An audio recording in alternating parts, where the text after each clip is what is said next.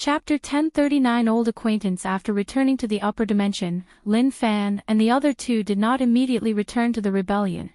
They instead contacted Emperor Kong and the Academy using a sensitive code word, as Wang Wei suggested. "Do you think it will work?" asked Yang Guowei. "It should," replied Xiao Songxi. "Why don't we ask the others if it worked for him?" "All right." Lin Fan sent a message to the people who had already ascended.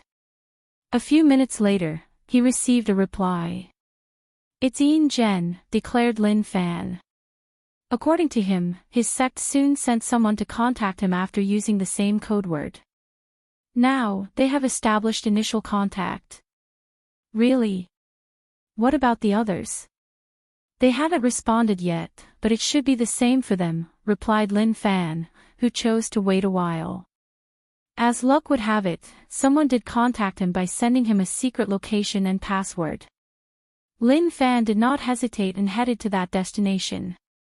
This hideout led him to teleport across multiple continents and dimensions before they finally reached a large mansion, and by that time, he had no idea where he was.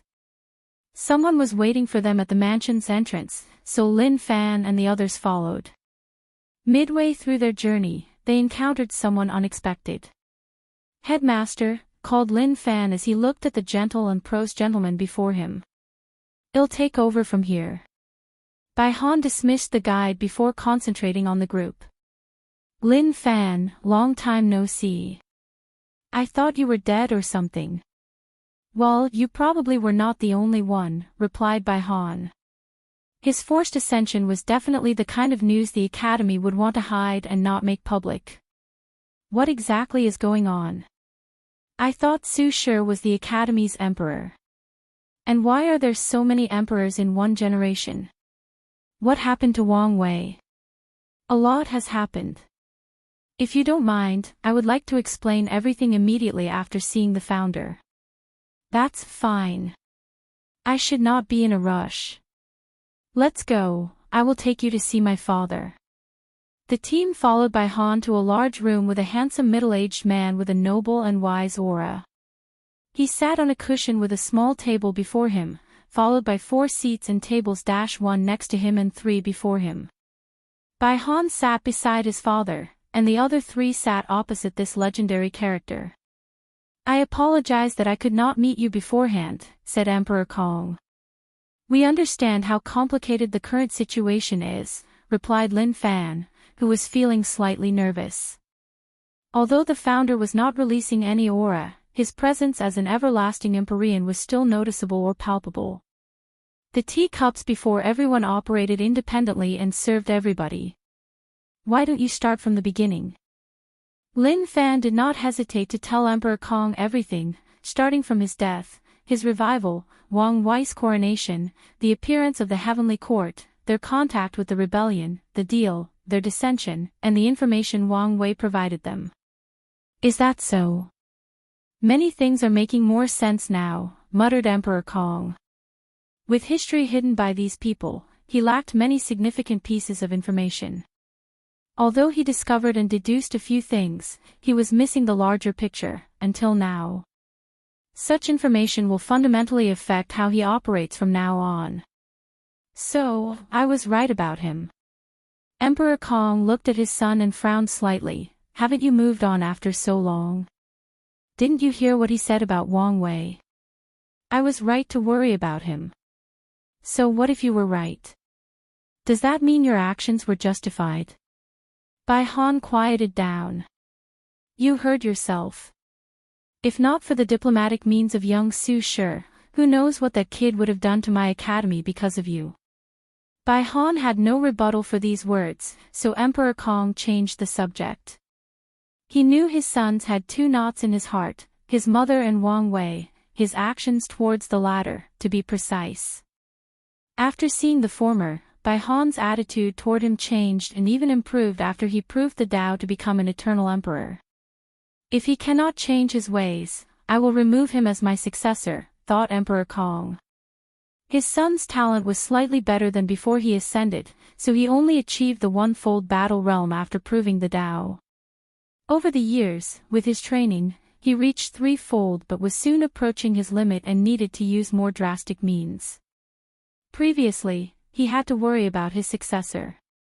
Although the world called him a sage, he was also human with emotions and could not be impartial in certain things, for example, regarding his legacy.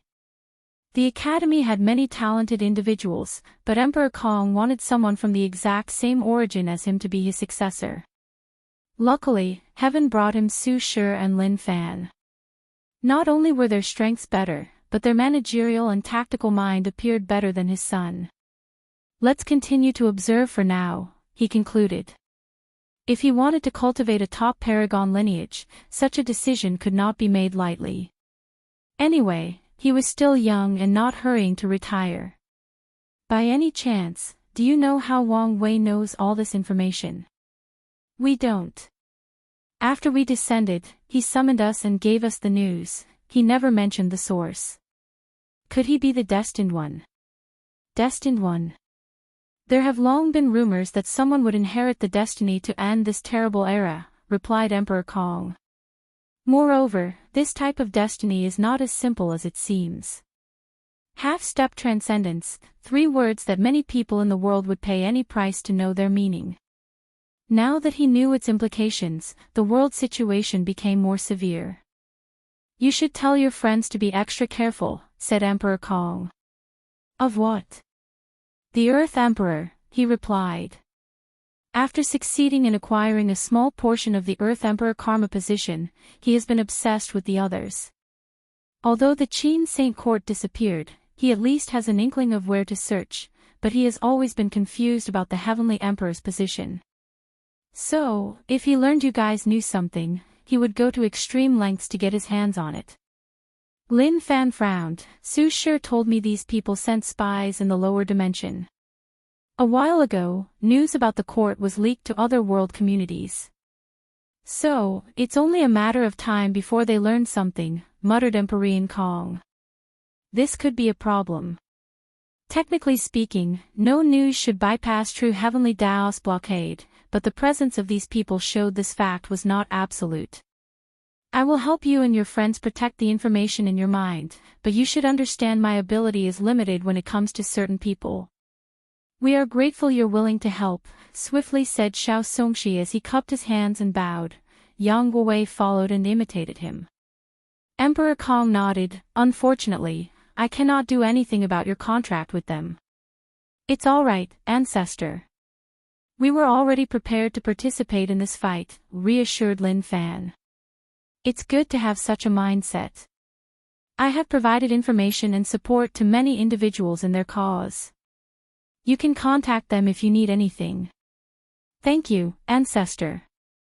Lastly, don't ever fully trust Emperor Jimin, warned Emperor Kong. Who's that? He's the official leader of the rebellion, he explained. He's a man of many faces, literally. Although I don't doubt his dedication to ending this era of oppression, he's also a very ambitious and greedy man, so don't ever put your full trust in him. We understand. Emperor Kong placed a potent seal in their souls before dismissing Xiao Songxi and Yang Guowei.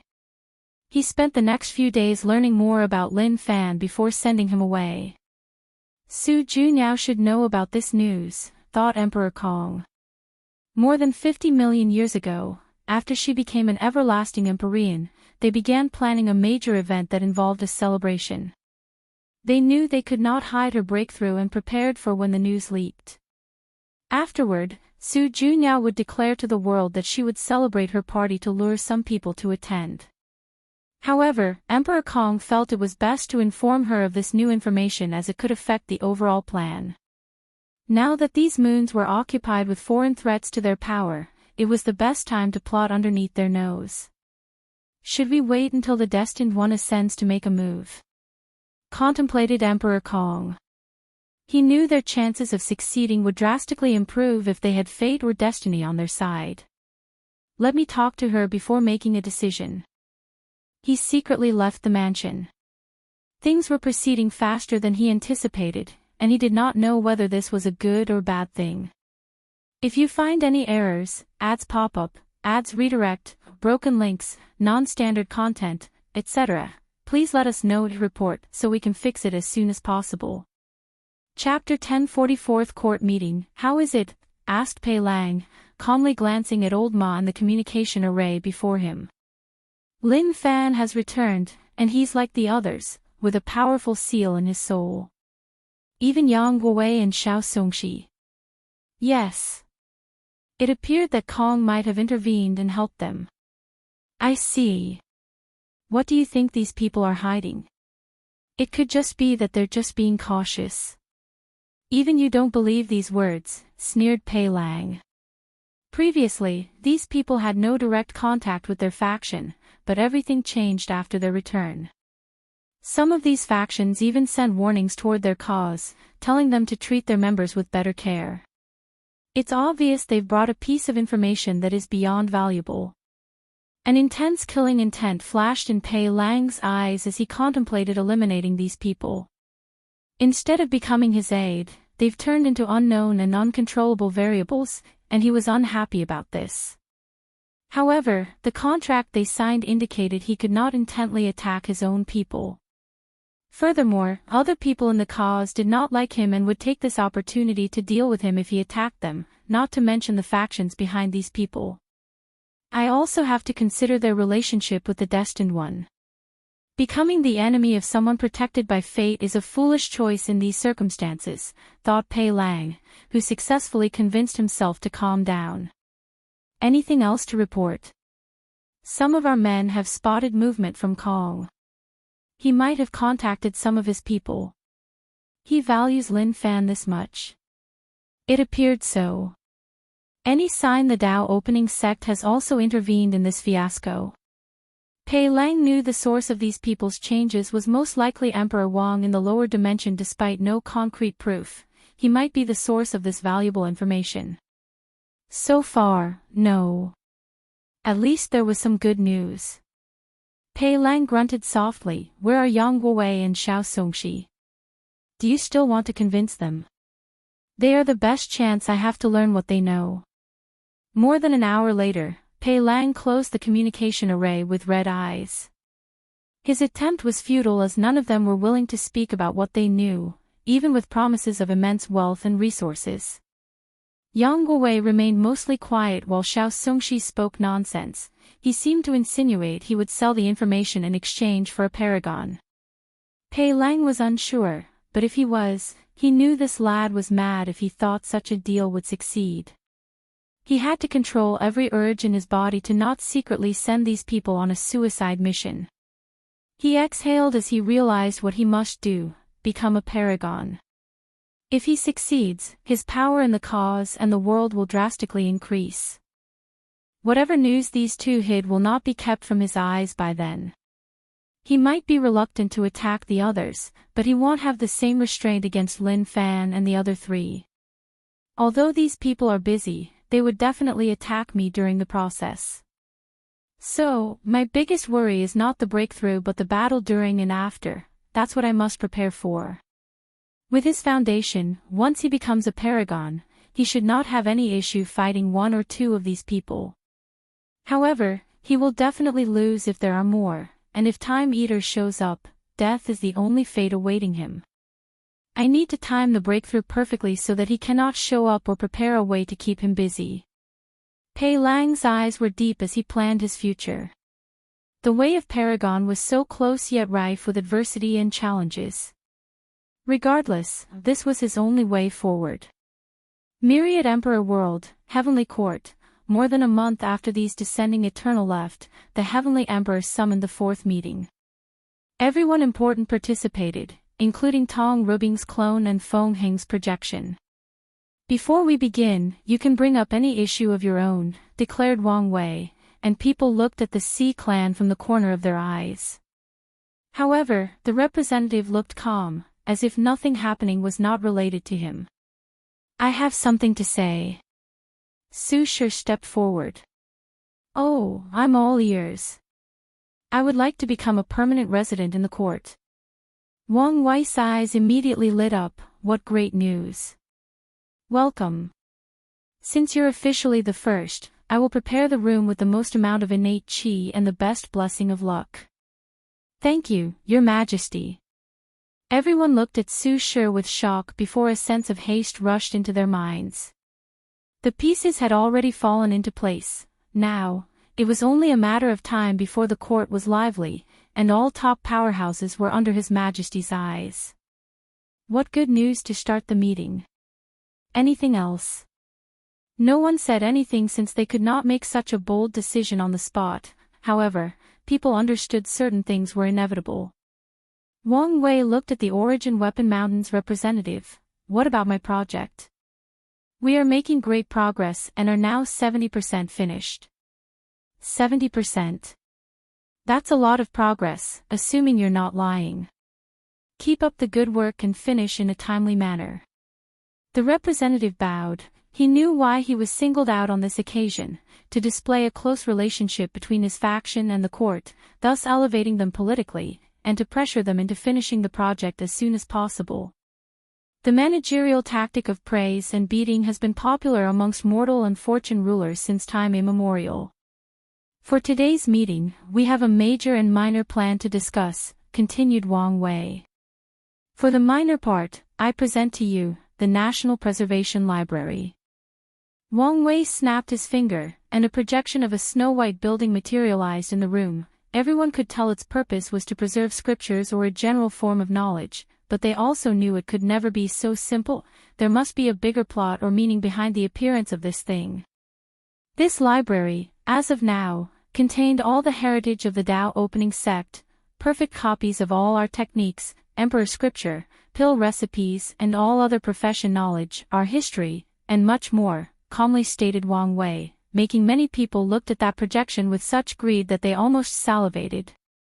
Its purpose is to preserve our inheritance or lineage in case of a cultivation-destroying catastrophe, just like the Null Era. If something were to happen to Myriad Emperor World and the cultivation civilization was destroyed and had to start over, this library would preserve our knowledge and pass it on to the future. I invite many of you to preserve your inheritance on it. Damn this conniving emperor, thought Ao Shin. If something similar to the Null Era happens in the future, the world will revert to a period similar to the ancient Emperor Era, where people competed to spread a new system and for titles like Pill or Talisman Ancestor. More importantly, the current factions that hold these titles or recognition would lose the luck and protection that comes with it, unless they can preserve everything in that library. Such an act appeared that Wang Wei was preparing for the worst possible outcome, but the truth is he wanted to preserve the Tao opening sect's luck from the Tao Father title. Ao Shin secretly gritted his teeth. According to the future he envisioned and prepared for the demon race, they had to wait until the heavenly era crashed and burned. He knew such a vibrant and prosperous era would not last forever. Based on the balanced operation of the world, the more prosperous this era is, the harder its fallout will be to balance things out. By then, civilization might have to start over, which will be the demon race's opportunity. They can compete for the position of the world's protagonist and successfully dominate this plane. Alas, his vision might be nothing but a dream now. I agree to preserve the ancient clan's inheritance in the library. Huo Feng Wang was the first to speak. Such a plan benefited them the most. In a future calamity of this scale, the chances of their clan preserving all their memorialized chi luck were the lowest. In fact, it would be in Heavenly Dao's best interest to eliminate them and allow new individuals to hold these memorialized chi luck, and this library was the perfect way to prevent that from happening. We also agree, said Tong Ruobing, followed by Wu Ming, who represented the Origin Rune Palace and the representatives from the Origin Pill Dao sect, Origin Weapon Mountain, the Body Dao Cave, and Feng Heng, who also wanted to preserve Buddhism. The others discussed amongst themselves and people back in their faction. A few minutes later, the sword-casting villa was the first sect without any memorialized chi luck who agreed. They saw this as an opportunity to continue leading the swordsmanship world in the future. By the end of this discussion, a few more sects accepted the proposal, while others were still hesitant. If you find any errors, ads pop up, ads redirect, broken links, non-standard content, etc., please let us know to report so we can fix it as soon as possible. Chapter 1041 Expansion. Wang Wei knew why these people were hesitating about making a decision, fear that he or other people would have access to their sect's inheritance. Little did they know that he had already most of their faction's scriptures. He created the library mainly to preserve his sect's status in the world, he only brought it up to give others a similar opportunity. The library took a lot of effort from him as he hid it in a special dimension composed entirely of void power, similar to the void battlefield. It would be difficult to affect this place since it's technically outside space-time, even if the world's timeline or history was wiped out once again.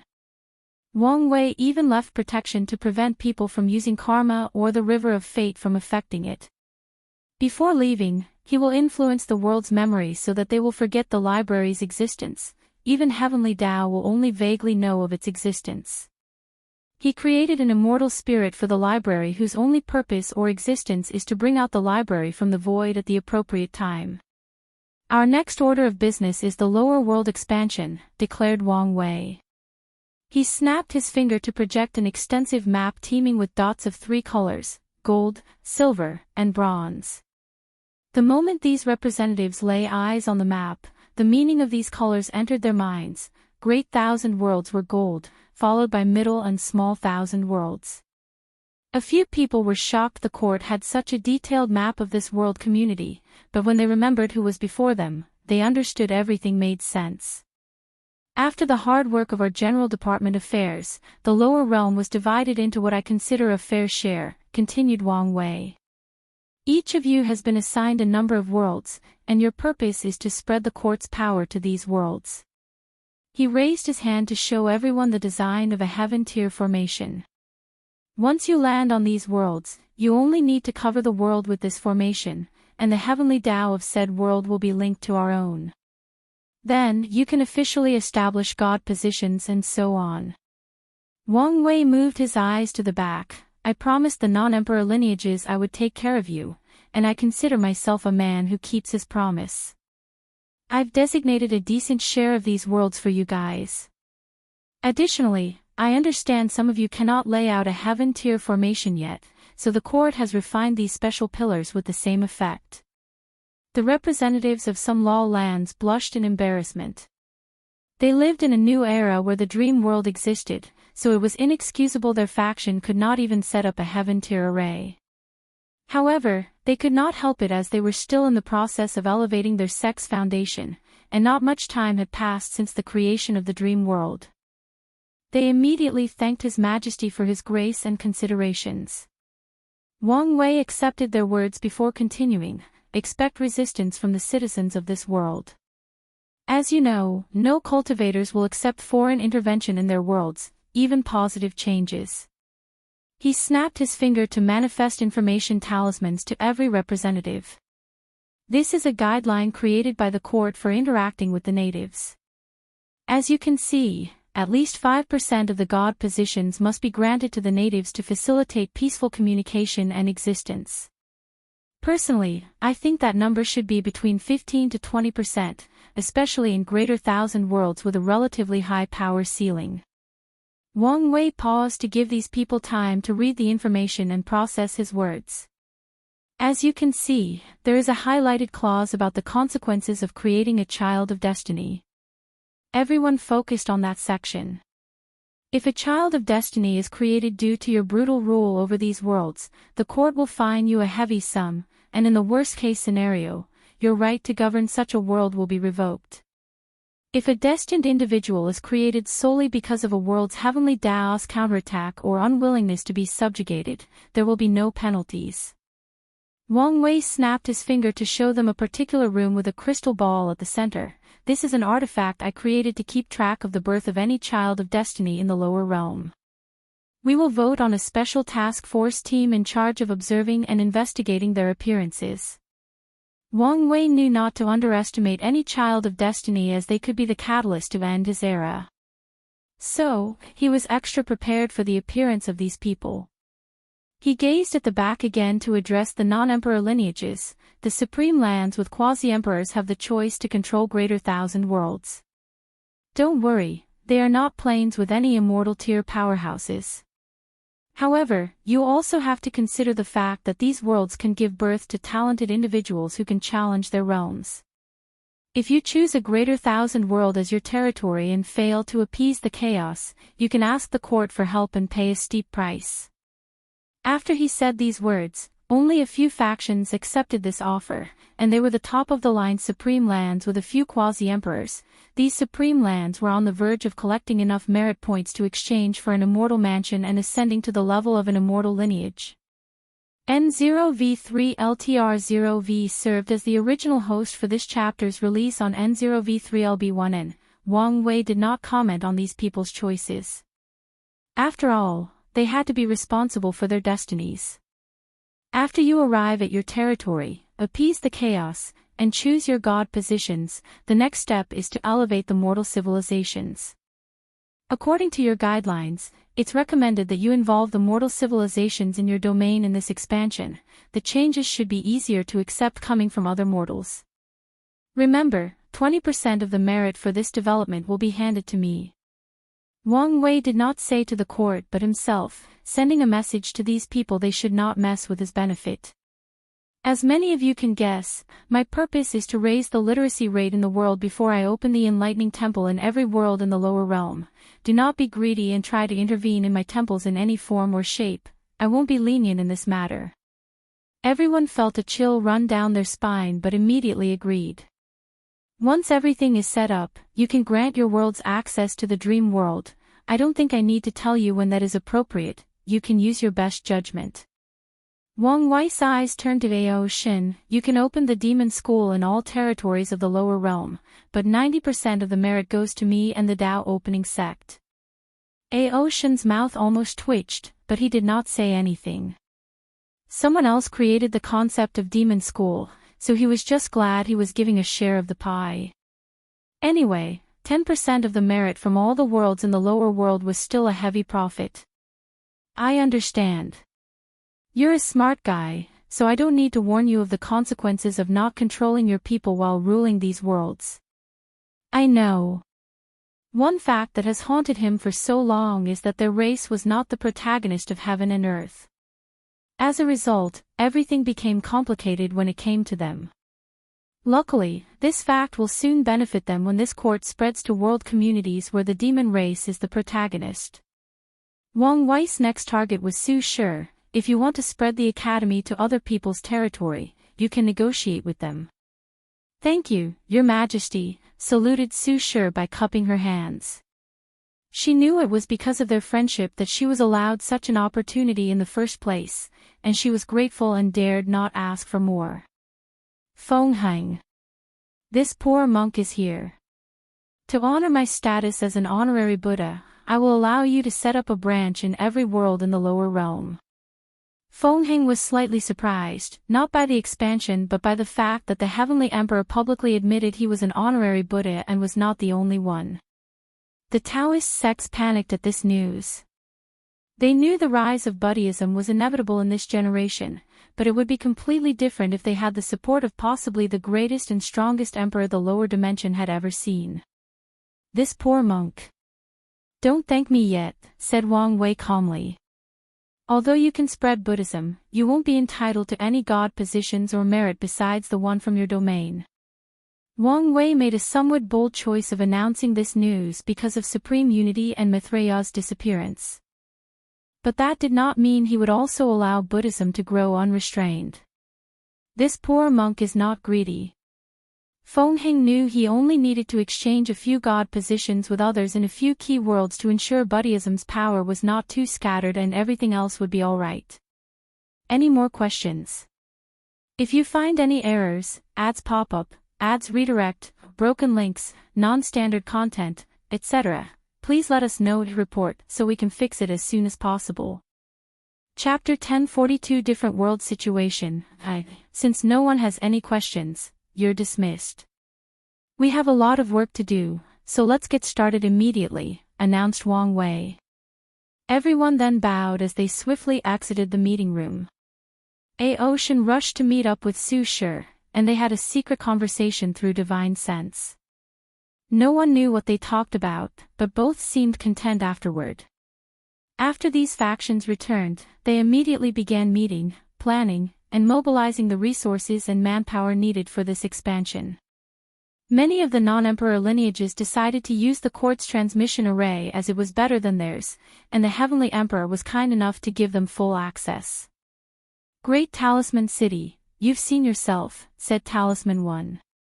"Our territories were not on par with those of a faction with an eternal powerhouse. Even worse, we are treated as one of those lesser emperor lineages. The reason for this is obvious." Tong Rubing's clone was silent. "Your status as the Queen Mother of the Star Beast world only benefits you, not the city. Something must be done. The Great Talisman City does not hold any divine positions in the Star Beast world's court for various reasons, mostly the interpolitical situation between these two worlds. Meanwhile, Wang Wei cannot treat them normally as they would become too powerful with resources and benefits coming from two courts. I will share some of my resources from the Star Beast world with the city," finally replied Tong Rubing's clone. Talisman 1 looked at her and secretly sighed. The best option would be to focus on this world's court and let her Queen Mother position be more of a passive one. However, such a decision would dramatically reduce her resources, power, and influence and shift more benefits to the Great Talisman City. Tong Ruobing was obviously unwilling to do this, and Talisman 1 understood despite his disappointment. No emperor would make such a decision, so he could not blame her. At the end of the day, she was still willing to sacrifice for the sake of her faction. He could not ask for more, otherwise, he risked ruining their relationship. Emperor Enlightening Academy. After returning to the academy, Su Shi began mobilizing her people. They had long prepared for the eventual expansion of the court, and she decided to accompany the first group of people. They soon descended on a great thousand world called the Four Pillars World. Su Shi, a group of teachers, and a legion of 100,000 soldiers appeared in this new world. With a thought, she scanned the entire world and even learned most of its history. The past was too chaotic and unimportant, so Su Shi focused on the present. The Great Shui dynasty has ruled the entire world for countless generations, reigning as the de facto supreme of this world, until recently. Many events have led to the drastic weakening of the royal family, leading to massive rebellions worldwide. The years of fighting resulted in a balance between four powers: the Great Shui dynasty, the Moon Goddess cult, the Northern Su dynasty, and the Alchemy Valley. The Moon Goddess cult is a sect of women with influence in all the top factions because their outer members and a few inner members married powerful men from different factions. Additionally, this generation's Moon Saintess is a woman of unparalleled beauty and strength. The Northern Su dynasty is the most successful revolt in this era of chaos and strife. They've overcome countless warlords and the main assault of the Great Shui dynasty before taking control of the northern area of this massive continent that is this world. The Alchemy Valley is a sect composed of countless professions, not just pill refiners. They have been the most successful in this period because they sell resources to both sides of the war.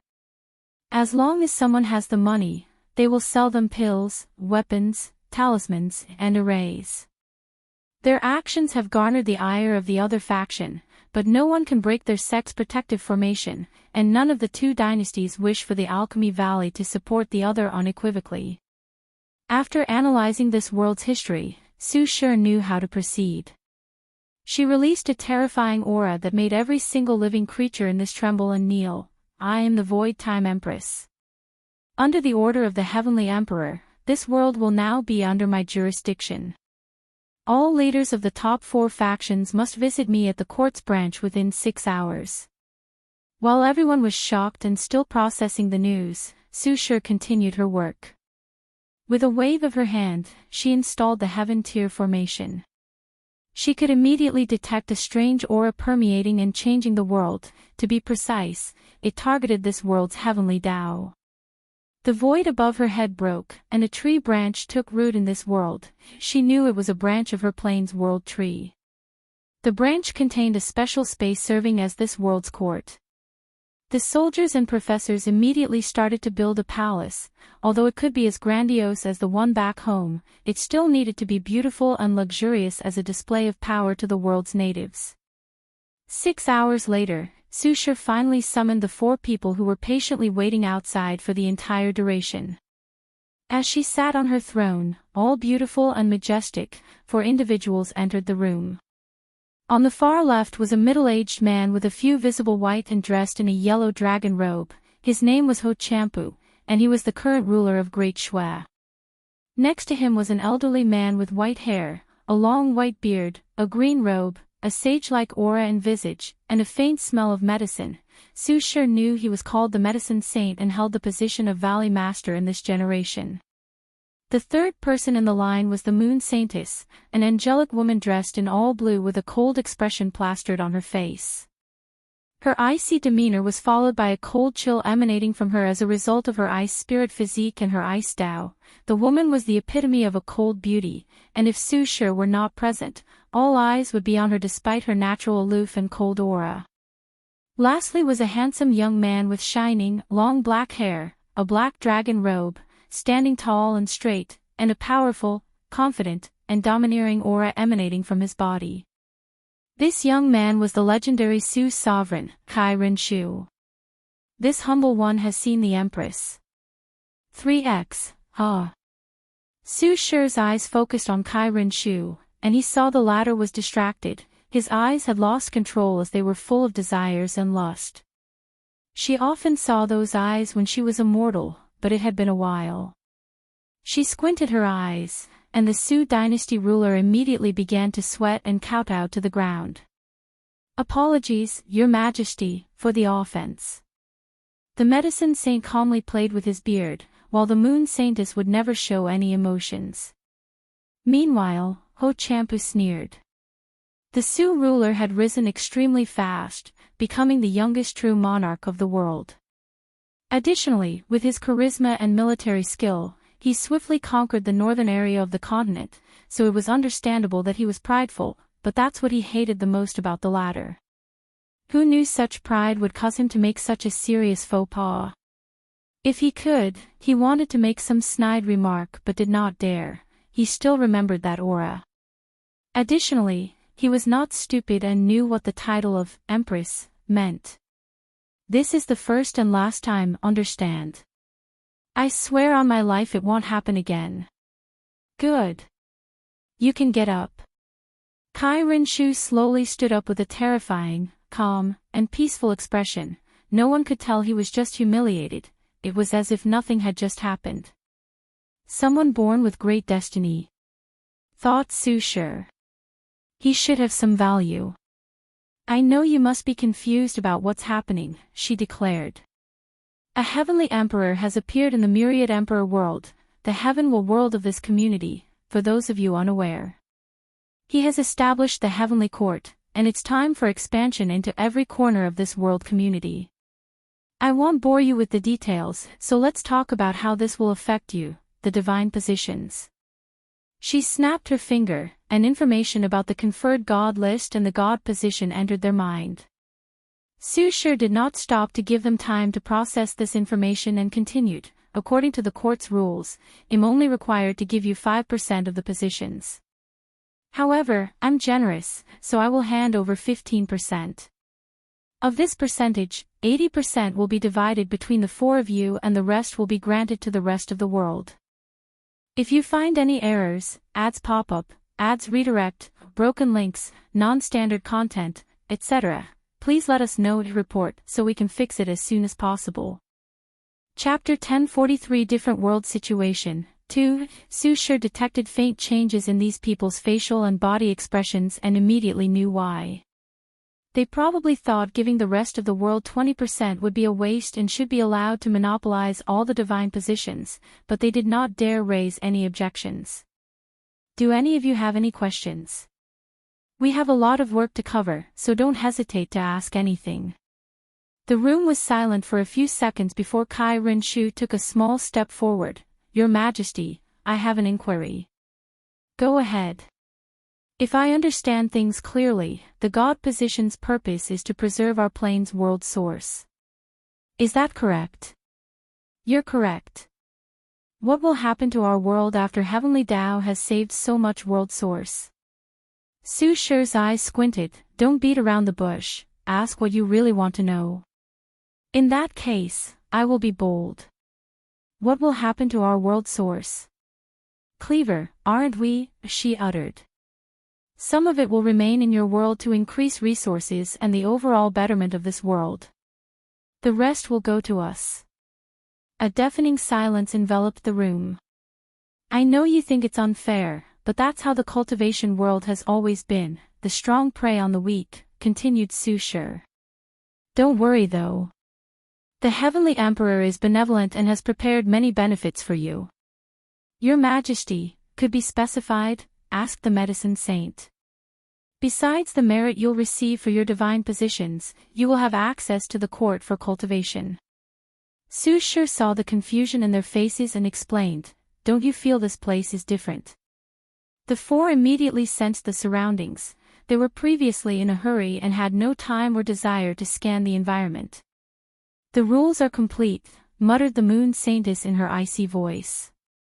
Due to her physique, she was very sensitive to the law and was the first to notice the change. Yes. The court's rules are from my world, meaning you can enter the quasi-emperor realm in this place. As the peak powerhouses of this world, these four individuals were unwilling not to make any progress. Sadly, only two choices remained before them, find the myriad emperor world, but that was like searching a needle in a haystack, or gather enough resources, destiny, and luck to confront Heavenly Tao's consciousness, pass the Tao ancestor will tribulation and acquire a grand Tao source seed. The first path relied too much on luck, while the second was arduous, to say the least. The number of people who have succeeded throughout history can be counted on one hand. These people's eyes twinkled with excitement, even the moon saintess had difficulty keeping her icy temperament. This is not the end, continued Su Shi. After proving yourself, you can be granted permission to travel to the myriad emperor world. The Heavenly Emperor has reverted the environment to innate and upgraded the origin system. The new systems can allow you to live for over 100 million. These four almost salivated after hearing these words, especially the medicine saint. He was the oldest of the group and would soon run out of lifespan. So, if the promise of becoming a quasi-emperor was enough to sell his soul, traveling to the myriad emperor world and upgrading to this new system blew his mind. He decided to take advantage of this situation no matter what. Kai Ren-shu exhaled deeply to calm down. I know these things are used to lure us, but even still, I have to admit I am more than tempted. Lastly, there is access to the dream world, continued Su Shi. I won't explain since you will understand after accessing it. Close your eyes and say, Dream Incarnate. The group found themselves in a strange and ethereal space. A spirit appeared before them to explain all the dream world's abilities. Su Shi listened attentively and was slightly surprised the people from the lower realm had the exact same access as the people back home. I thought he would at least hide some information, like his new upgraded origin system. However, as soon as she had that thought, Su Shi realized how stupid it was. Without the innate environment, the new system is basically useless. She looked at these excited leaders. I finally see hope, uttered Medicine Saint. With the cultivation simulation, he can practice his Tao ancestor tribulation until he's confident he can pass. And with the merit he will receive, he finally sees the hope of achieving immortality. Let's go, we still have work to do, ordered Su Shi. Everyone returned to the throne room. She summoned a middle-aged teacher holding a fan. This is Teacher Fu Rong, she will be the main god of this world. She will handle all affairs of the court. These leaders immediately bowed as they sensed the aura of immortality emanating from her. Get up. Believe it or not, we all have one purpose, better serve the court, said Fu Rong in a calm and reassuring voice. As members of the court, everything is not about benefit, you have duties, continued Su Shi. Your main focus will be to raise the civilization of mortals. She sent the information into their mind about how to cultivate mortals. She even created deadlines for these people to ensure they completed everything in a timely manner. However, once she finished, the room became eerily quiet. "Is there a problem?" "Your Majesty, is this really necessary?" asked the great Shui ruler. "Yes, and this task is more important than you can imagine." Her words were direct and severe. The rise of mortal civilization was the main way for their academy to gather merit. The enlightening temples are off limits. She cannot or will not create demon schools since that's a thankless job. She can leave it to Aoshin to go to all the trouble since he's the one benefiting. Ho Champu smiled wryly. He never cared about mortals, even though they comprised most of his dynasty. His job was to ensure they were fed, had a home, and did not freeze in the winter. Now, he would have to open their mind, which is dangerous since it made them easily prone to revolts, and help them develop military power on par with some of his best armies. He glanced with the corner of his eyes to see these people's reactions.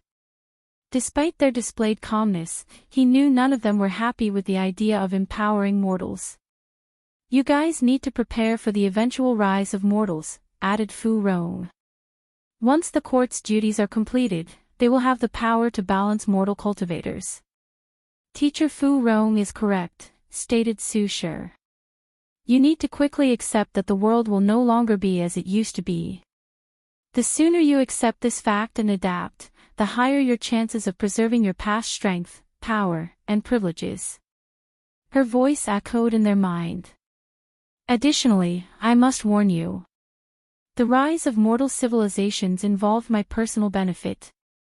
Do not do anything stupid to affect it, understand?"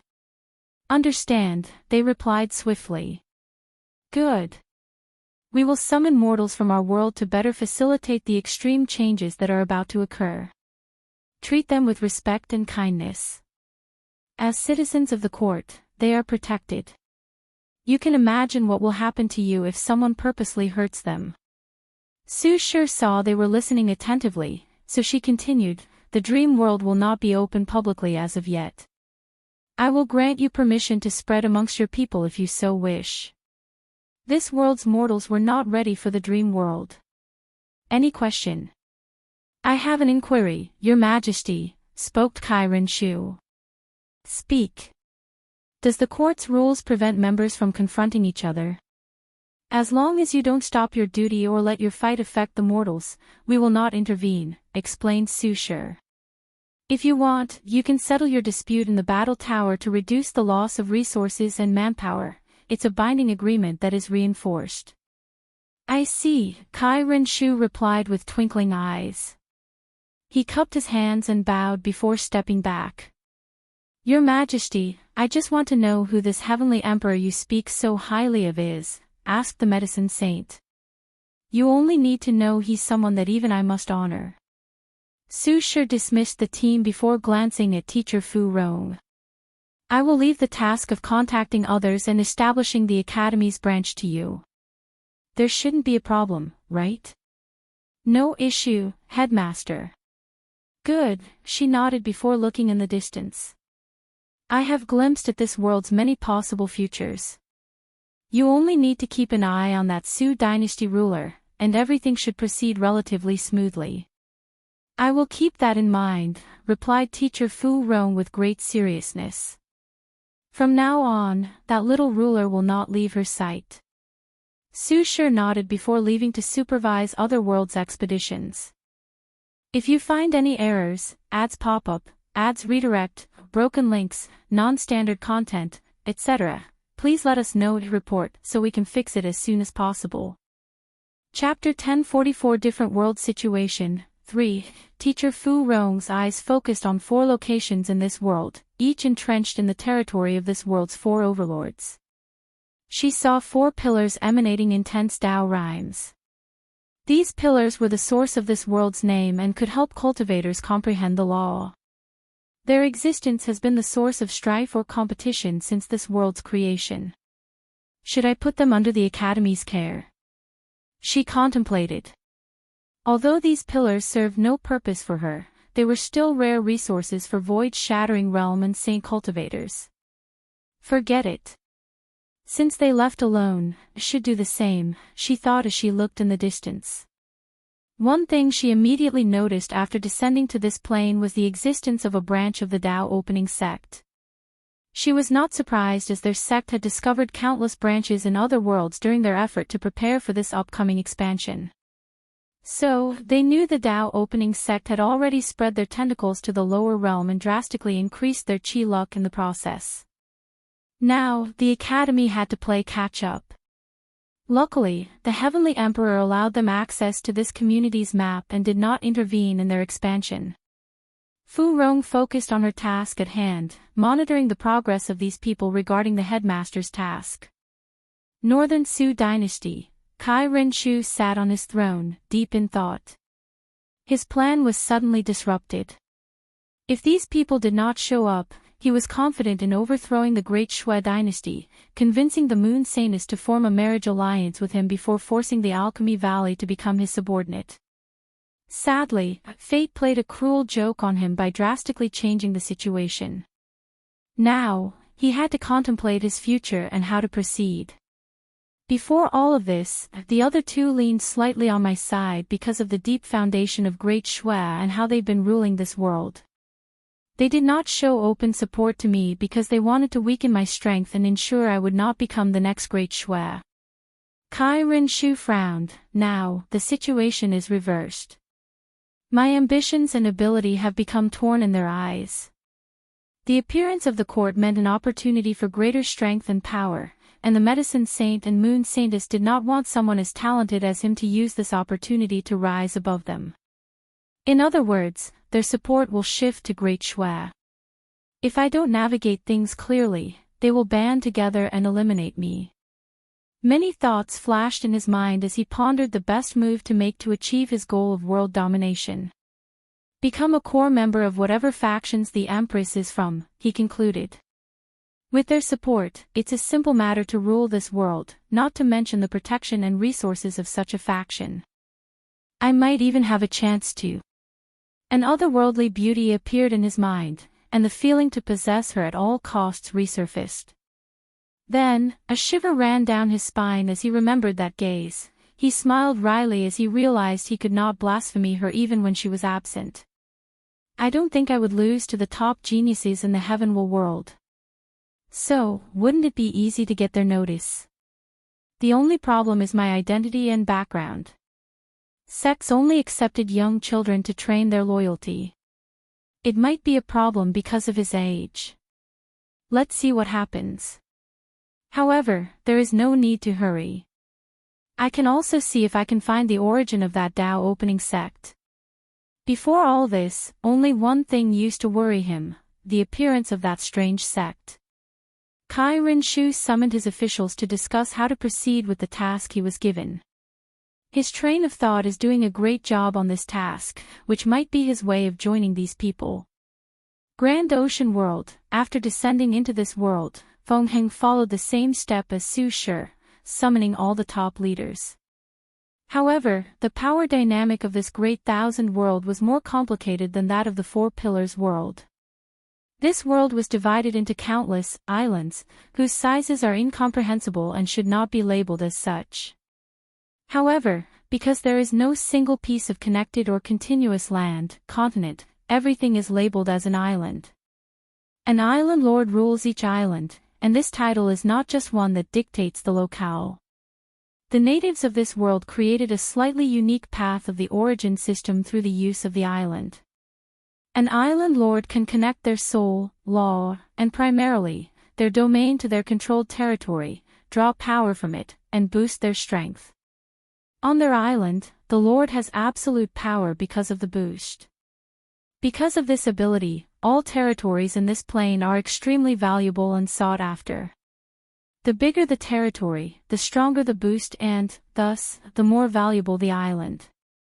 After arriving, Feng Heng manifested a towering golden Buddha visible to the entire world before summoning the Supreme Ten, the 10 most powerful island lords with the largest territories. Respect to the Venerable Buddha. 10x, Feng Heng, who sat on a cushion instead of a throne, calmly looked at these individuals.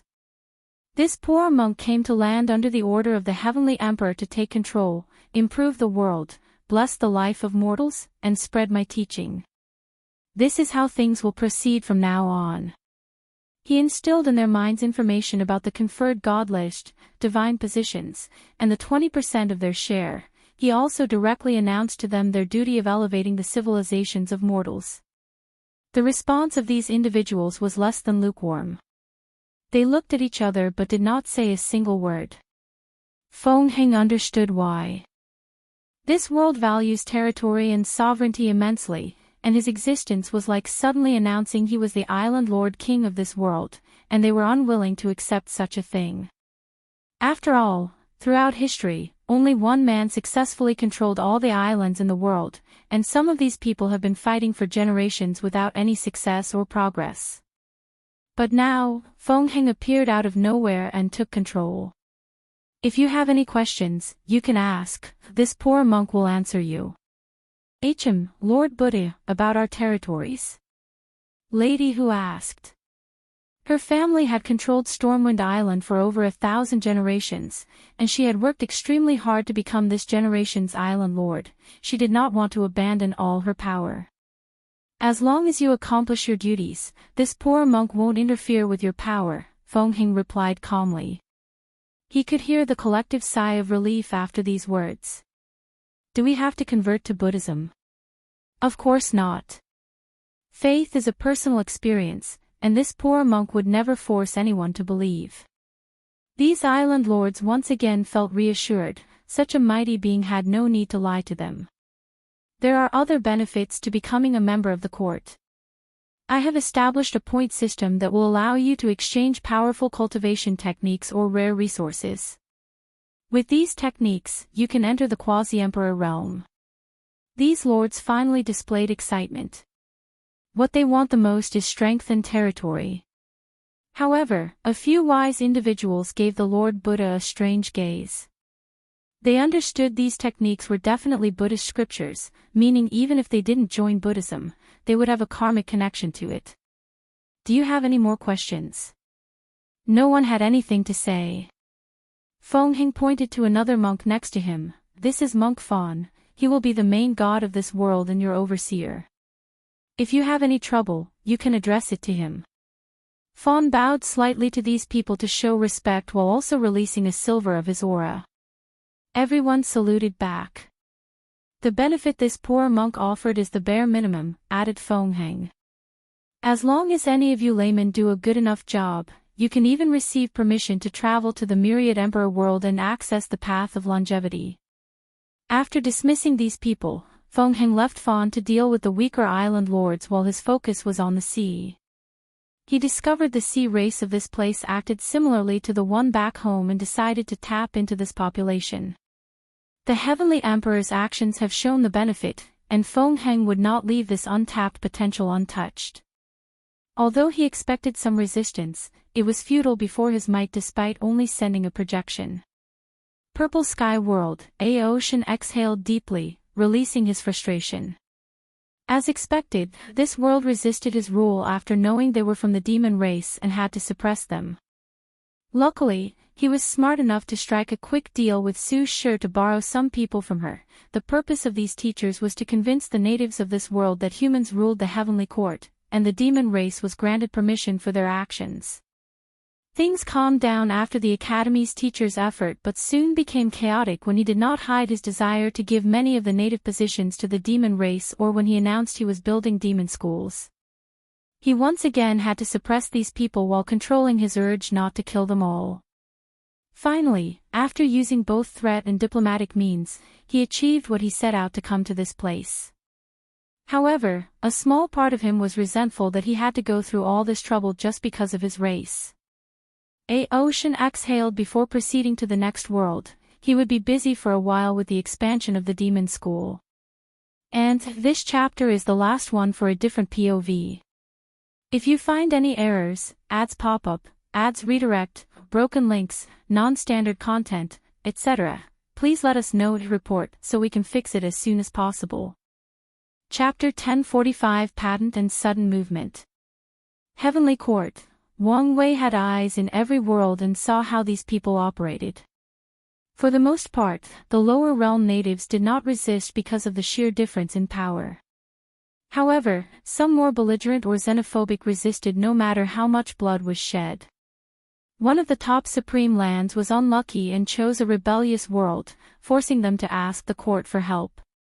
In general, things are proceeding smoothly, thought Wang Wei. It's only a matter of time before the court's tentacles spread to every corner of this world community.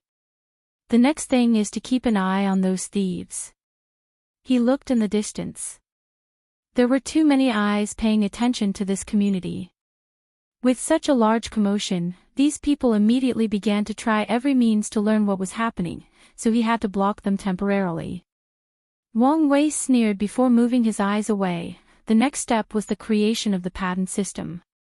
N0v3LTR0v served as the original host for this chapter's release on N0v3LB1N. True Heavenly Tao, be my witness, I wish to create a patent system to protect my creations or innovative ideas.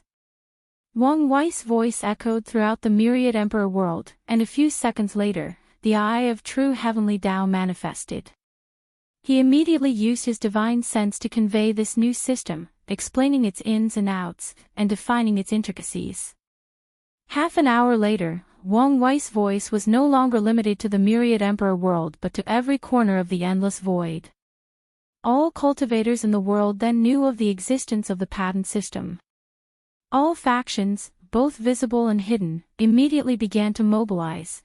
They wanted to know the exact details of this system and how it would affect them. Well, things did not proceed as I wanted, muttered Wang Wei, not hiding his disappointment. True Heavenly Tao accepted his patent system, but it was not as detailed or restrictive as he had expected. Firstly, it only protects inventions or ideas that have a wide-scale effect on the entire lower dimension.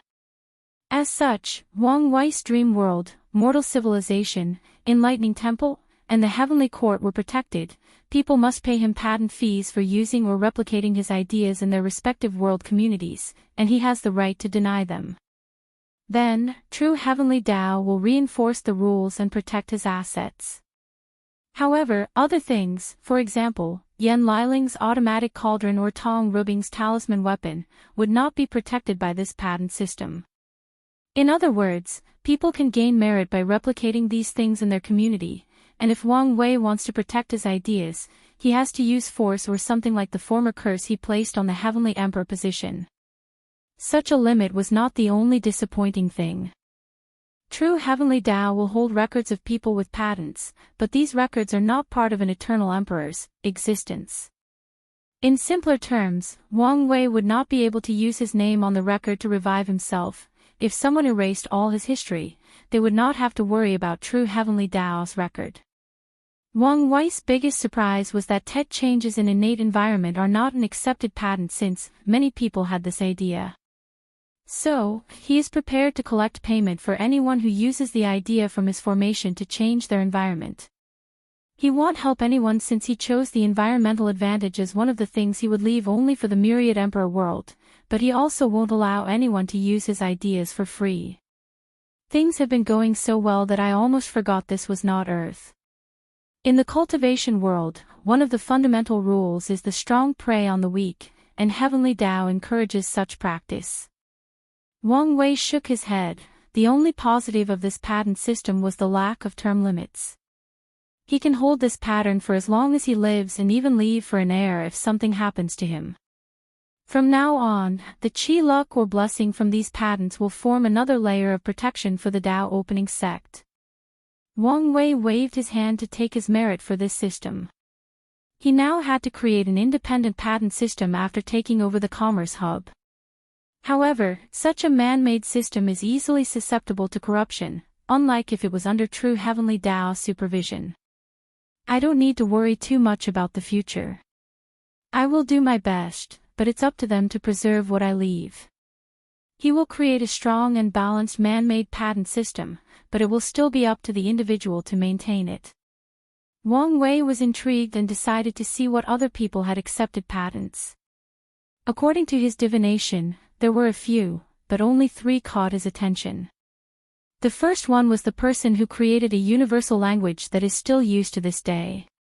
All cultivators interacting with different world communities will know 3 languages: their native language, the Tao language to explain the laws of heaven and earth, and the universal language. Although direct communication through divine sense will also ignore language barriers, people will not easily communicate this way with strangers, so spoken words are still needed. Additionally, some cultivation systems will not develop divine sense until the very late stage, making this issue even more prominent.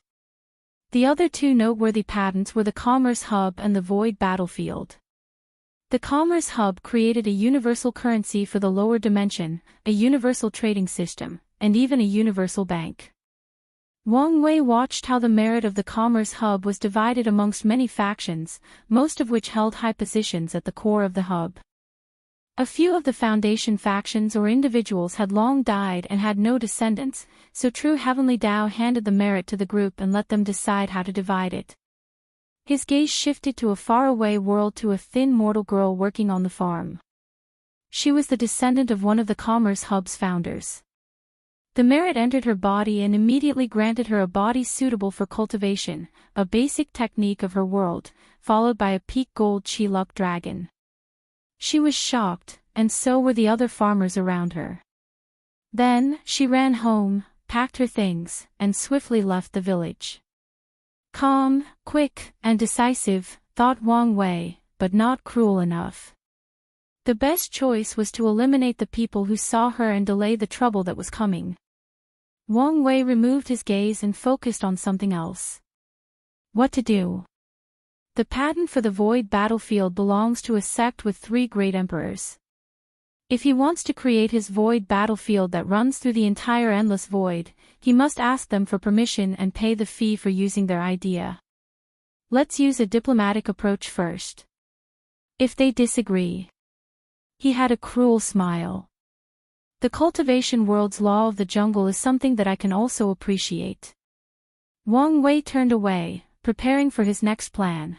He had a few more things to do before continuing healing and cultivating. He suddenly stopped as he sensed something. He divined what he wanted but felt resistance, so he temporarily activated all his strength to proceed. The corpse-selling sect is about to move. His eyes lit up as he navigated the infinite strings of fate, trying to find the future or fate he desired. They want to acquire a patent involving the death business and recycling dead bodies. Beforehand, they need to make some changes to how they operate. This is my chance. He immediately contacted Wang Ju and told her about the news. This was the perfect opportunity to either infiltrate or find more information about the corpse-selling sect. Wang Wei smiled at this good news, no longer minding the unpleasant experience with the patent. However, he soon returned to a contemplative expression. He wondered whether this new movement on their part was simply because of the appearance of the new patent system or whether there were greater implications. For example, was this an indication of Death Reverence's return? This theory is not too far-fetched. With Maitreya and Supreme Unity gone, these people in limbo should be restless and preparing for their return. It's possible the corpse-selling sect is gathering merit and luck to facilitate his revival. Wang Wei frowned. For once, I'm on Supreme Unity's side. I hope he does not allow these people to return yet. He does not want to be Death Reverence's enemy now. Not only was the latter probably a primal paragon, but from what Wuhong told him, he was a weird person with a terrifying secret. It would be a nightmare to make such an enemy in the current period of his cultivation journey. Should I just ignore the corpse-selling sect? Contemplated Wang Wei. No, they are one of the greatest unstable variables of my era. They must be eliminated. His eyes became firm and no longer wavered in his decision. He returned to his throne and activated a communication array that displayed a screen. And, previously, the Commerce Hub scaled to a few hundred world communities. I have officially retconned it to a third of the lower dimension, or more than 1,000 world communities. If you find any errors, ads pop up, ads redirect, broken links, non-standard content, etc., please let us know to report so we can fix it as soon as possible.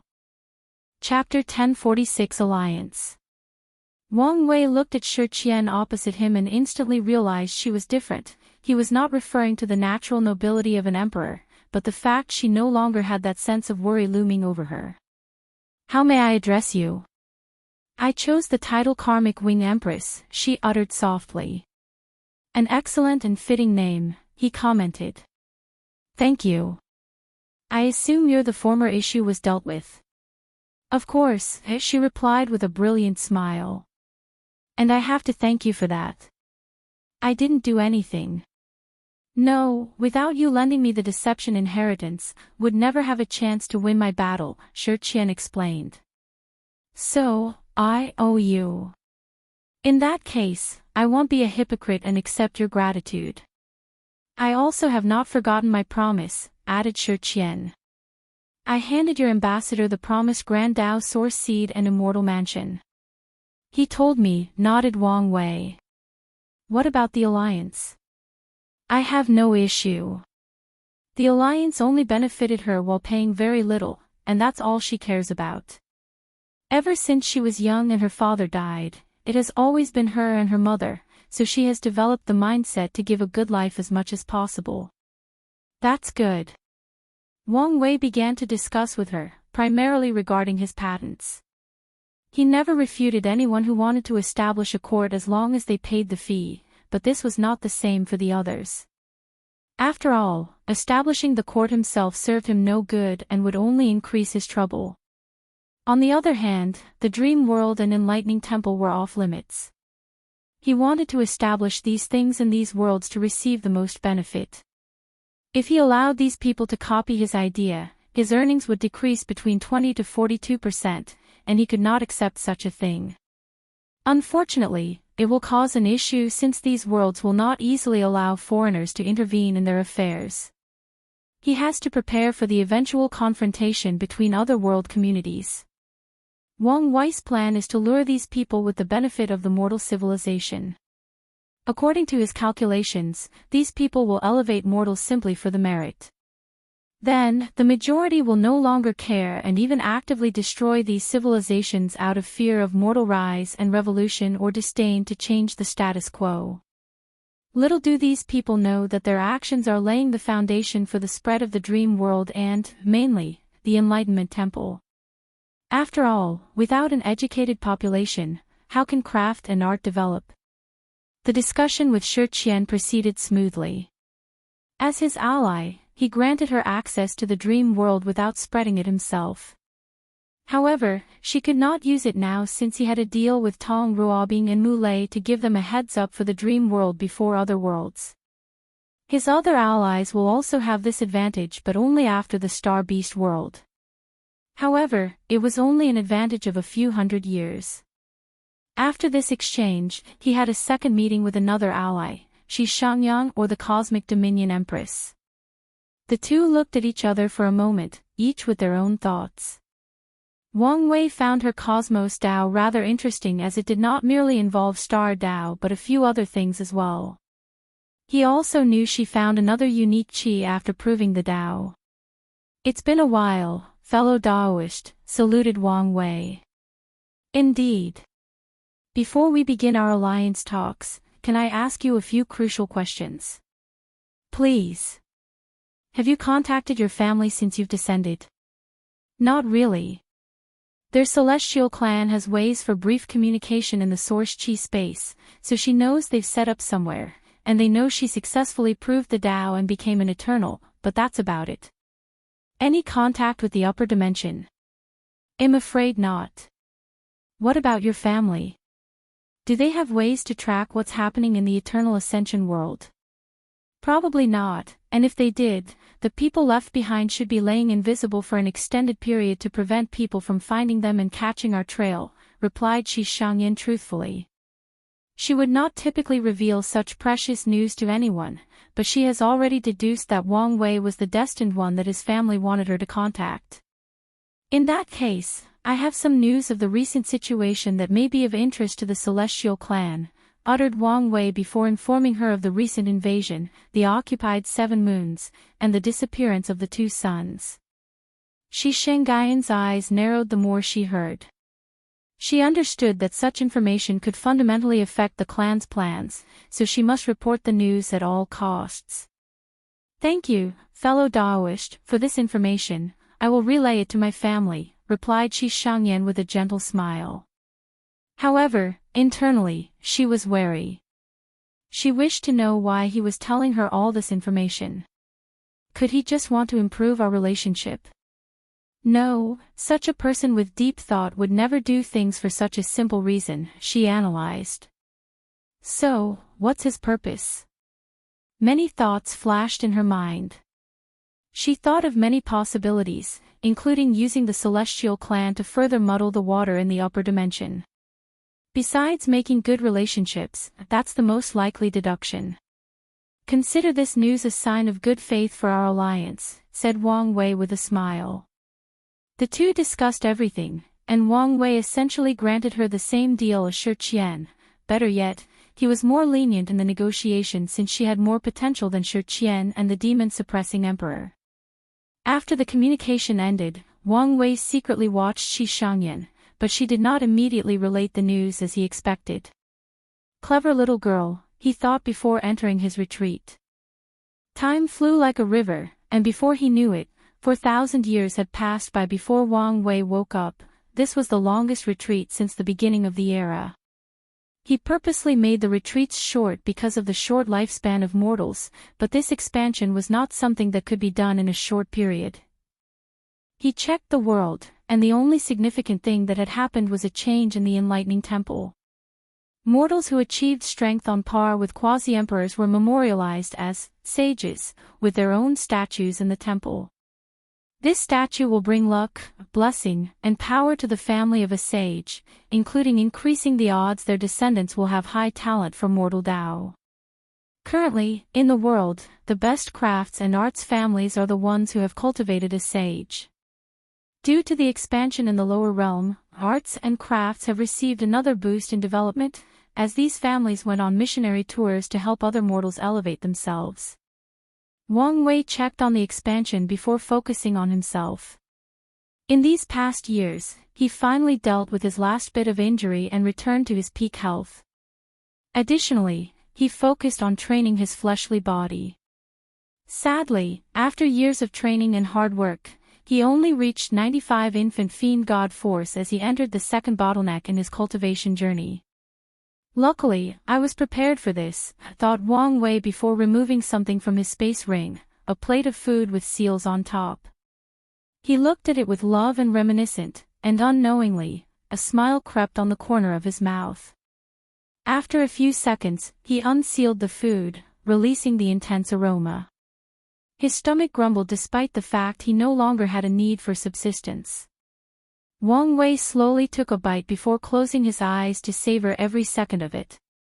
He could taste the super intense flavor, which originated from her sealing the flavor from 10 of the same dish into one bowl. This bite was enough to kill any mortal, not because of the immense energy but because the flavor would overwhelm their senses. The only upside is that they would die with a smile. The food was delicious and nostalgic. He could feel all the love she placed when making it, which somehow elevated the taste to another realm. As he was enjoying his meal, the world was in a small turmoil as the food aroma enveloped everywhere. People wanted to know the source or origin of that smell and began to search for it. The one who knew the answer could only salivate while glancing toward the court. Wang Wei did not know any of this as he was lost in this meal. As he chewed his food, he could feel his essence flower ability activating and his true power Tao realm rapidly increasing. 95, 96, 97, 98, 99, 99. 1, 99. 5. 100. Wang Wei entered the fifth realm of the true power Tao realm, the Dragon Phoenix realm, the stage known as one of the most difficult challenges to opening the gate of power.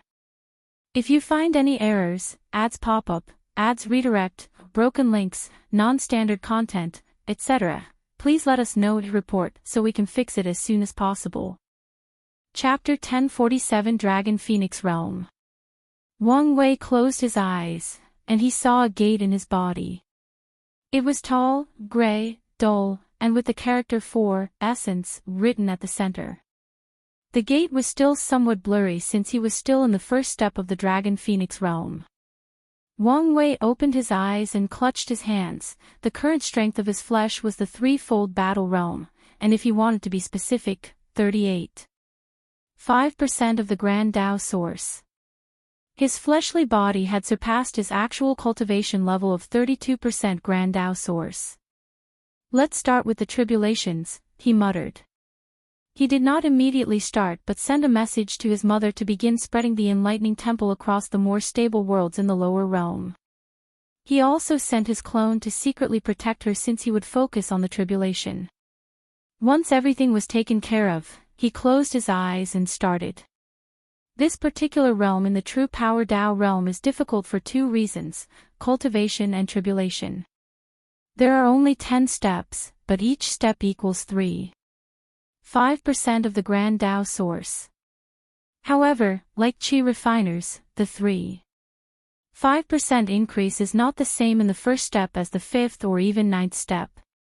As such, it's difficult to cultivate in this realm, and it can burn resources like crazy to push the body to such heights.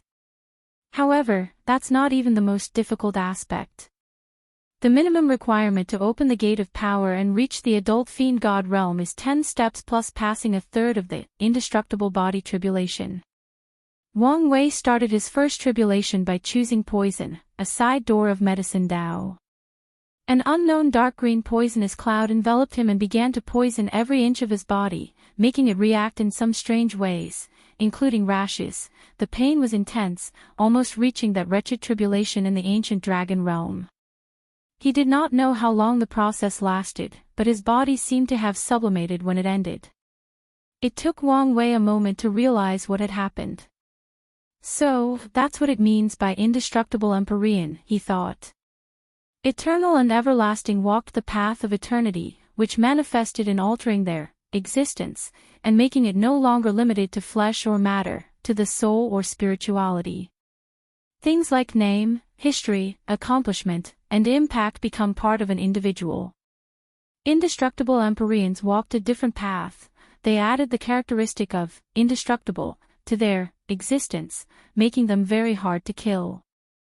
They accomplished this through a simple but direct approach, tempering the body with the 3800 original Daos until it develops basic immunity to these Daos.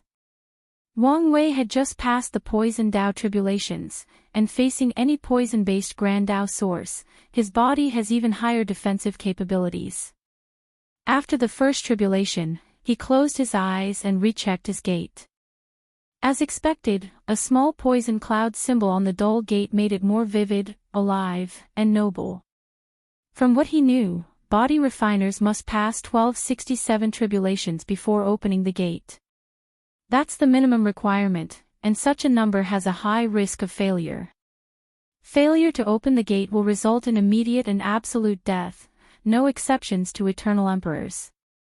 Empyreans and everlasting will survive with severe injuries to their existence, but will lose the opportunity to walk this path forever. From Wu Hong's notes, he knew this was the same penalty for paragons, and no one is spared if they fail to open the second gate of flesh. Next, let's continue with the other side door Daos, muttered Wang Wei. The Dao or order of Dao chosen for the tests matters. After each test, the flesh will be sublimated after acquiring its indestructible characteristics, that is to say, the body will become even more challenging to destroy and temper. To deal with this issue, Grand Dao, the administrator of this test, will dramatically increase the power of the next Dao. It will not improve the power slightly to a level slightly above a cultivator's tolerance, but an exponential increase. Such a rule makes the tribulation increasingly challenging with more Daos, which is why body refiners who have opened the gate of power are so rare.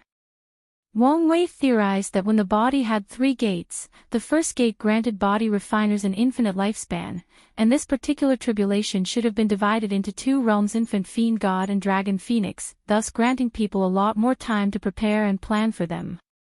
According to the tips the ancient desolate emperor gave him, some people will use powerful Daos, like time or destruction, as their first tests. This tactic increases their odds of passing.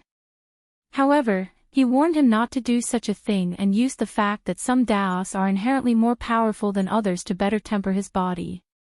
According to the latter, there are differences between indestructible Empyreans, and it mainly originated from a cultivator's preparation and foundation before opening the gate. People who leave the outlaw and supreme outlaws as the last parts of their tempering establish a better foundation than the ones who begin with them. Wang Wei followed his tip and began his tribulations with the 800 side doors Dao before proceeding with the 3,000 main Daos. Time passed, and another 6,000 years flashed by without him knowing it. He had passed 400 tribulations and reached the second step in the Dragon Phoenix realm. Sadly, all his previous resources for tempering the body, including those from the Dao burial ground and primordial desolate, were used up. No wonder this path is so difficult, complained Wang Wei.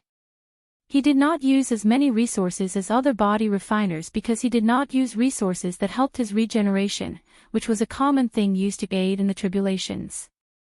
But even then, he ran out of resources quickly, and he had just started in this realm. In the latter stages, his requirements will be even more drastic. He had plenty of merit stored and could use it, but he would never do something so stupid. When his ancestors preached to him, they warned him about merit. They said he could use merit to boost his understanding but never use it to increase his cultivation directly. Ancient Desolate told him never to use it in his body refining. No matter how small, taking a shortcut will affect his willpower, and that's a major taboo for any body refining. His other resort is Wuhong's food and his essence flower ability, but he has to reserve these things for attacking the 9th and 10th steps. Luckily, it's about time for the expansion to end, he muttered. With the ability to gather resources from the entire world community, he should find a few rare things usable to his level. Wang Wei took a moment to check the situation. In the past few years, the Origin Weapon Mountain finished the automatic weapon refining cauldron and placed it in the dream world. Now, people from all over this world community do not have to beg weapon refiners for weapons, unless they were specific or tailor-made ones.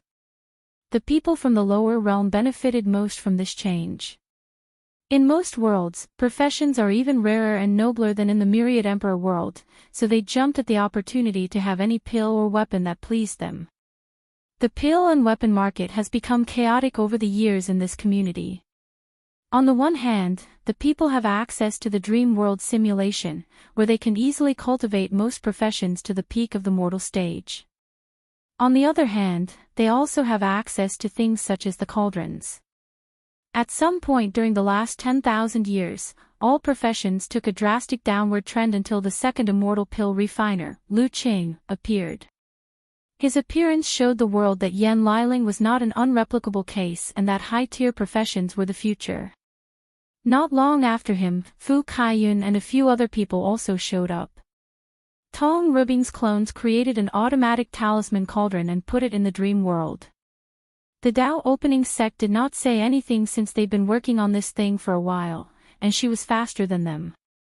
The good news is that Kai Song has also created her automatic cauldron to manufacture puppets in batches like a robot factory. However, such innovation remains private property of the Dao opening sect and is not open or known to the public. The Fate Shadow Guard has even been tasked to monitor any factions trying to create such a cauldron. The last missing part is the Array Cauldron, and things are proceeding smoothly since talented people worldwide are working on it. However, low and middle-level arrays rely heavily on topography, so they need to deal with the issue. Their answer was to create a spirit with intelligence and powerful calculation ability. If someone wanted a formation in an area, they would have to provide visual proof of the place so she could calculate how to install the formation. So, I created the Industrial Revolution in the cultivation world. With the rise of these cauldrons, personal crafts have been replaced by fast and efficient mechanical manufacturing. This change has positive and negative aspects, as seen by how the world reacted to them. However, that was not Wang Wei's main concern. This particular change in the world made it look too similar to modern Earth, which is still a taboo in this universe. Once this era ends, these cauldrons will be on the list of the first thing to be destroyed, maybe even erased from history, analyzed Wang Wei, who immediately decided to leave a warning to the sect not to bring them out into the next era. They can preserve the knowledge but only keep it to them, especially Kai Song's cauldron. If you find any errors, ads pop up, ads redirect, broken links, non-standard content, etc., please let us know to report so we can fix it as soon as possible. Chapter 1048 Raph's Journey. Wang Wei's gaze focused on his family. His grandfather had used that heart for intense and cruel training, which allowed his bloodline to develop at a rapid rate. Wang Wei had not had contact with Yang Guowei for a long time, but his intuition told him the latter had found the Nine Sons Emperor. That is to say, his grandfather can have his revenge match very soon. His father was still in retreat. His clones or incarnations in the swordsmanship world had already reached the void-shattering realm, and he was on his way to finish his nine-extremity foundation. As for his mother, she was in the lower realm, spreading the enlightening temple. More than 2,000 years ago, she achieved her cultivation goals and began the final step of gathering merit to prove the Tao. My deception method seemed to have worked, thought Wang Wei as he realized true heavenly Tao was less strict with the Tao opening sect or the people close to them. As such, his mother had a high chance of becoming an empress. This gives more hope for Li Jun and Yan Liling. His gaze shifted outside of the myriad emperor world to other world communities. A few significant changes had occurred. The primary one was that a few heavenly emperors had appeared. These people gritted their teeth and paid the fee to Wang Wei after true heavenly Tao became the one protecting his patent. The most powerful of the heavenly emperors is undoubtedly He Shi, the battle god emperor. Many people in the commerce hub are still stubborn and do not want to pay the fee, especially after learning about the myriad emperor world's expansion in the lower realm and the other things they've created that can gather merit. They wanted to copy it and build their own dream world and maybe even enlightening temple. However, these patents are not even open to the public. So, the only way to get their hands on them is to kill Wang Wei and force the Tao opening sect to permit them. And if the sect does not agree, eradicate it until there are no inheritors to these patents. After knowing their thoughts, He Shi came to these people with the promise of helping him kill Wang Wei, and they believed him because he revealed the Spirit Genesis sect's greatest kept secret, the broken Empyrean artifact. Such information brought great confidence to these people from the Commerce Hub, and He Shi used this opportunity to grab more power and rapidly recuperate from the loss he suffered at Wang Wei's hands. Although the sect was not back to its full power since it could not easily compensate for the things lost in the garden, his actions drastically reduced the time they needed to recuperate. Of course, He Shi's life was not all positive. Wang Wei had already planted a bone stuck in his throne in the form of Gao Buqin. The latter became a part of his court, whose entire purpose was to contradict and make things difficult for him. He Shi would not accept such a thing, so he tried eradicating Gao Buqin and his factions. Luckily, Desolate One was his protector and fought with him. Desolate One lost that battle fairly easily, but he also revealed Wang Wei's talisman, forcing He Shi to stop since he did not want to reveal his trump card. Does he want to lure me into his world and use that artifact? Thought Wang Wei with a sneer. Although he could not divine information about He Shi due to the artifact, the Fate Shadow Guard had already infiltrated the upper echelons of the Commerce Hub, so these people's actions did not escape his sight. I've been patient with you because of my worry for Emperor Jia. It seems it's time to stop being cautious and eliminate you. No matter what Emperor Jia hides or does, the truth will be revealed once he deals with He Shi. Wang Wei's gaze shifted to the Star Beast world. He sent words to Tong Ruobing and Mu Lei that they could start spreading the dream world based on their previous agreement.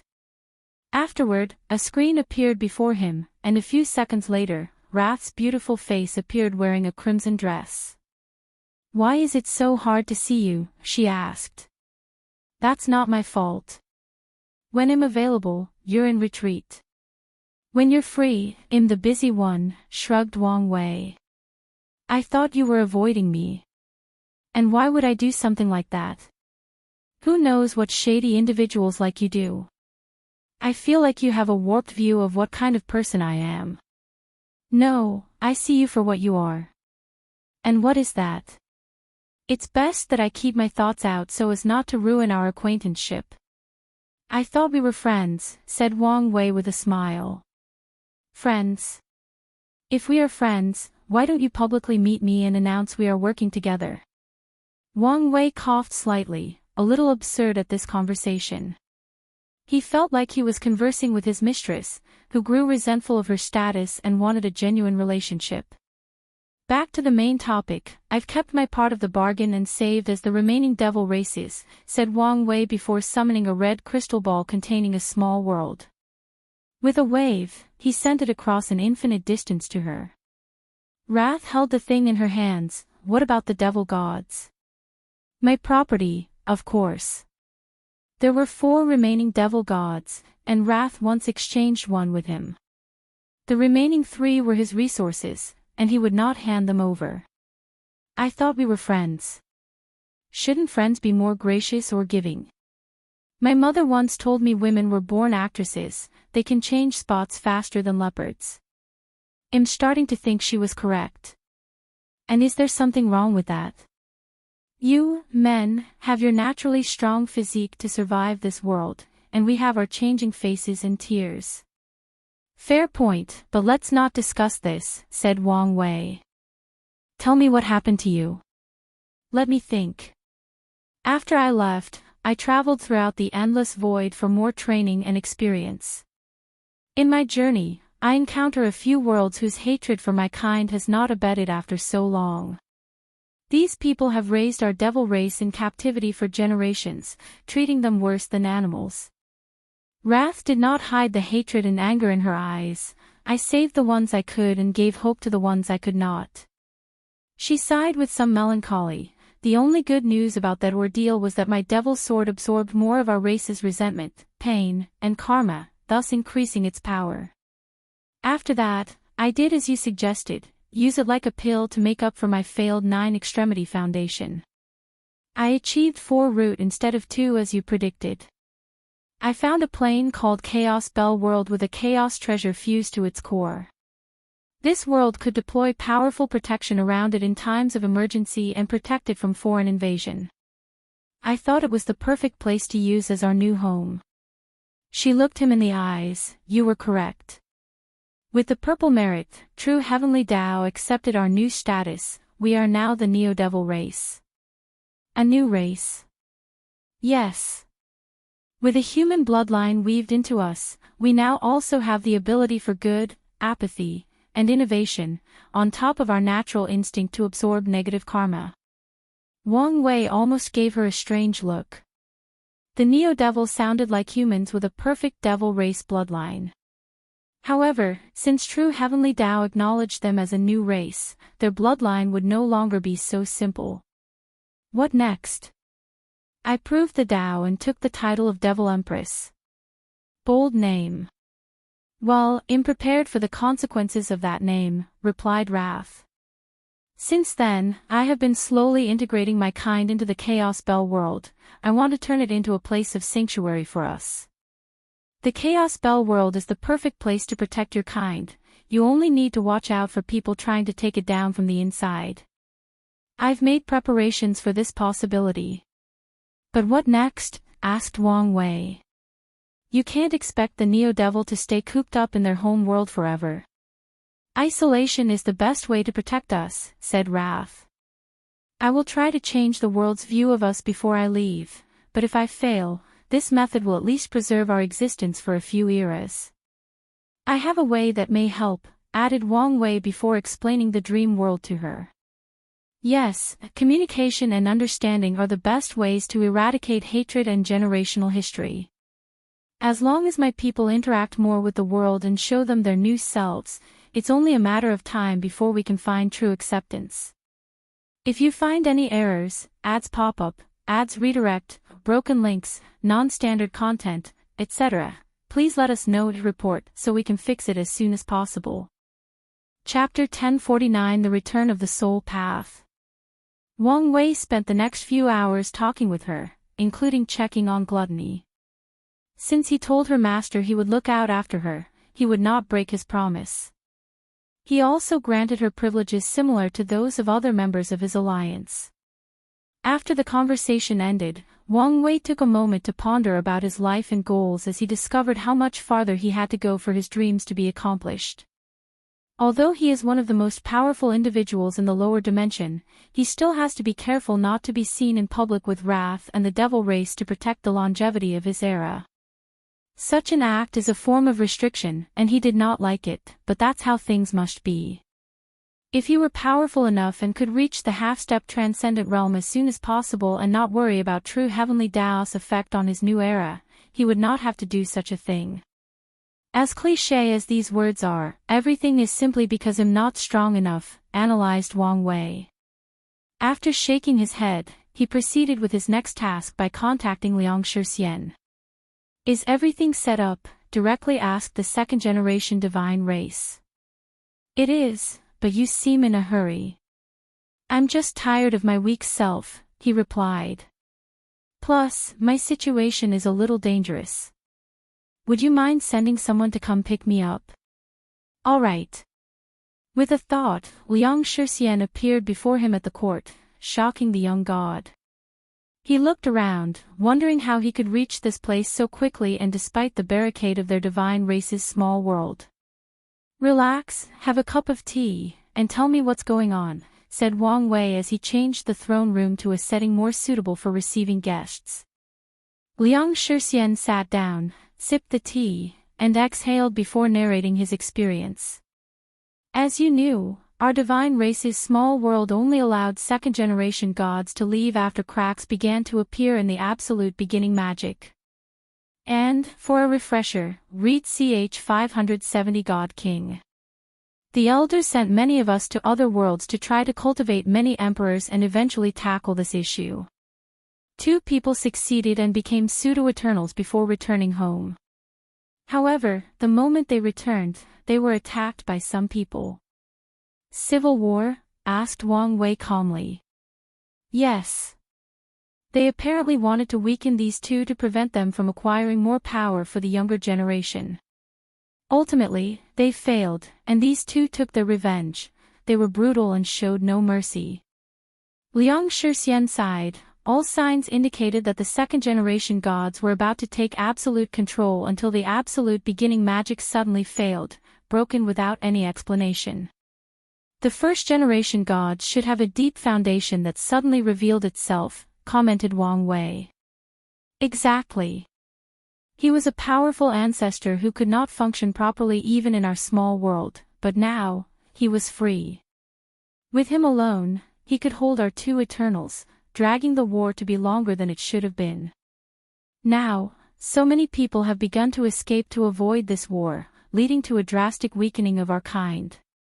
Wang Wei listened attentively as he realized this is what would have happened to the Tao opening sect or many other factions had the older generation decided to keep power to themselves while still being immortal. Extreme monopolies have been one of the leading causes for the cultivation of the world's lack of development, and if the older generation never relegated power, the world would have been in a much worse state. So, still haven't changed your mind on the Emperor path? Asked Wang Wei. No, I still disdain it. Wang Wei shook his head. I've talked about the dream world before, so let me show it to you. You can take a few days before we begin. All right. Wang Wei showed him how to enter before also checking things himself. The dream world was not divided into millions of servers, for lack of a better term. The largest or main server is where individuals from all worlds can meet and interact, followed by countless smaller servers based on an individual's plane. For example, if a myriad Emperor world native only wants to converse with people from his home, they must enter that particular server. If they wish to speak to someone else from the lower realm, they must enter the most significant server or receive an invitation to enter that person's world server. The battle tower was also divided into servers with many different lists. For example, there was a list of the most powerful cultivators in the four-pillar world, which Kai Ren-shu took. That title, of course, went to Wang Wei in the Myriad Emperor world. Li Jun held the position of the most powerful heaven chosen in the Myriad Emperor world and the main server. Kai Ren-shu actually ranked 28th, and considering this list included millions of worlds, it was very impressive. Of course, a few talented individuals, like Di Jiaying, Wang Wei's father and mother, or Dong Lifan, chose not to participate yet in the rankings. Wang Wei checked the rankings and was satisfied to see Li Jun and Yan Liling at the top of a list in 2 servers. Even Tai Gang tops the list for the best legion, beating out Li Jun's Slaughter Legion and a few other talented military strategists. Wang Wei looked into the distance. The Star Beast world had just acquired its own server, so the lists were about to be shuffled. Soon afterward, the Demon Suppression world, the Chaos Bell world, Ji Lanfang's Immortal Ascension world, and Shi Qian and Shi Shengaiyan's worlds will also have their own server. The next non-alliance world to get their server should be the Martial Hegemony world. That's when our expansion truly begins. However, such a world might cause some headaches. Hopefully, Su Shi can provide some help to the situation, thought Wang Wei. A few days later, Liang Shixian was ready, and Wang Wei took him to a special location in the dream world. The second-generation god looked at the golden hues floating everywhere, and his eyes shone brightly. Such a significant amount of incense, he commented. He does not think he had seen such an extravagant amount. That's normal since it's from an entire world community, replied Wang Wei calmly. You know the plan, so let's begin. Liang Shixian sat cross-legged on the floor and began to cultivate. He ran the cultivation method Wang Wei created and immediately began to condense his soul ring and divine flame. The soul has certain innate qualities, one of which is its immortal essence. Without cultivator interference, a mortal's soul would not die or be destroyed and continue the endless cycle of reincarnation. The first part of this technique or path is to condense a soul ring born from the soul's immortal characteristic. This process is extremely difficult and virtually impossible for most mortals without a higher being's aid. However, Liang Shixian was a god and cultivated soul law. After numerous attempts, he condensed a soul ring above his divine soul. The next step was to absorb the incense and combine it with the ring. Incense, as an energy source of the gods, also contains divinity characteristic, and divinity is associated with immortality and power.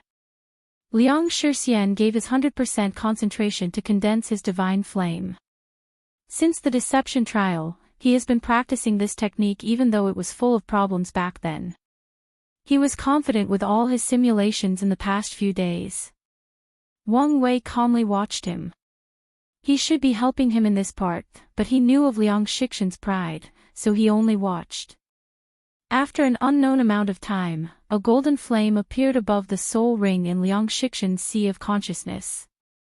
The divine flame was bright, noble, immortal-like, and divine. It released a burst of power that washed away every corner of Liang Shixian's soul and body. Now, not only was his soul immortal, but his body also shared the characteristics. How do you feel? Powerful, but also disappointed, said Liang Shixian. He could tell his strength was only on par with second-class emperors. You should be proud. Other people would never have this level of strength after becoming god kings. If not for your affinity with incense and your talent as a second-generation god, you would probably only be on par with third class. Liang Shixian shook his head, but Wang Wei did not say anything. He warned him beforehand and should have expected this outcome. What can you do? Besides bypassing most defenses and directly attacking the soul, I seem capable of temporarily borrowing power from the Grand Tao source, he replied. That makes sense. Your soul is powerful enough to bear its power. However, I'm guessing the duration is very short compared to Tao ancestors. A god king's divine flame was the same as a Tao ancestor's inner world or an immortal venerate's immortal mansion. If it's destroyed, they lose their strength and suffer serious injuries. Yes, long-lasting battles against them are not recommended. Wang Wei nodded. Do you want to immediately announce the return of the soul path? No, I'm currently too weak, denied Liang Shixian. I have some privileges as its founder, and I will use them to become an eternal class powerhouse. Then, I will announce them. Will it take long? Asked Wang Wei. Not really, but I might need more incense. As long as you pay for it, that's fine. Liang Shixian did not mind since the latter fulfilled their agreement and owed him nothing. If you find any errors, ads pop up, ads redirect, broken links, non-standard content, etc., please let us know and report so we can fix it as soon as possible. Chapter 1050 Return of the Soul Path, 2. Liang Shixian did not immediately continue his retreat but entered the battle tower. He chose his first opponent, an immortal venerable. As soon as the battle started, he mobilized the power of his divine flame, releasing a spiritual pressure that rendered the immortal venerable immobile.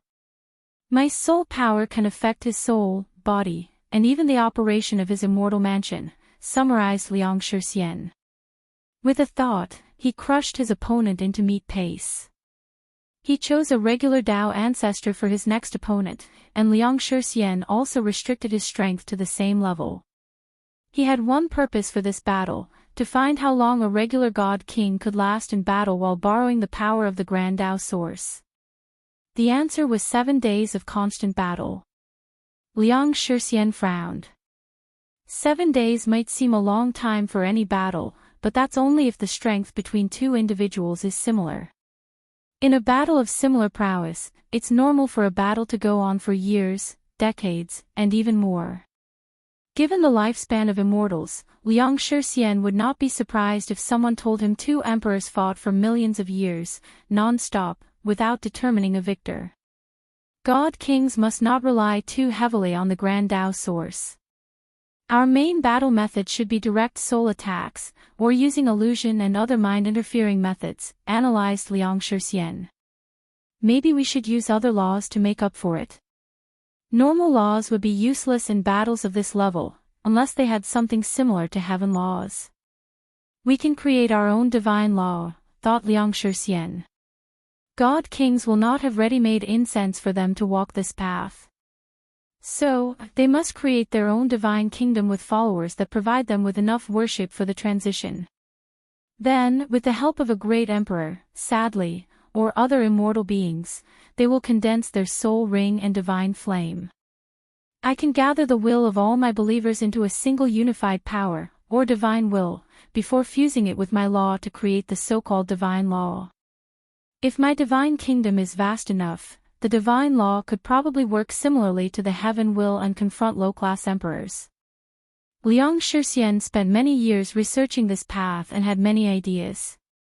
After coming to the myriad emperor world and seeing a larger and broader world, he felt more inspiration coming every moment.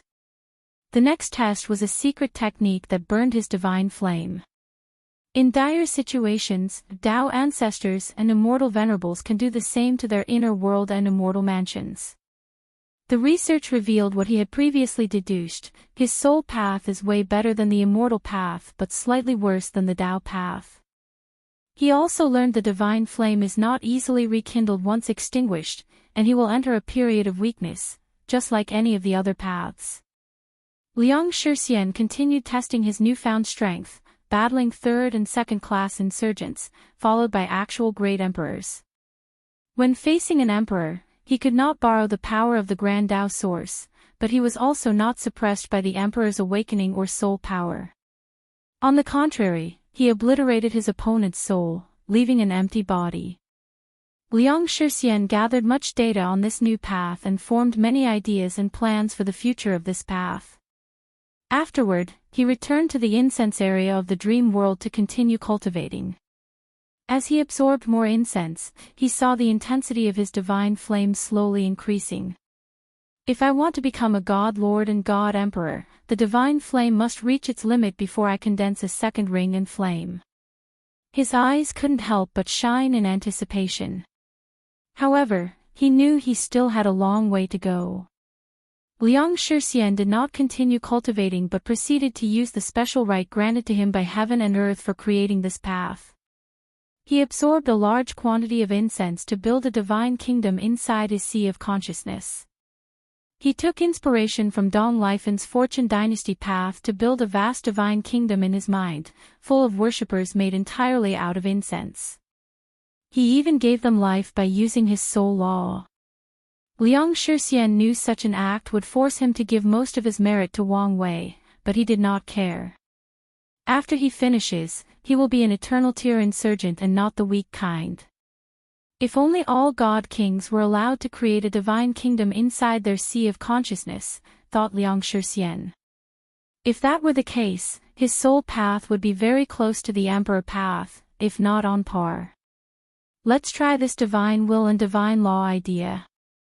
Liang Shixian looked at all the citizens in his kingdom and began condensing their will and desire into a single force or power. Unfortunately, such a thing was not his forte, so he quickly failed. Without a choice, he contacted Wang Wei to see how he could help. Then, the founder of the soul path had found his lips twitching unconditionally. "Fine, I will pay," he said, and soon afterward, a vast amount of information entered his mind, making him secretly sigh. Even with his current strength, he could not see the limit of that cheap bastard's power. "Success," celebrated Liang Shixian as he felt the new power he condensed. Fusing the divine will with his three laws, river, thunder, and soul, was relatively easy once he got the hang of it. However, he soon frowned.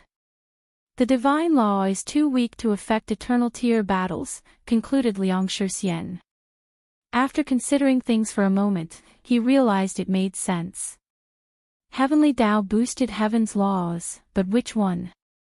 The limit of the majority of Heavenly Tao is second class, so how could they help 5- and 6-star primarchs? Such a job would fall to true Heavenly Tao. His divine will cannot compare to such an entity.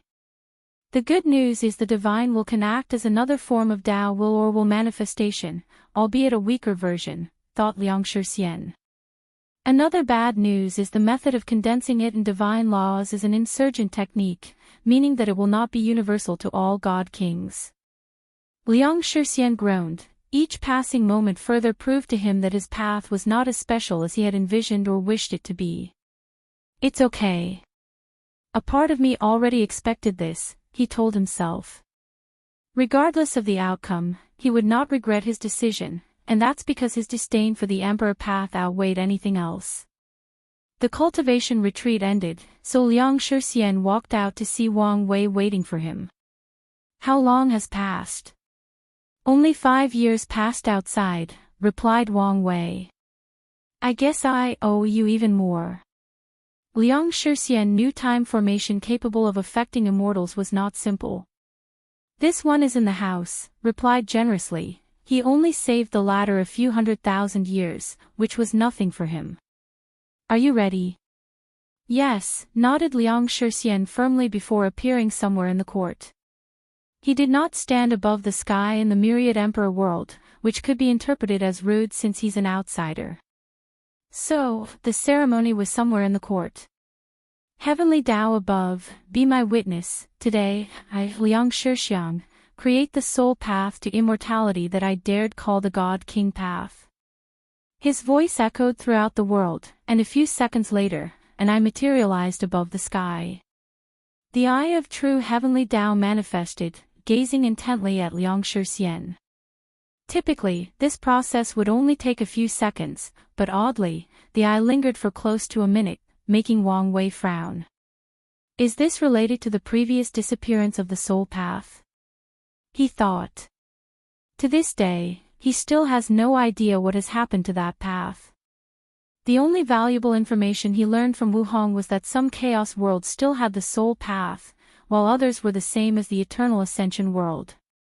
However, overall, the soul path had drastically decreased in the chaos universe. After what felt like an eternity, visions manifested between heaven and earth as the eye dissipated. Afterward, Liang Shixian's voice traveled throughout the entire lower dimension, alarming the world of a monumental change. Purple merit descended from the sky, and 65% of it went to Liang Shixian while Wang Wei pocketed the rest. But soon afterward, Liang Shixian had to give most of his share to Wang Wei, leaving only 10% for himself. Liang Shixian looked at the small portion left in his hand with a slight headache. But he gritted his teeth and handed another 5% to Wang Wei. "What's this for?" "I want to use your incense to train a few followers." "You should have access to some reserve, right?" "I had to hand them over during the Civil War," replied Liang Shixian with a sigh. "Well, I'm not one to refuse a good deal." Wang Wei readily agreed. "If you find any errors, ads pop up, ads redirect, broken links, non-standard content, etc., please let us know to report so we can fix it as soon as possible." Chapter 1051 Alternative Soul Foundation. Somewhere in primordial chaos, two titans were clashing non-stop. Then, out of nowhere, Supreme Unity suddenly paused. He immediately realized his mistake and tried to reach it, but it was too late. Mithraea took this opportunity and hit him with a golden palm, drawing a few drops of blood in the corner of his mouth. "You should know better than to be distracted in this kind of battle," she stated before continuing her non-stop offensive. Meanwhile, Supreme Unity had to take a moment to compose himself and control his emotions. The return of the soul path allowed the eternal ascension world to fix a missing part of its existence, which in turn increased true heavenly Tao's power and control while reducing his. "I cannot rely too much on Heavenly Book," thought Supreme Unity. "It's time for me to take action." Many powerhouses in the upper dimension felt the soul path's reappearance. They knew that such changes would have worldwide repercussions, but only a few people knew exactly what these were. "Origin Seal Continent, did you feel it?" asked Wu Hong. "Yes, a new soul path," nodded Yan Hai. "This one seems related to divinity instead of a pure soul path." "That's not what I care about." "Do you think his influence has been lifted?" "Probably." "I mean, there have been signs," replied Yan Hai. "The soul path returned in many chaos worlds, so it's not surprising. I'm just wondering how this will affect the future." "The chaos universe will simply become even more complicated," replied the Sword Empress. "Spirit, essence, qi, and Tao, only with these four things in perfect balance can the universe be perfect. Once that is achieved, many simple things will become complicated, many things that were once impossible or unauthorized will become common. This time, the chaos will truly be impressive," sighed Wu Hong. "The Third Origin War," said Yan Hai with great fighting intent. "I don't think it will be called like this. If Kishin's conjecture is correct and the kid will be the one who starts the chaos, why can't he use this name? As his ancestor, the least he could do is let me name the event." Wu Hong rolled his eyes. "How are your injuries?" "Great. It won't be long before I won't be a small shrimp of an emperor," replied Yan Hai. "How about it? Want to fight then?" "No, I don't want to embarrass you again. It will be different this time. I have a powerful body and entered a new swordsmanship realm. You're definitely not my opponent. And do you think I haven't improved?" Wu Hong rebutted. The memories she received from the unknown clone were helpful in more ways than one. Yan Hai looked at her. Even the slightest improvement is difficult in their current realm but also drastically increases their strength. "If you're scared, say so." Wu Hong ignored her and disappeared, making the Sword Empress snort. "No matter what, it won't change the fact you will be my little daughter-in-law." Chu Divine Dynasty. Pei Lang felt the changes between heaven and earth, and many ideas flashed in his mind. The other paths are the backbone soldiers and middle-level officers of the revolution, and having a new path will also mean more variety in their troops. He groaned as he knew he had to attend an official meeting of the dynasty before having the free time to contact Old Ma. Without hesitation, he wore his official clothes and headed to the palace. Midway through the voyage, Pei Lang felt a sudden terror overcome his mind. The feeling of dread was so intense that his body was shaking. What's going on? He quickly searched for an answer, and his face became ugly, an omen of death.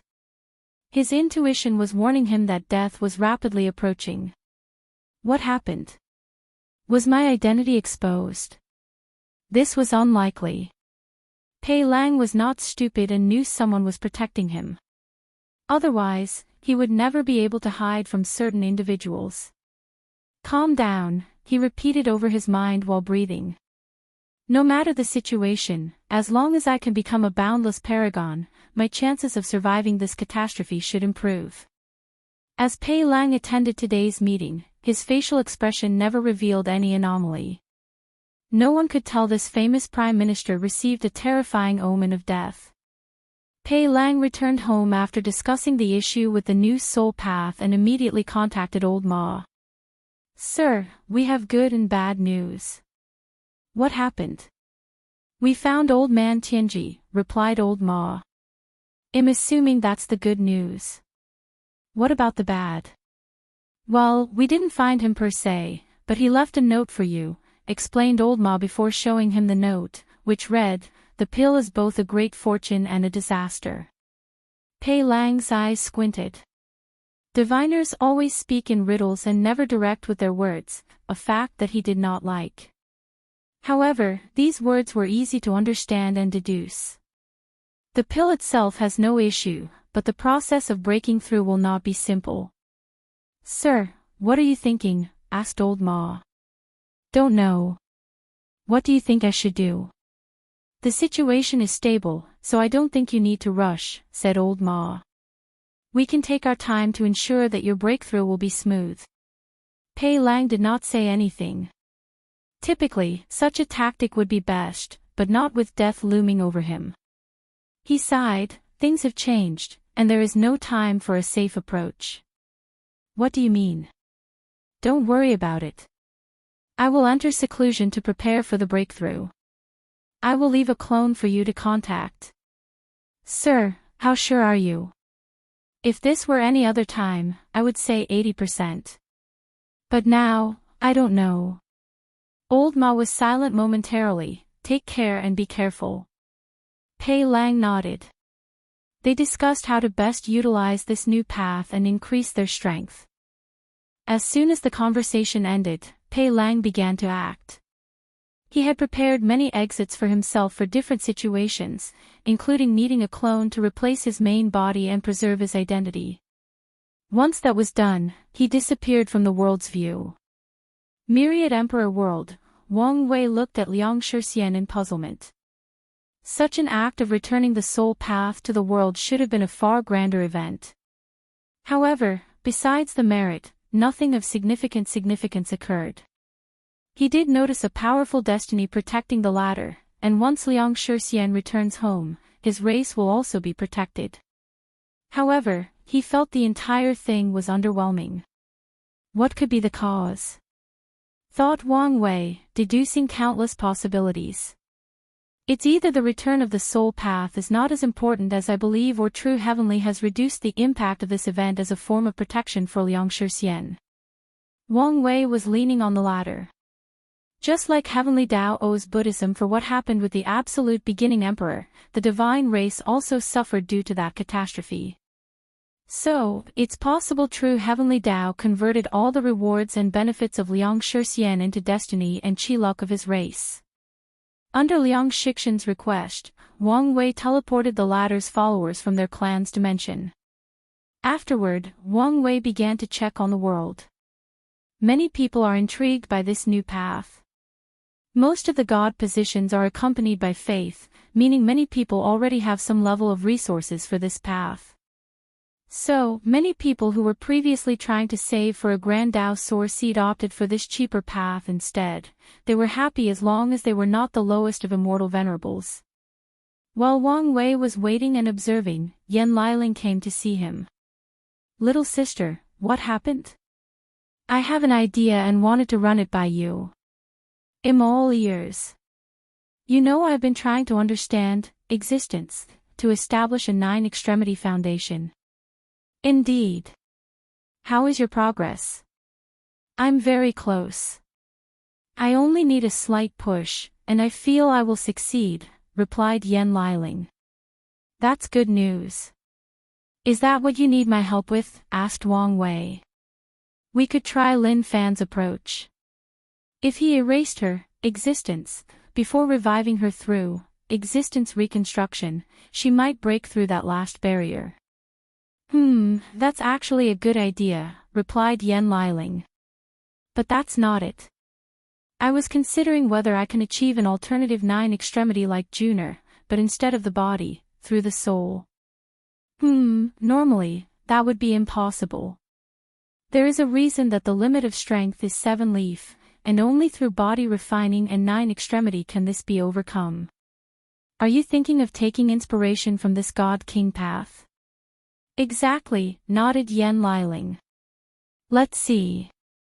We can modify the process so that you condense a soul ring with the growth characteristic of the soul instead of its immortal nature. Then, you can condense a soul flame using pure soul energy instead of incense. The soul flame should temper your soul beyond the limit and achieve strength on par with Tao ancestors, if not higher. So, it's possible? Asked Yan Liling with shining eyes. As an alchemist, the soul is very important to her, so this way is more compatible to her than the 9 extremity foundation. We can try. If you find any errors, ads pop-up, ads redirect, broken links, non-standard content, etc., please let us know to report so we can fix it as soon as possible. Chapter 1052 Hard Success, Transition and Transaction. Unedited chapter. Wang Wei frowned as he watched Yan Liling in the simulation trying to condense the growth soul ring. Things were not as simple as he imagined. The rules of heaven and earth allowed only the body to break the limit of 7 leaf, meaning it was not easy to break or become the exception. He began to help or assist her in the process. He showed her the soul's essence and allowed her to experience what it's like to have an emperor's soul, followed by an innate paragon soul. However, all of these did not help, and she still failed. Yan Liling, let alone Wang Wei, were not people that easily gave up, especially the latter, who felt like someone was mocking him for trying to become an exception to the rules. So, he went extreme. He instilled Liang Shixing's memories of condensing his soul ring and divine flame into her mind. He allowed her to peep at the secrets of reincarnation, watching an infinite number of mortal souls experience life and death and how their souls develop in the process. He used his sub-soul, Tao, to allow her to experience how every stimulus affected the soul, including negative emotions, positive emotions, trauma, willpower, ambitions, desires, cultivation, law baptism, injuries, healing, etc. Wang Wei even showed her what it would be like to be a hive-mind creature with direct access to trillions of souls. Then, after years of effort and simulation, she finally succeeded. This was way harder than I expected, commented Yan Liling as she saw the ring above her primordial spirit and her sea of consciousness. The process could be described as torturous, which would be putting it lightly. The only good news is her understanding of the soul has reached a level she never thought possible. That's because you weren't trying to become a god king. Otherwise, the process would not have been so stressful, explained Wang Wei, who felt both relief and anger that the process was so arduous. That's worrying. Indeed. I'm afraid only people with an extreme talent for the soul have a chance of succeeding in this method. So, this foundation is only for people with professional Tao. And even only the very best of them, summarized Yan Liling. In other words, only people like her, Tong Ruobing, and the deceased Chen Chen might have a chance. Wu Ming, who is on the same level as them, relies more on his unique physique and might fail. Lu Qing also relies on his innate talent and risks failure as well. After all, Yan Liling used the force control skill, which is an even better version of his talent, but it was not enough for the procedure. The fact that there are 3 people with the talent for this kind of foundation is a testament to how many unparalleled geniuses this generation has, observed Yan Liling. Wang Wei groaned after hearing these words. He still has not given up on his father achieving 10 supremacy and thought this method might allow him to refine an innate emperor soul, but it appeared this attempt was futile. It seems Dad might have to wait for a foundation re-establishment in the later years of his cultivation journey if he wants a chance at 10 supremacy, analyzed Wang Wei. Let's proceed to the next part, added Wang Wei, and Yan Liling continued with the simulation. The next part was also difficult but not as extreme as the first. They had ample pure soul energy from the dream world's excellent business model, and Yan Liling now had a deeper understanding of soul Tao to increase the likelihood of success and accelerate the process. The combination of pure soul energy and the soul ring and ensuring the innate soul flame, named chosen by Yan Liling, contained the characteristic of nurturing. Further, to aid the growth or development of the primordial spirit took significant work between the two before finally succeeding. How does it feel? Asked Wang Wei as he saw the final product. Excellent. I can feel my soul growing with each passing minute, explained Yan Liling. It won't be long before I can bear the power of the Grand Tao Source for a short period, meaning I will be able to refine Tao pills. That's great to hear, replied Wang Wei before frowning a little. I'm starting to think my plan for you guys to prove the Tao is unnecessary. At this point, it would be best to wait for the right generation and participate in the battle. No need. I am more than happy to safeguard your era after you leave, replied Yan Liling. And I know Juner feels the same. But there is no need. We want to, and that's what matters. Wang Wei sighed, right. I just had a great idea. What if I fuse the origin pill flame with the innate soul flame?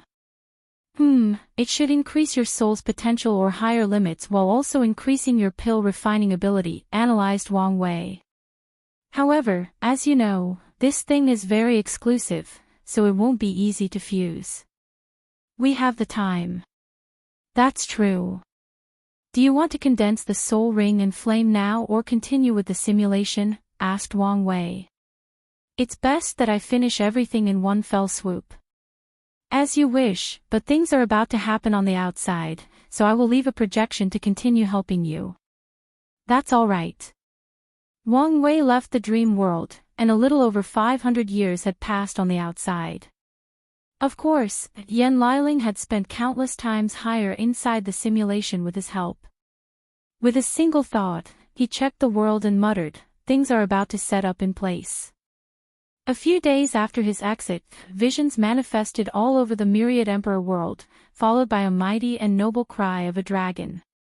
All eyes immediately focused on the northern continent, and not long afterward, the world knew a new eternal had appeared, Primal Darkness Dragon Emperor. The majority of the people were lukewarm about this new change.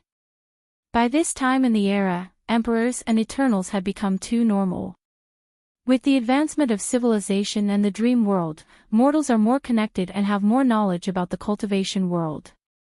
So, even with their relatively short lifespan, they have records of things that happened 10,000 years ago. Wang Wei once prayed for the mortal children that have to learn such a long history. Luckily for them, their spirit is higher than regular individuals. The only people who genuinely care about Ao Shen's achievement are the top lineages, as his new power increases the level of threat he poses, and the people who still refuse to acknowledge the rise or even presence of the demon race. Ao Shen and the demon have only become an even greater threat to these people. They even critiqued the Heavenly Emperor for his passive, or even encouraging, attitude toward the demon race. Wang Wei did not care about how the world reacted to these changes. He looked at the northern continent, and a smile crept on his mouth as he thought of something. Mom should be interested in fighting him once she also proves the Tao. A battle of darkness, this should be a sight to see. Wang Wei watched the demon race begin to celebrate their chief's ascension. Some of them started discussing making this day an annual celebration for their kind, and many agreed. They had just cultivated their first eternal, and all future descendants should remember and celebrate such an act. There is a guest coming, so let's prepare, muttered Wang Wei before walking to the garden to prepare a table and tea. And as he expected, someone came to see him a few minutes later. Come, sit down. Feng Huang saw the preparation and frowned before sitting down. Since you've expected my arrival, then you should know why I'm here. Not really. I only know you would be coming, replied Wang Wei. I also deduced why you're here, but I rarely use my powers to know everything. I found that hard to believe. You could not imagine what it's like to have a conversation and know everything the other person will say or do down to the attoseconds. It's fine occasionally but begins to affect the mind the longer you use it. So, fate is a burden? Asked Feng Huang in a tone that suggests Wang Wei she could not believe he would complain about such a powerful Tao. At least, to the current me, it is. Let's not talk about this. Feng Huang decided to change the topic. I came here to borrow merit. I promise to return them with extra compensation. Aoshan's transition got to your head. Although I don't want to admit it, it's true, nodded Feng Huang. It irked her that the dragon had transitioned before her. Even so, there is no need to hurry. With enough time, you should be able to gather enough merit. But I don't want to wait any longer. If you find any errors, ads pop up, ads redirect, broken links, non-standard content, etc., please let us know to report so we can fix it as soon as possible. Chapter 1053 Negotiations. I don't have a problem lending you the merit, nodded Wang Wei after pondering for a moment. However, I don't want merit with interest. After hearing these words, Feng Huang immediately became on guard. Suddenly, she felt she was making a deal with the devil, and such deals were never worth it. What do you want then? I want to borrow your ancient clan's Qi-Luck condensing artifact for the duration of my reign, directly stated Wang Wei, and Feng Huang wanted to reject this idea immediately. But she controlled her urges and thought about the trade for a few minutes. It's not impossible to let you borrow it if it's only for this generation, said Feng Huang. However, the small amount of merit I will borrow is not enough for a deal of such a caliber. She had already amassed a large quantity of merit but was short. The early stages of the expansion are over, so gathering merit is no longer as fast and efficient as it used to be. Nevertheless, they were still gathering merit, just at a turtle-crawling pace compared to before. Feng Huang will gather the merit needed for the transition as long as she waits. After seeing Aoshan's success, she only asked for a loan because of her competitive nature. That's a fair point. What do you think is a fair exchange? Let me think. Besides the merit I need, I want a few world communities for the ancient clan when the court further expands, said Feng Huang. Additionally, I want the position of regent for 10 generations. Wang Wei shook his head. Do you feel it's not worth it? Asked Feng Huang. I know you've been trying to gather the Qi-Luck artifact of the world that has contributed to the cultivation of civilization. I can tell you all the others cannot compare to our ancient clan, including the Tao opening sect. She was not boasting, as their clan contained the unique blessing of all the others, Tao Father Qi-Luck, Alchemy Ancestor Qi-Luck, Talisman Ancestor, Array Ancestor, and Weapon Ancestor. Their clan's Qi-Luck is not as potent as the others because they are from an old era cycle, but it's still significant since these destinies have been blessed for the fact they were the first. And that's not to mention the countless other types of Qi-Lucks fused in the mix. As such, the price she asked for was more than worth it. Let me explain a misunderstanding you might have, countered Wang Wei. The expansion will not be a conquest where we take over other world communities, including establishing a court and taking over god positions. It's not. Many people assumed that was the next step and prepared for the upcoming world/planar war. I will use a less aggressive approach, replied Wang Wei. Our expansion will be the mortal civilizations, dream world, and enlightening temple.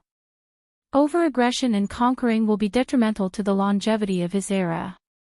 So, he will use a more peaceful approach. Of course, Wang Wei also knows his method will also garner him a lot of enemies. These worlds will not be kind to foreigners for changing or influencing their history, and Wang Wei is prepared to use any means necessary to spread these things and gather merit. He's also prepared for the consequences.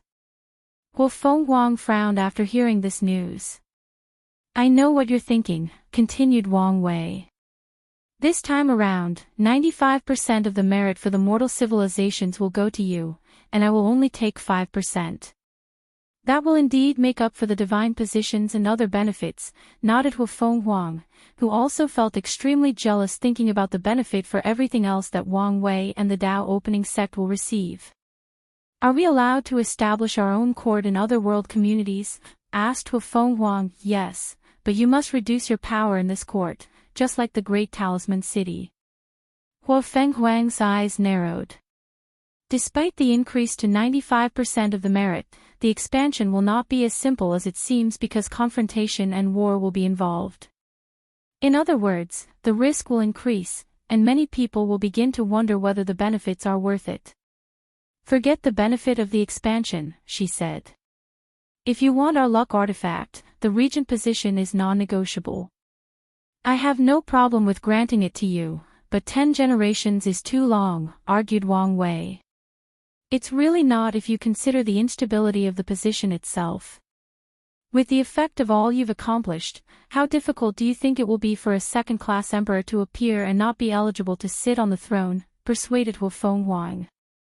Everyone knows that in the next 100 generations, the myriad emperor world will usher in an era of countless geniuses and top-tier emperors. So, who knows when our ancient clan will have the opportunity to use this regent position? Good argument, but also very flawed, replied Wang Wei calmly. I already stated that I will leave tests to determine who can inherit my legacy.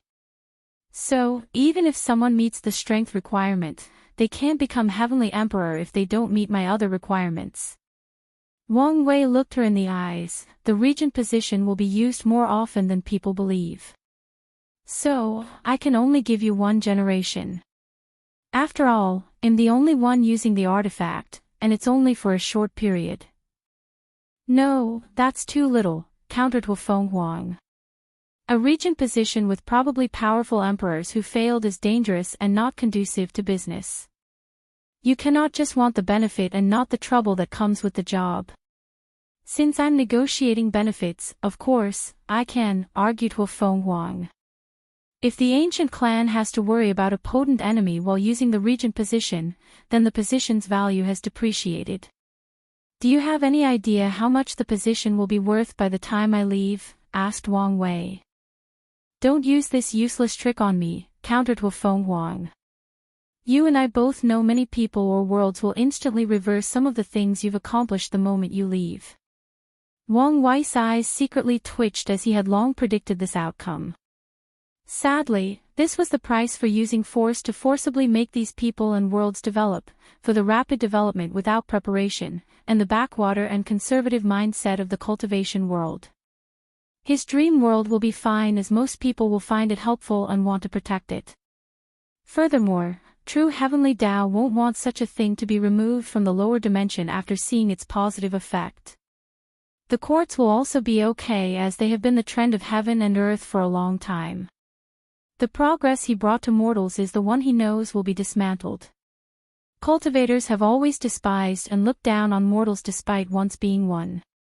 So, they will never accept such people have equal rights as them. Even worse, many won't even accept the fact that mortals are no longer the dirty and ignorant individuals they were and should be.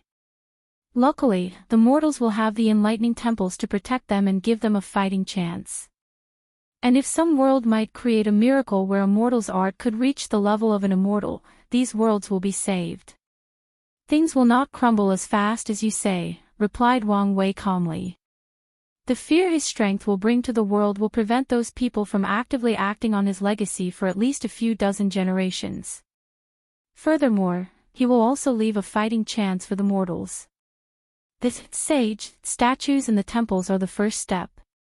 At the right moment, they can manifest a spirit and bear the destiny, karma, and luck of their people, who worshipped them as sages and protected them. With these sages, the mortals will have a fighting chance of survival even if a great emperor is the one trying to erase their civilization. Under the fear of my power, no one will touch my things for the next few hundred generations, Wang Wei calmly stated. Still over-exaggerating, no, you're simply underestimating me, countered Wang Wei. None of you know how powerful I will be before leaving and to what length I'm willing to go to protect my legacy. Hu Fenghuang felt a chill run down her spine. However, she quickly regained her bearing and continued this negotiation. They talked for more than an hour before agreeing. In the end, Wang Wei was not willing to give the regent position for more than one generation. There were too many benefits to being a regent, and he only had to use the ancient clan's luck until his ascension. So, Hu Fenghuang had to settle for other benefits like keeping all 100% merit in a few of the worlds during the community-wide expansion. After her departure, Wang Wei summoned Ao Shen to have an official chat with him. If you find any errors, ads pop up, ads redirect, broken links, non-standard content, etc., please let us know to report so we can fix it as soon as possible. Chapter 1054 Dragon Gate. Ao Shen walked into the throne room and saluted as usual. With his awakening, Tao will manifestation, and a bloodline ability that turned into a source technique, he has achieved 3-peak battle fold, and that will increase after refining his unique proving Tao artifact and using the remaining merit he has to increase his cultivation. However, he knew such strength was useless before this man.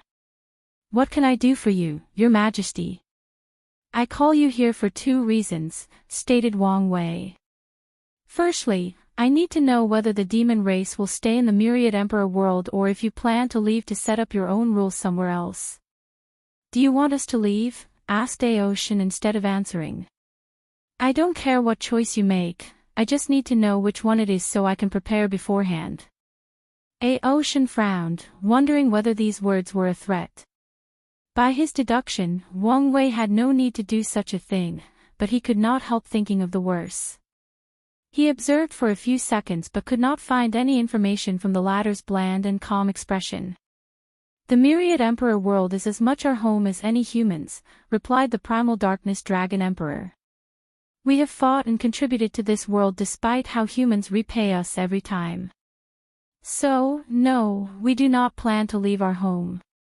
Ao Shen never thought of leaving, otherwise, he would have done so long ago. He considered this place as much his home as the human race despite all the misfortunes and mistreatments they've suffered.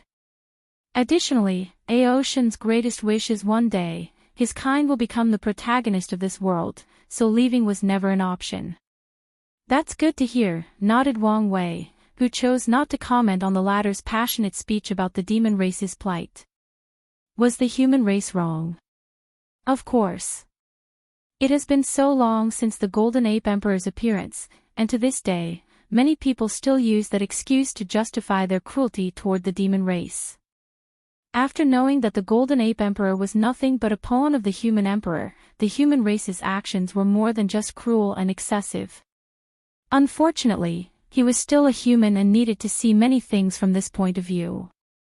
In the cultivation world where individual power is outrageous, and the importance of resources can determine a species' existence, things like peaceful coexistence between 2 different races, especially those of opposing cultures, views, and diets, are nothing but a pipe dream.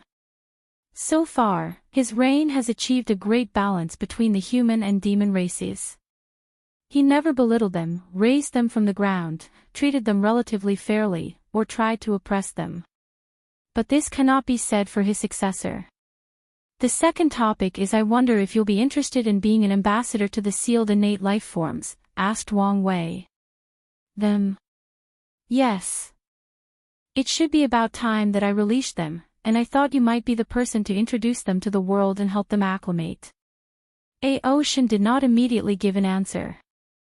Although he was an innate demon, he never truly considered himself one of them. He was a bloodline miracle of the demon race, so he identified with them and considered them his kin. But that did not change the fact that his bloodline was no longer a demon. I need only consider the benefits, not the personal aspect of this move, thought Ao Shen. It's impossible to convince these creatures to join the side of the demon race.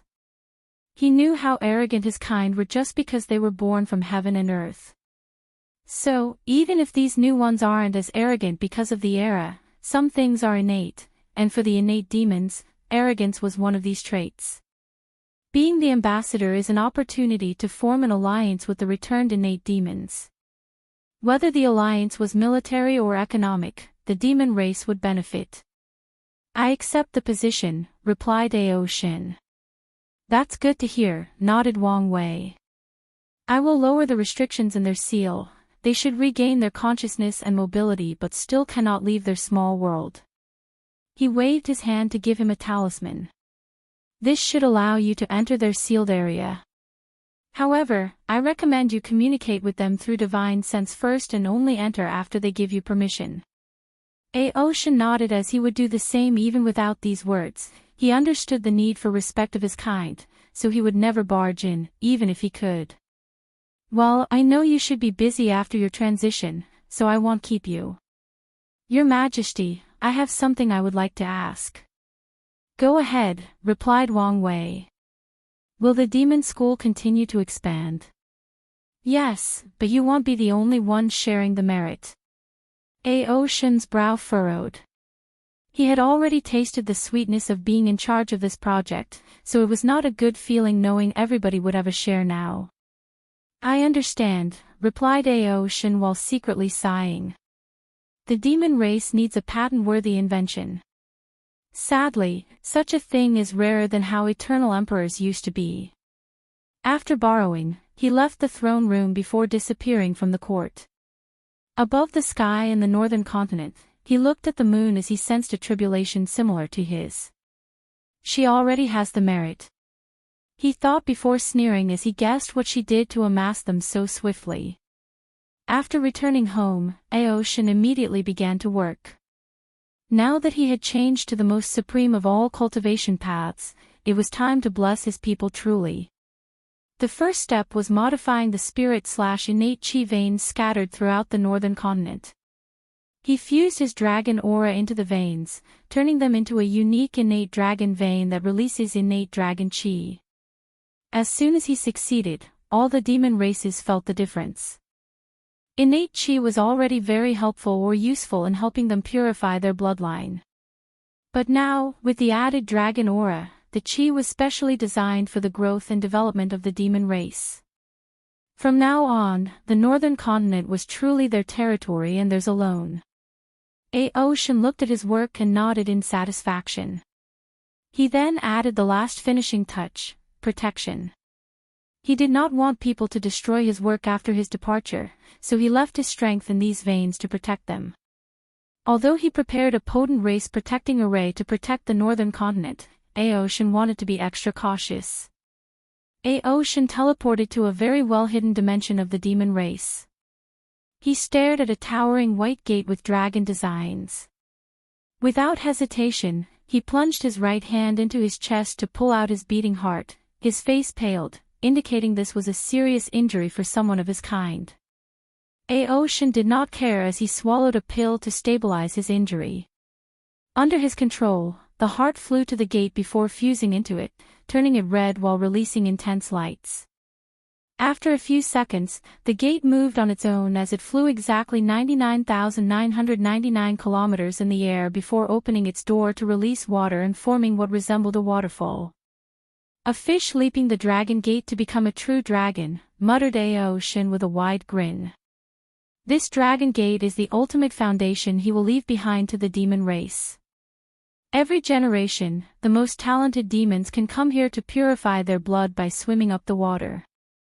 The ones who successfully reach the gate will even have the opportunity to revert to innate and become like him or elevate their bloodline to be on par with innate demon gods. He had this idea after seeing the captured Wang clan member. Although he only saw the kid briefly, he guessed some of the essence of his bloodline. Ao Shin walked to the waterfall and tasted it.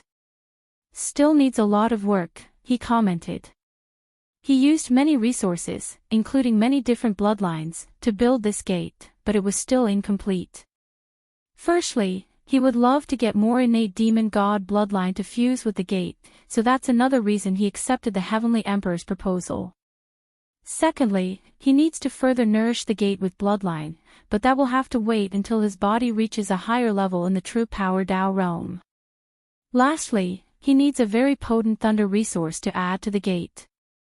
According to Ao Shen's vision, this artifact would also assist his kind in their tribulation.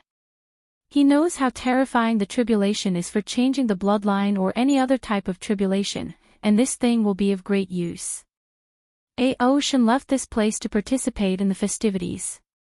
He still had a few more things to accomplish before he could visit the innate demon gods.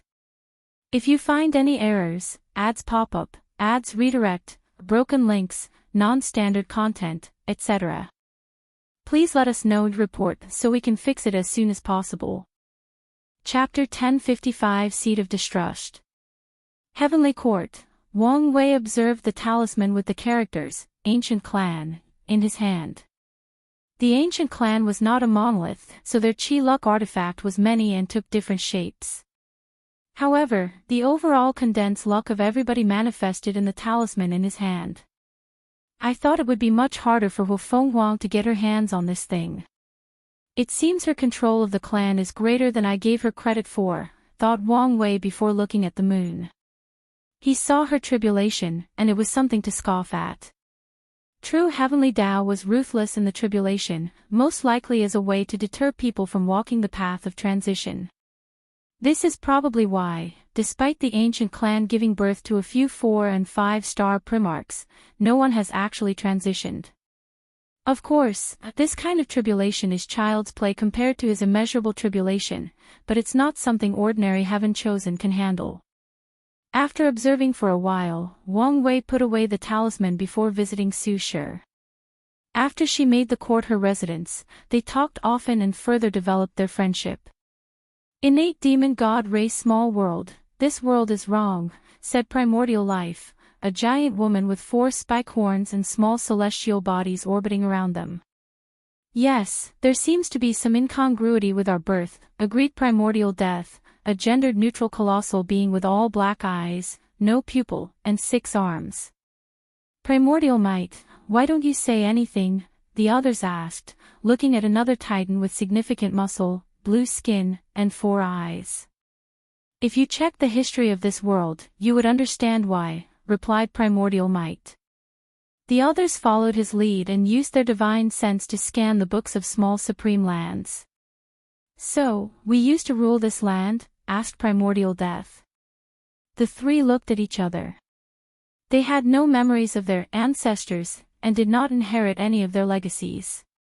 However, the previous history has made their situation more complex to navigate.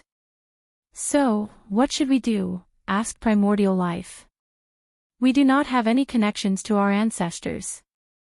Our focus should be integrating into this world, replied Primordial Might. Just accept things like this, rebutted Primordial Life.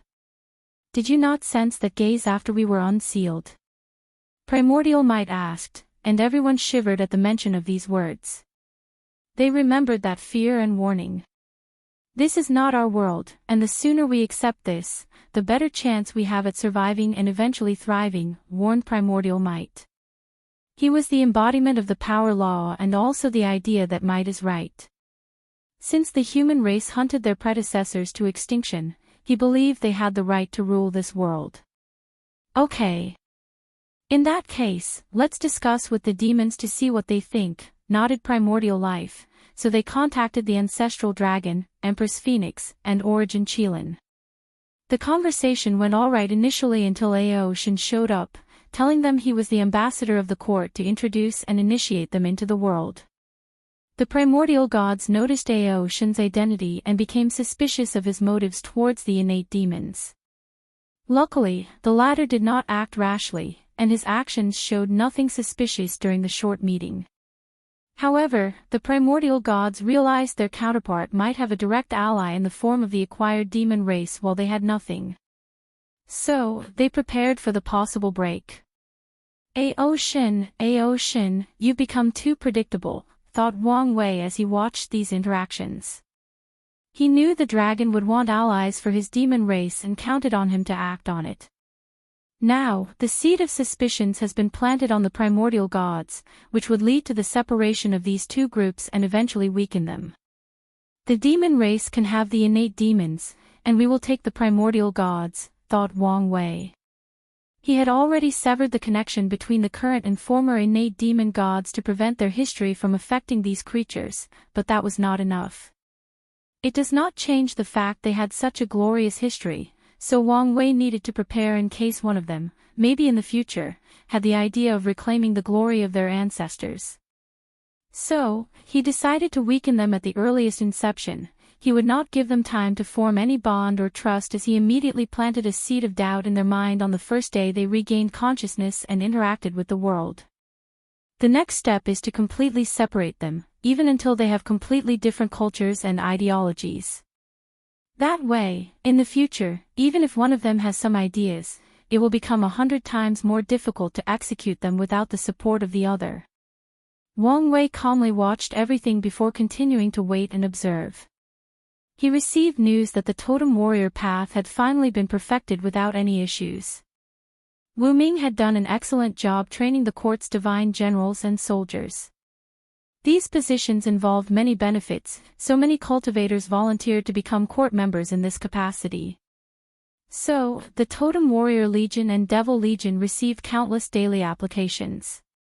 The cycle of the seasons rotated, and it was 3 years later that Hufeng Wang finally passed. The world celebrated the birth of the sacred beast empress. Sadly, just like Ao Shin, people were now too used to the appearance of eternal emperors and did not care as much. They respected her as they should to a powerhouse of this caliber, but it was not the same. The only ones who truly celebrated were the ancient clan, as Hufeng Wang was their first eternals in a very long time. Despite their arrogance, they have been afraid of their clan's decline, and the appearance of an eternal is proof of their revival, so they all looked forward to the future. A little over a month after the sacred beast empress appearance, golden lights enveloped the western white tiger continent, followed by visions of gilded lotus and Buddhist chants.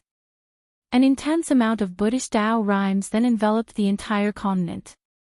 Did he succeed? Muttered Wang Wei as he watched the show. No, not succeed, but something else. As expected, Feng Heng, the Tao Zen Buddha emperor, appeared to announce the appearance of a new scripture. However, this scripture is not for the entire myriad emperor world but for Buddhism in general. It is the perfect manifestation of all its ideals and philosophy. Feng Heng received much merit for his efforts, probably even more than he would have for the perfect scripture for his home world. Over the past 10,000 years, Buddhism has spread to every corner of this world community, overshadowing Taoism or other religions, cults, or schools of thought. And that's despite Wang Wei's restrictions not to shove religion on people and Feng Heng's desire not to repeat the old mistakes. In other communities, the seed of Buddhism already planted by Wang Wei and Feng Heng has not improved much, but they have preserved their strength, waiting for the opportune time. Many things at home are about to be settled, muttered Wang Wei. That's a good thing for the upcoming outward expansion. He looked in the distance, his eyes focused on a tiny small 1,000 worlds. His mother was finishing the last few enlightening temples before her ascension to immortality. Nothing should go wrong, but I cannot help but worry, thought Wang Wei. As he waited patiently for the day, he received news from Miscellaneous One and returned to the sect. Which one did you finish? Asked Wang Wei.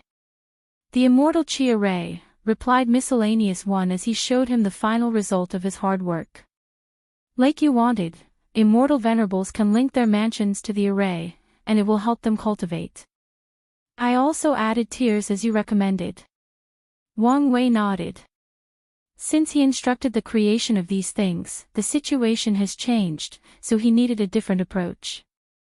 The Tao opening sect was too powerful, so they did not need the appearance of any immortal sovereigns. That's why, even if they have enough qi to cultivate one, they never use it and leave it for future emergencies. This thing came at the perfect time, commented Wang Wei. He knew there might be a backlash because he would not expand his court into other world communities, Many of these people were already preparing for war, wanting to fight for their benefit. However, the array is the perfect incentive to replace the court positions these people would have acquired for the expansion. You did a great job, praised Wang Wei before leaving the sect with the array. He first secretly set up the main array in the Myriad Emperor world before establishing interconnected branches in all worlds in the community. His array Dao, which had now reached over 10%, made it easier to do so, and this approach drastically strengthened the overall power of this formation. Once Wang Wei finished, he did not announce the news to anyone as he waited for the next court meeting to give the news. If you find any errors, ads pop up, ads redirect, broken links, non-standard content, etc., please let us know to report so we can fix it as soon as possible. Chapter 1056 Family Celebration. Wang Wei did not have to wait long as a few months later, his mother secretly visited him. Her time was ready, and she was stressed about the upcoming event. Wang Wei reassured her by preaching existence to her, and this approach immensely helped Yu Yan feel more confident. Then, the day finally arrived. While Yu Yan prepared in the Yu clan, Wang Wei, Wang Tian, and Wang Cheng watched everything from a screen in the court.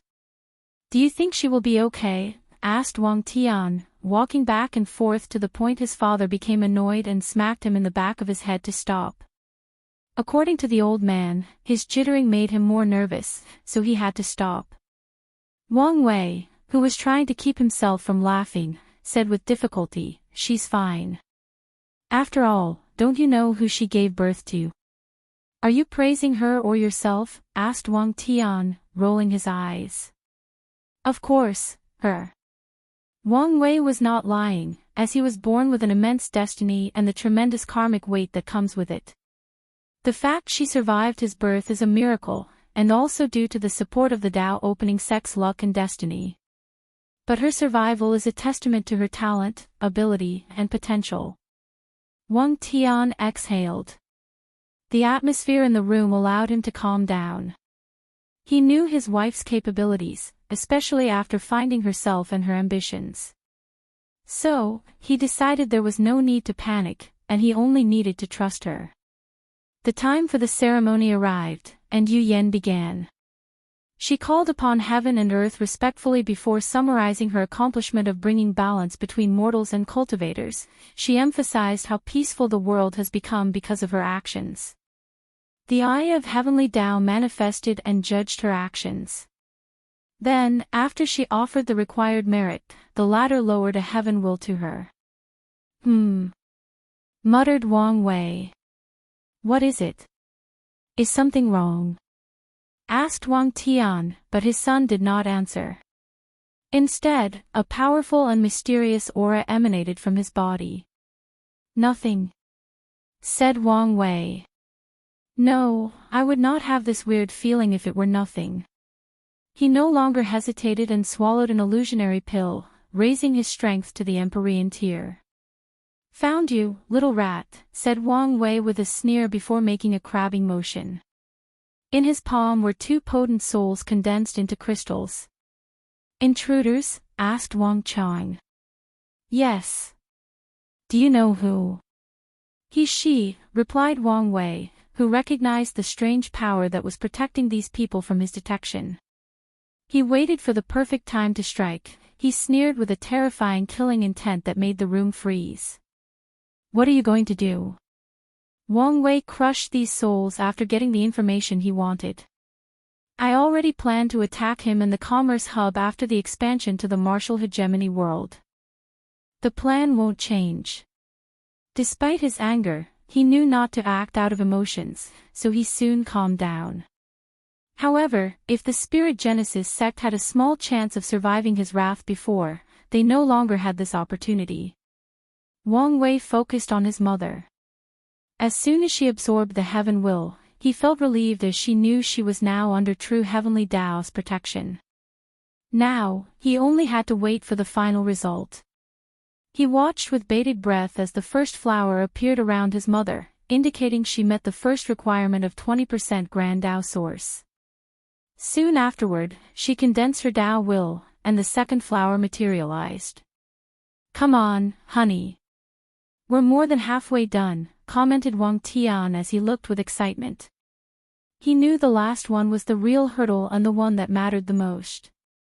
Then, after what felt like an eternity, the four of them watched the third flower condense, followed by a grand vision surrounding the entire world. Wang Wei sighed in relief. His eyes saw the truth.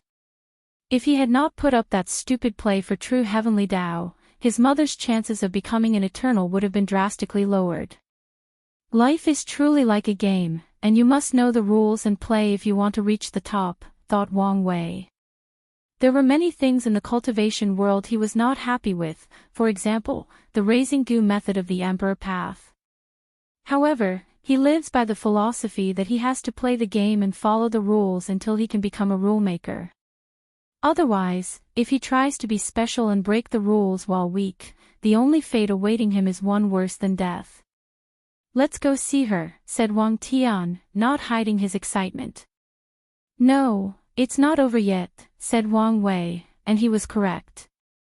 I am Yu Yan, daughter of Yu Yong and Yun Zhaojun. Today, I have proven the Tao and taken on the title of Eternal Darkness Empress. I am also the first sage of merit of this blessed era. As soon as she finished these words, something anomalous occurred. Her vision began to spread throughout the lower realm, and her voice echoed throughout most of the lower dimension. A golden figure of Yu Yan appeared above heaven and earth, and most people in the entire dimension saw the figure. All cultivators instantly knew that a sage of merit was born. This was her golden body of merit. The body was pure, noble, and exuded awe and status. Sounds of sages and profound scholars chanting echoed from it. No matter their cultivation, anyone with an abnormal amount of negative karma could not directly look at the golden figure. After a few minutes, the golden figure fused with Yu Yan's body, granting her many of its attributes. That's one of the best Tier 1 golden body. A little more merit and she can condense a second tier, commented Wang Wei with praise. That's my wife, praised Wang Tian. That's my mother, countered Wang Wei. And that's my daughter-in-law, what's your point, added Wang Chang, making the other two speechless. Instead of wasting time, let's go see her. The charade of deceiving true heavenly Tao had to remain for a while, so Wang Wei and the group had to visit Yu Yan and her clan instead of her returning to the Tao opening sect. They had a short party for everyone, including Yu Yan's clan, sister, and Wang Wei's cousins. Finally, it was the four of them. Again, congratulations, Mom, said Wang Wei as he hugged her. Thanks, honey.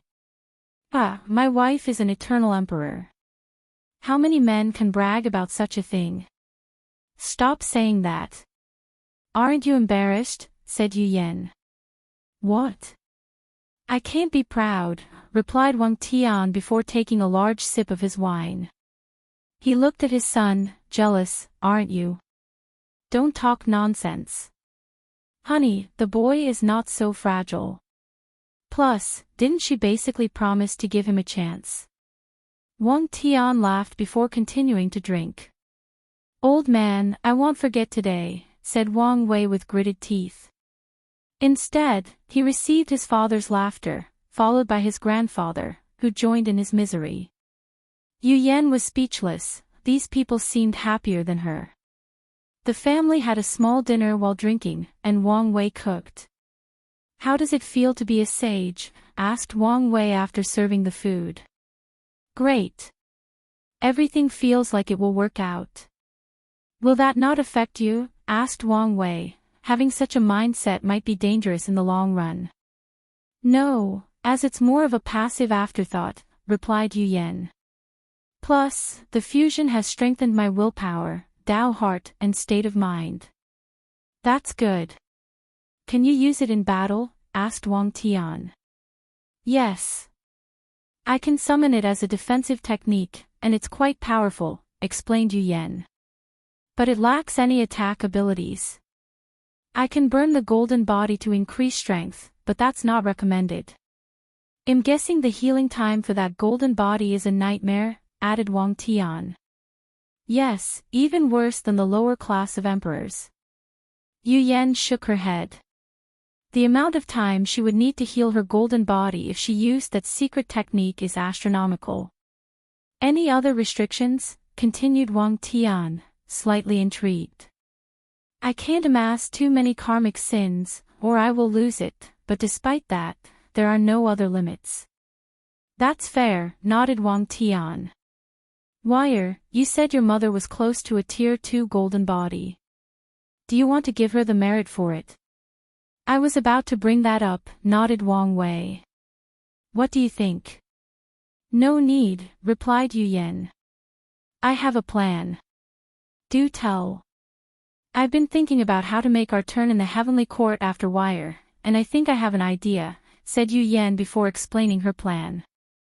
I had a similar idea, just for swordsmen, added Wang Tian with shining eyes. He looked at his son. What do you think? Both those ideas are worthy of patents, replied Wang Wei. However, Mom, you should do everything possible to prepare the Yu clan to hold this patent. I will.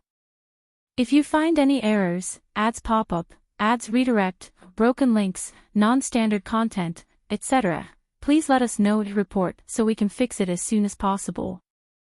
Chapter 1057 Battle of Darkness. The Dao opening sect will not allow anything to happen to the Yu clan, but they still need to be able to hold their weight. Additionally, after their departure, something like this patent was enough to cause a fallout between these two factions, so Wang Wei wanted to be prepared. Now I feel left out, said Wang Chang. These people were planning their reign as Heavenly Emperor, which made him realize he might be the only non-heavenly emperor in the family. And even if he becomes one, who knows how long in the future.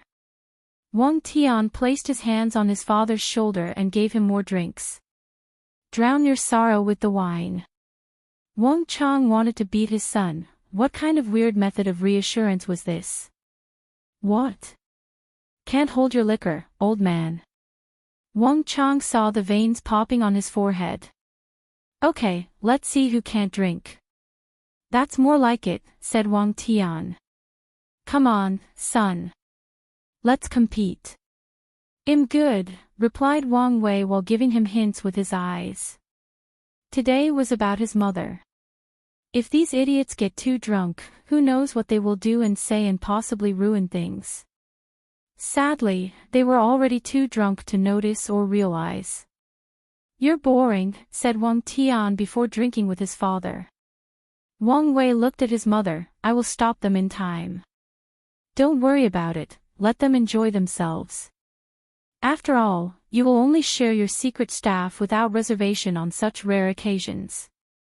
Yu Yan did not mind as she also enjoyed her drinks at a more moderate pace. It's been a while since we got together and truly relaxed, she continued. We have been so busy with our lives and goals. I miss the old days. I do, too, nodded Wang Wei. When do you think we will truly have peace and tranquility? Asked Yu Yan.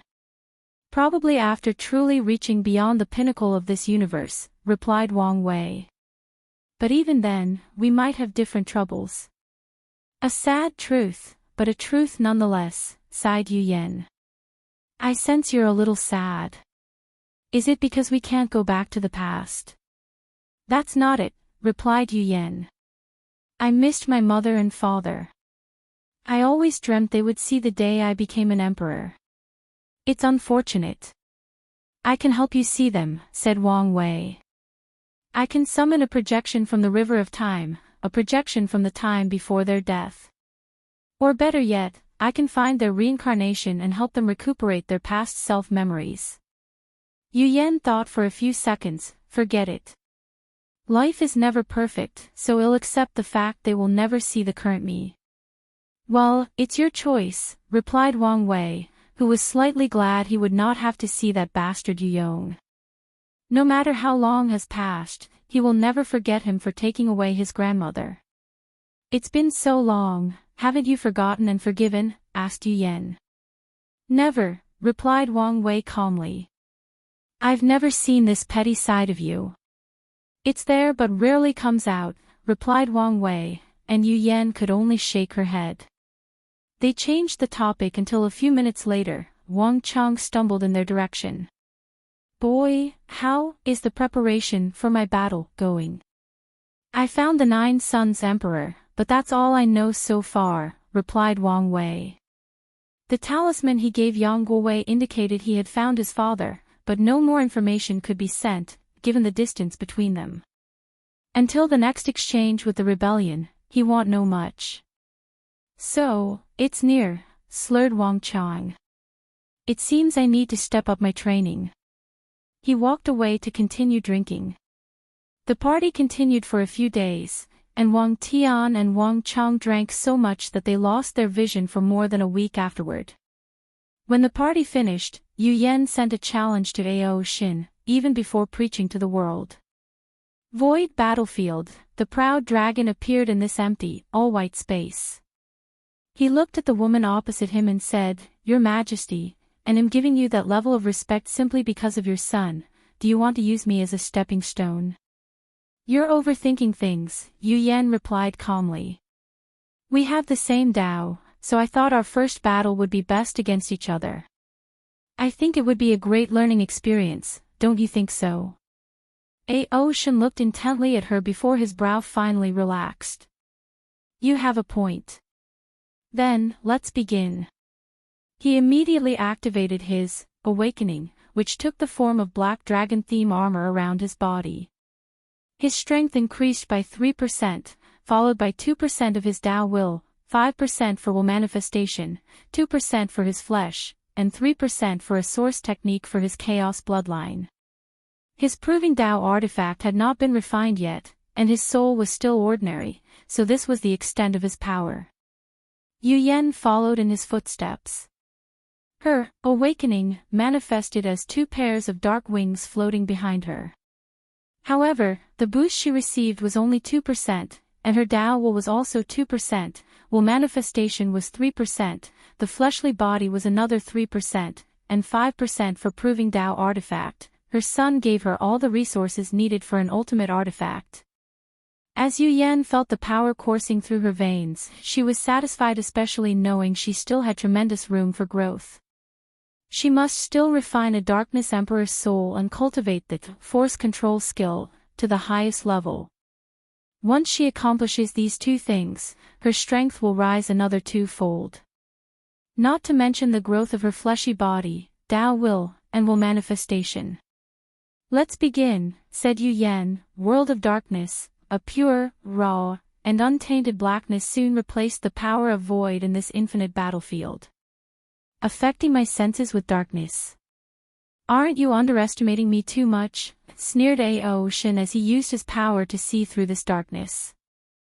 "Little dragon," said a voice that echoed through the darkness. It seemed to originate simultaneously everywhere and at one specific point.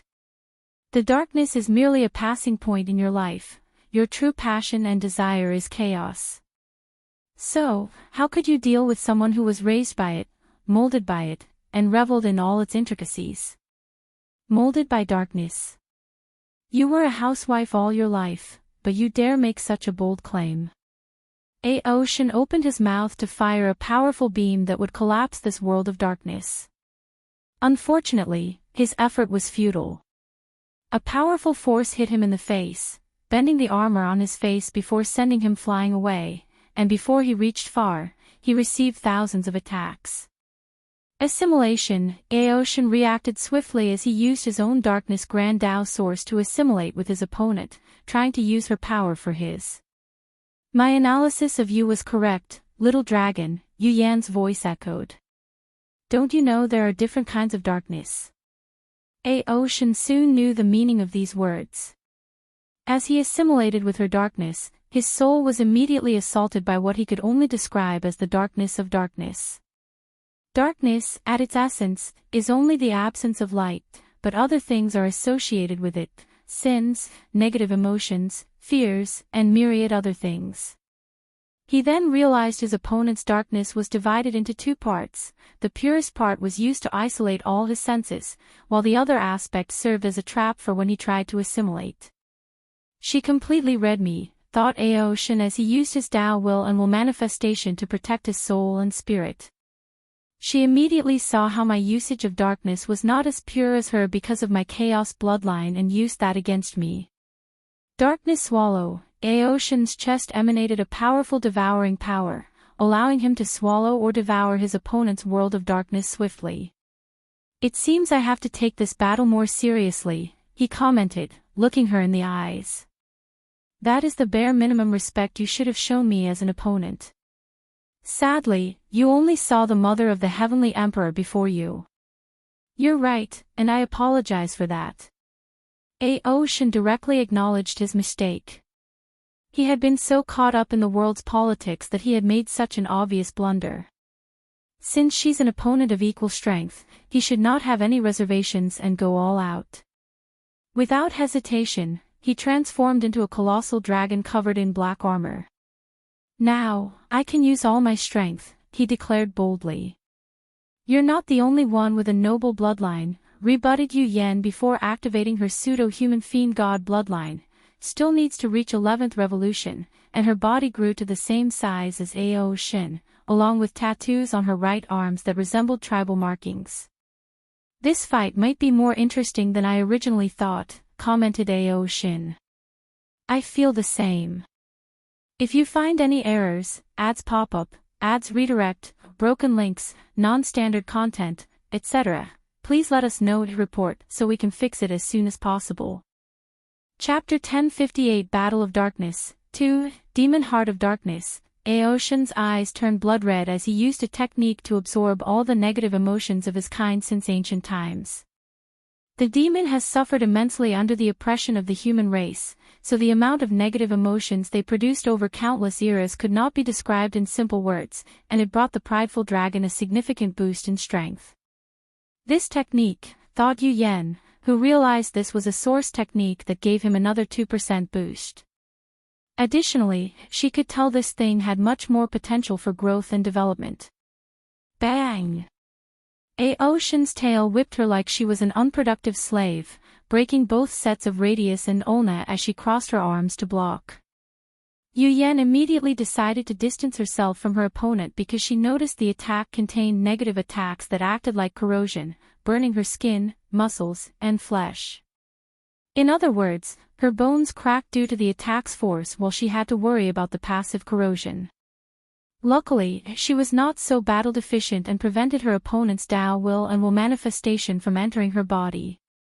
Aoshin would not give her the distance she wanted, so he increased the speed of his tail attacks and used darkness to condense even more tails. Yu Yan evaded hundreds of them in less than a second, but she knew it was only a matter of time before she was overwhelmed. She acted decisively by detaching her two limbs from her body, forcing them to act like missiles. They rushed out of their sockets and flew toward two of Aoshin's tails at unspeakable speed. Boom! Gravity repulsion bomb. Yu Yan's arms turned into black holes as soon they touched the tails before releasing a potent gravitational wave that pushed her opponent away. This act granted the breathing room she needed to regenerate her limbs while also getting away from his direct attack range. The soul's light after darkness. A terrifying darkness enveloped Yu Yan's sea of consciousness. Such darkness should have withered the soul or spirit with its power derived from fear of the unknown, but it had another purpose, strengthening it. By resisting the power of darkness, her soul reached a level of purity unlike anything before, manifested by the immense light released to block the darkness. Then, Yu Yan used a soul attack on her opponent. This technique was quite efficient on Aoshin for a few reasons. One of his weaknesses is his ordinary soul, which Yu Yan knew and targeted. Secondly, she used her incomplete, force control skill, to acquire an additional 2% Grand Tao boost, thus elevating her power to the same level as the dragon. Blood dripped from Aoshin's nose as this attack bypassed his soul defense. Dark Side of the Moon. A strange moon manifested in his sea of consciousness, releasing a significant amount of yin energy that protected and healed his soul's injuries. Then, the moon hung above his primordial spirit, serving as its eternal guardian. Aoshin waved his claw, and black ink appeared. He used them to write the character, suppression, in the void. Yu Yan immediately felt an unknown power that resembled gravity weighing on him to prevent her mobility. The power of ink. It should be a technique using Yangguo Weiss Chrome Dao, she swiftly analyzed. Countless thoughts flashed in her mind, thinking how to respond. She could use a similar technique with her understanding of darkness Dao and how she once learned her son's technique, Emperor words are law. However, it's not the best move to counter this technique with a similar technique in this situation. If Ocean were a much weaker opponent, this choice would be wise because it would also affect him psychologically, but now was not the best choice. While her mind was in overdrive trying to find a solution, Ocean had already gone on the offensive. A jet-black sword materialized before his open mouth and rushed toward Yu Yan with breakneck speed. The power of destruction. No, the darkness after the destruction of a world, hence the hint of destruction, she analyzed. Cosmos of infinite void, the universe was infinitely vast, and most was dark and empty space. Yu Yan took advantage of this fact to use darkness Dao to control spacetime Dao. She created an infinite cosmos before, so this sort of destruction would have to navigate the infinite space before it could reach her. She also applied this technique to suppression ink technique. In other words, the power of suppression must pass through an infinite void before reaching her. Yu Yan protected herself and regained her freedom. Alas, Ocean reacted even faster than normal. With a thought, he removed the darkness in this void, making it shrink faster than it can infinitely expand. A sneer appeared on the corner of the dragon's mouth. He had seen Wang Wei and Di Tian's fight in the dream world and fought against him. One of his defensive techniques was the same but using space Dao. Ocean had prepared how to deal with it, so Yu Yan did not stand a chance. Blind spot. The human retina has a spot where the optic nerves connect, and this area contains no light-sensitive cells, meaning no one can see. This area is called a blind spot, and humans do not see a black spot in their vision because of the brain's ability to guess or make up what is there. Ocean's attack was based on this fact. Once he uses this technique, even extra senses, i.e., divine sense, will be useful. Push. 3 black spheres appeared out of nowhere and impaled Yu Yan. She never saw them coming. Her battle instinct made her body move independently, evading more of them. Her battle experience is higher than I originally gave her credit for, thought Ocean, knowing that her movement cannot be learned or acquired without years of battle experience. He knew his opponent was smart by the intricate plan of her first attack, but intelligence was different from battle IQ and experience. Ocean continued his attack, but it did not do as much damage as he had anticipated. His technique was not so easily dealt with, even if his opponent was a master of darkness. He included soul/spirit Dao from his chaos bloodline in it. 2 more spears penetrated Yu Yan's defense before she realized using pure darkness was not enough to break this technique.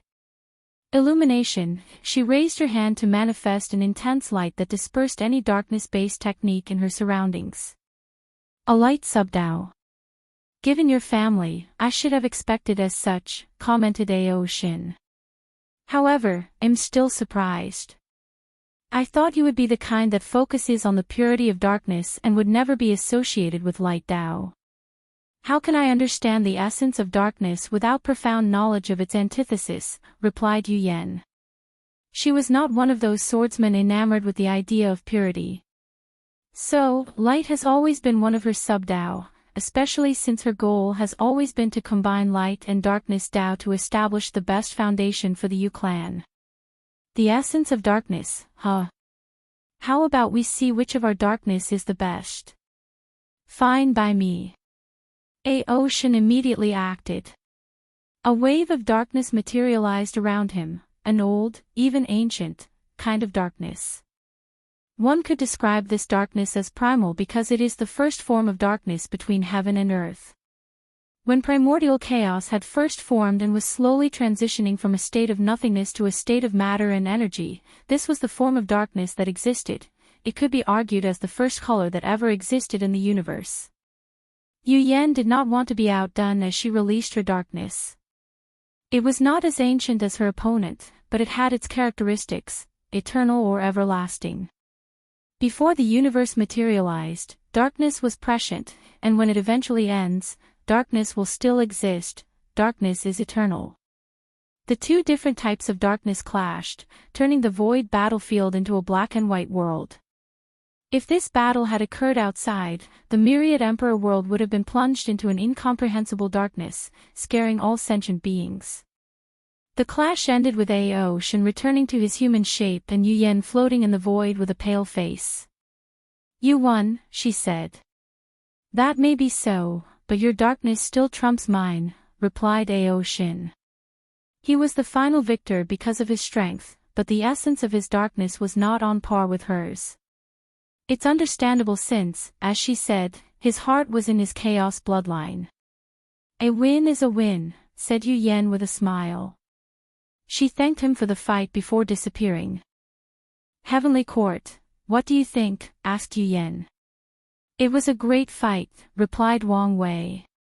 "No need to sugarcoat it. Tell me the truth. Your battle experience is shoddy compared to the top genius of my generation," replied Wang Wei directly, not mincing his words. "If you find any errors, ads pop up, ads redirect, broken links, non-standard content, etc., please let us know to report so we can fix it as soon as possible." Chapter 1059 Next batch, "Is it that bad?" asked Yu Yan.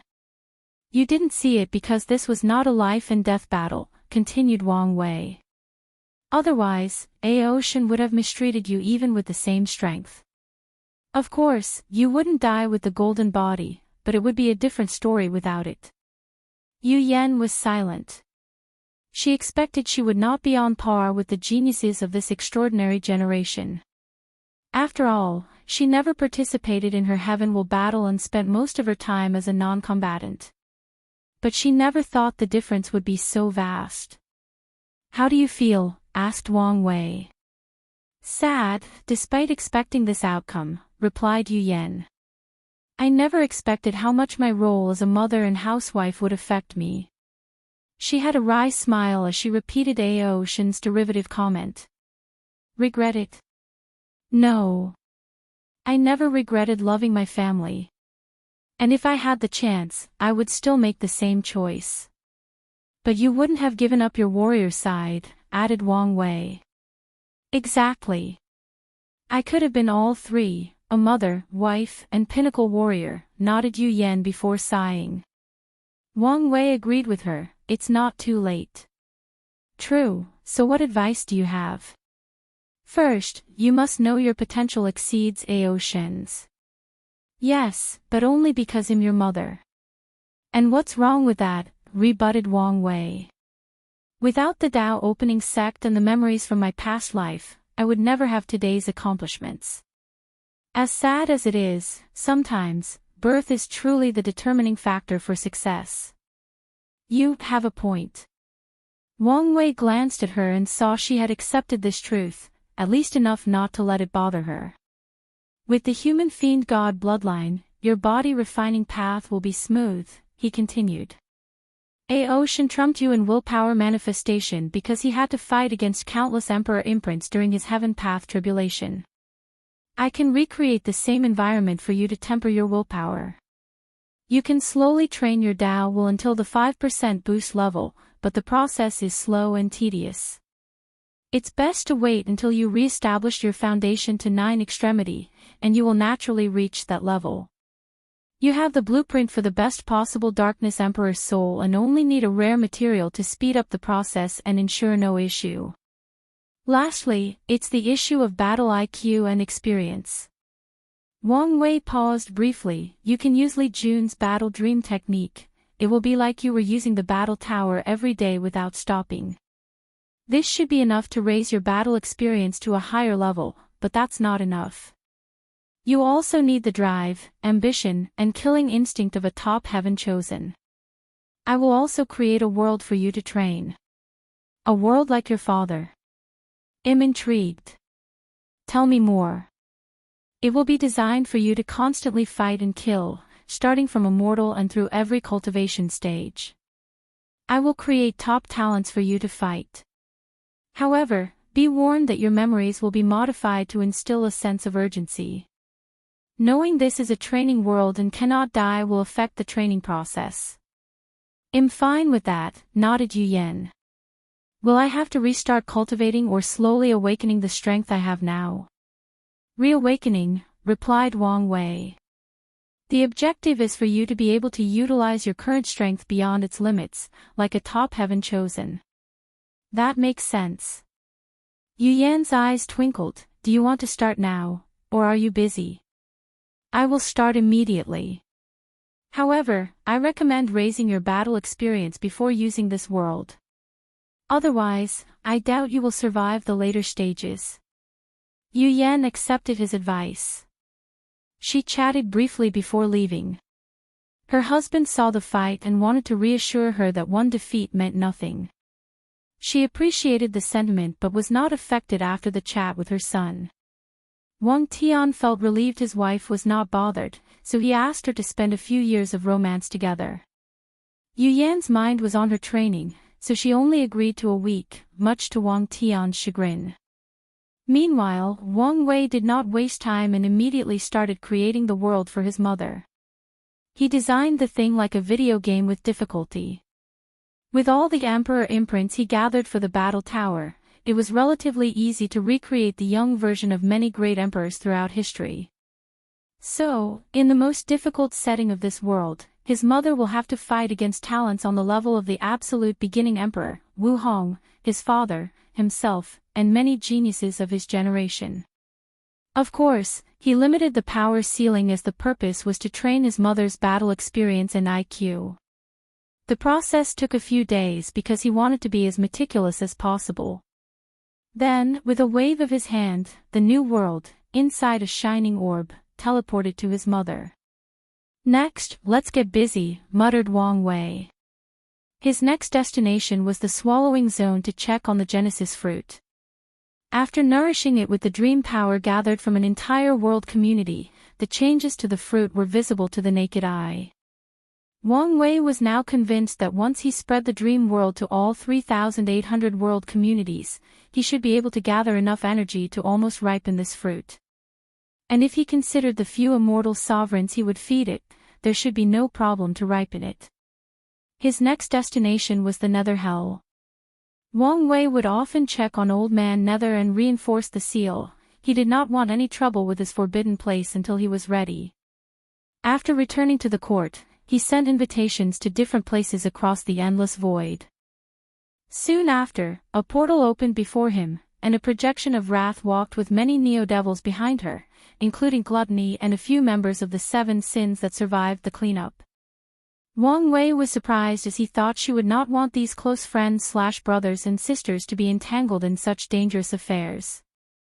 Are you sure our identity won't be an issue? Asked Wrath. Don't worry. If they don't want to accept you, I have already planned a backup to reimburse you. The initial instance of this chapter being available happened at N0V3L, BJN. Wrath looked at him in the eyes. I'm trusting you with my family. Do you understand this? I do, and I won't let you down. Good. Wrath soon left after a few more words, and Wang Wei put these people away. A few minutes later, more Great Emperor projections appeared, with people following them. Soon, Tong Ruobing and Mu Lei, Ji Lanfang, Shi Qian, Shi Shangyan, and the Demon Suppression Emperor appeared.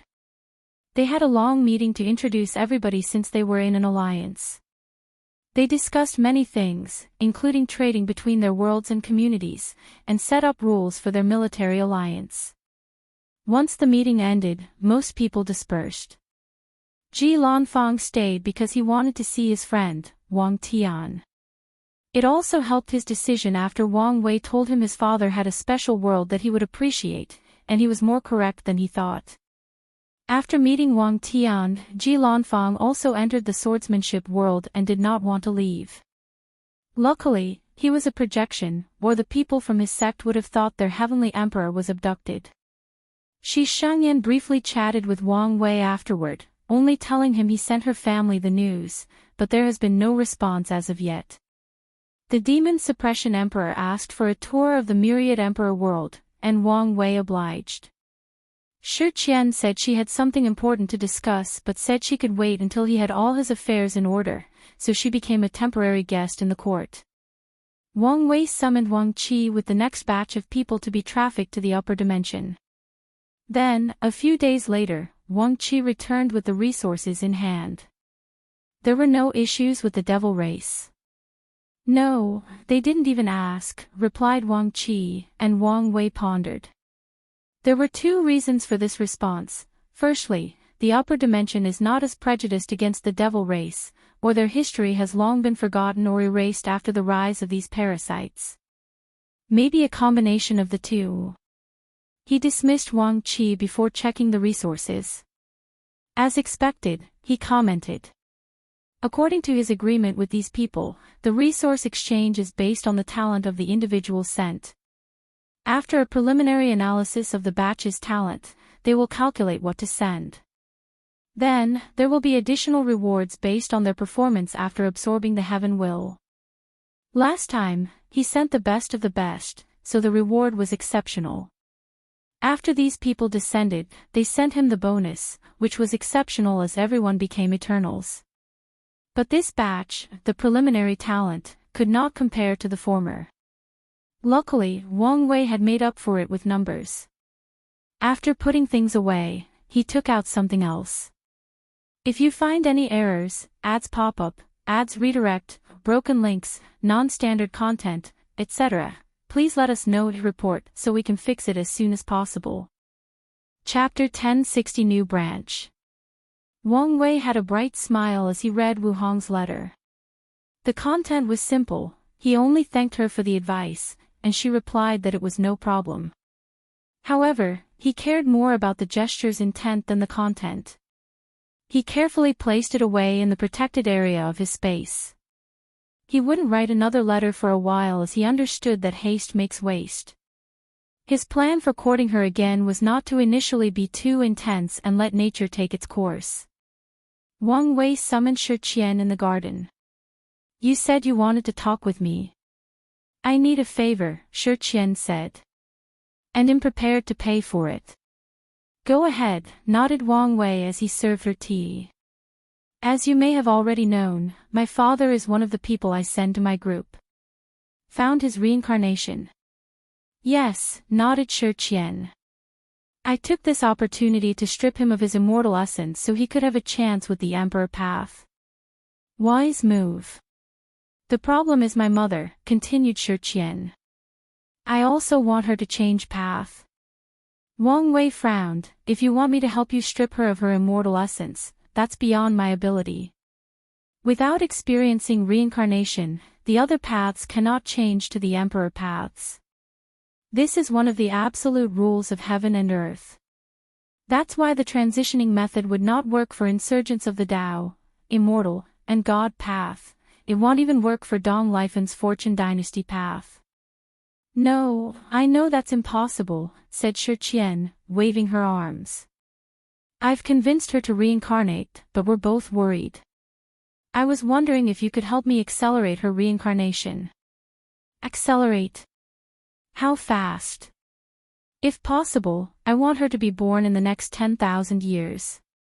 Wang Wei frowned as he sipped his tea. Although I have the ability, I'm afraid I cannot help you.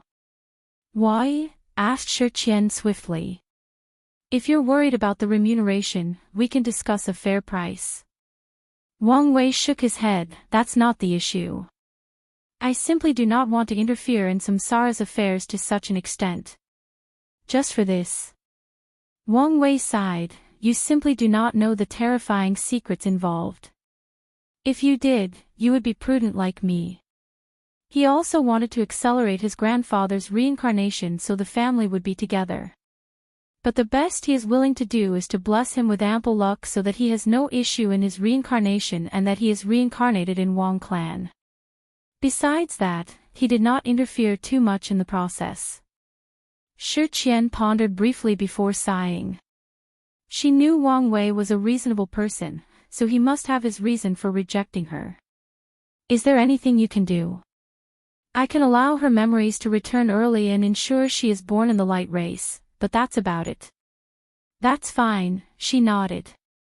I know people can reincarnate with a powerful artifact from their previous life to protect them.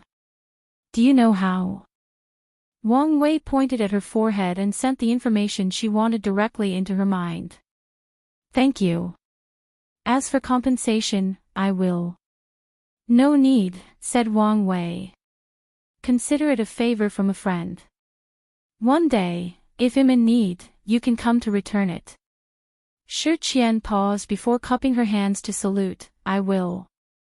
Wang Wei watched Shi Qian leave and prepare for his next meeting. However, before he even took a step, he felt something. He looked in the direction of the Western continent.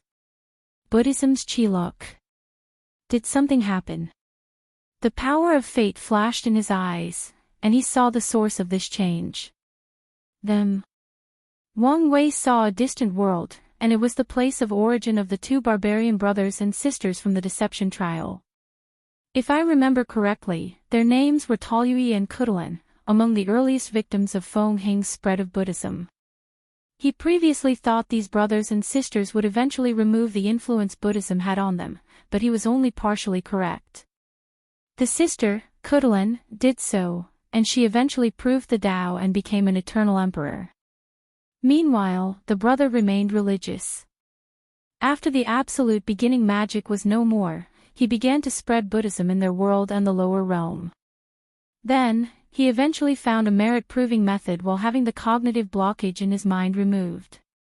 After years of meditation, he created a new branch of Buddhism, which granted him enough merit to prove the Tao and become the second eternal of his world. Is this Tantric Buddhism? Muttered Wang Wei. There are many branches or philosophies of Buddhism, one of which is Tantric Buddhism, also called Vajrayana Buddhism. This form of Buddhism focused on a faster path of enlightenment through using tantras or sacred texts with instructions on rituals, meditation, and philosophic teachings. They also practice deity yoga, which involves visualizing Buddhas or deities to accelerate their path of enlightenment. And this is a simple definition, as Tantric Buddhism is more complex than stated. Wang Wei's deduction was correct, as Taoyue invented the cultivation world version of Tantric Buddhism. Wang Wei waited, and as expected, Feng Hing soon came to visit him. Did you see it? He asked. I did, nodded Wang Wei. This poor monk wants to know your opinion. Tell me what you think first. Feng Hing paused. Amitabha. This poor monk does not like the core ideals of this practice. Visualizing other accomplished monks to accelerate the path to enlightenment is the same as people who rely on bloodlines. They can never reach the same level as their predecessors. That's a fair point, nodded Wang Wei. Then, there is the strict relationship between teacher and student. Buddhism should be more open-minded, otherwise, it's easy to abuse such a relationship or hierarchical structure. Wang Wei did not state his opinion. However, Feng Hing's words were the same criticism some scholars or other monks had of Tantric Buddhism on earth. Of course, no branch of Buddhism is perfect, and all have their criticism. Lastly, they seem to place strength in acquiring divine abilities above wisdom or becoming enlightened, continued Feng Hing. This poor monk could see why they made this choice, given the cutthroat nature of the cultivation world, but such a philosophy will only train warriors instead of monks. So, what are you going to do? Asked Wang Wei, and Feng Hing looked confused. This poor monk's first instinct is to stop them, but I know that's not the correct way. All religions or philosophies will branch out, and sometimes, these branches will be too far from the core ideas of the religion. That's inevitable, and it would be unwise to try to stop it. You should already have an idea of what to do, and you have my full support, said Wang Wei, and Feng Hing bowed before leaving. Now that he had acquired what he wanted, he swiftly returned to the Western Bliss sect and sent an invitation to the Vajrayana Buddha Emperor. He plans to debate scripture with the latter and win publicly. Then, he will discuss how to prevent this new branch from deviating too far from the core ideologies of Buddhism. For example, after visualizing other Buddhas or deities, the tantric monks must also visualize themselves to reduce the influence of others' paths. Monks on this path cannot be easily granted the monk title without a deep understanding of the Dharma. If they only have strength or divine abilities but not wisdom, they cannot be called monks. Feng Heng had many ideas and was still thinking of many more. This new branch is great news for the revival of Buddhism, but it's also a test. If not handled properly, the chances of them repeating the same mistake of their predecessors will drastically increase. Hopefully, this Buddha emperor will be more understanding and not immediately resolve to violence, thought Feng Heng. He did not want any contradictions or strife between Buddhist branches. After the chat with Feng Heng, Wang Wei no longer paid attention to the changes in Buddhism. He had the idea of introducing this pair of brothers and sisters into his alliance but decided to wait to see how they handled Feng Heng's visit. He walked to Su Shi's palace, where the wonderful sound of the zither received him.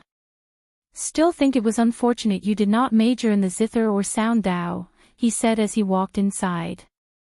What can I say? Fate chose a different path for me, she replied with a gentle smile, and Wang Wei scoffed at these words. Is it time? Asked Su Shi. Yes. She nodded. As I said previously, don't expect much.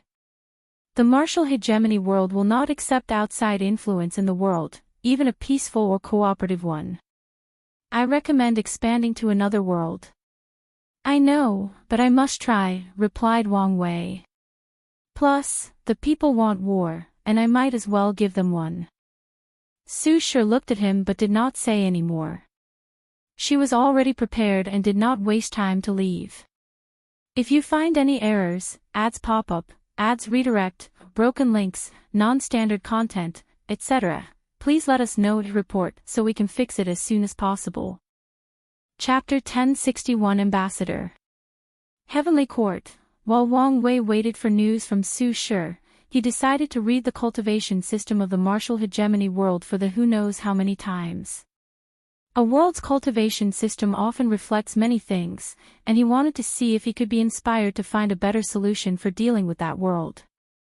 The first step, as in most systems, was body tempering.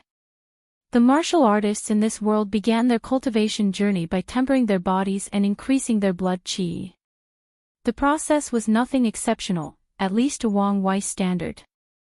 The second realm was the inner strength realm, a form of qi that evolved from blood qi after combining it with the spiritual qi between heaven and earth and the meridians in the human body. The second realm had 3 stages: qi refining, meridian strengthening, and acupoints opening.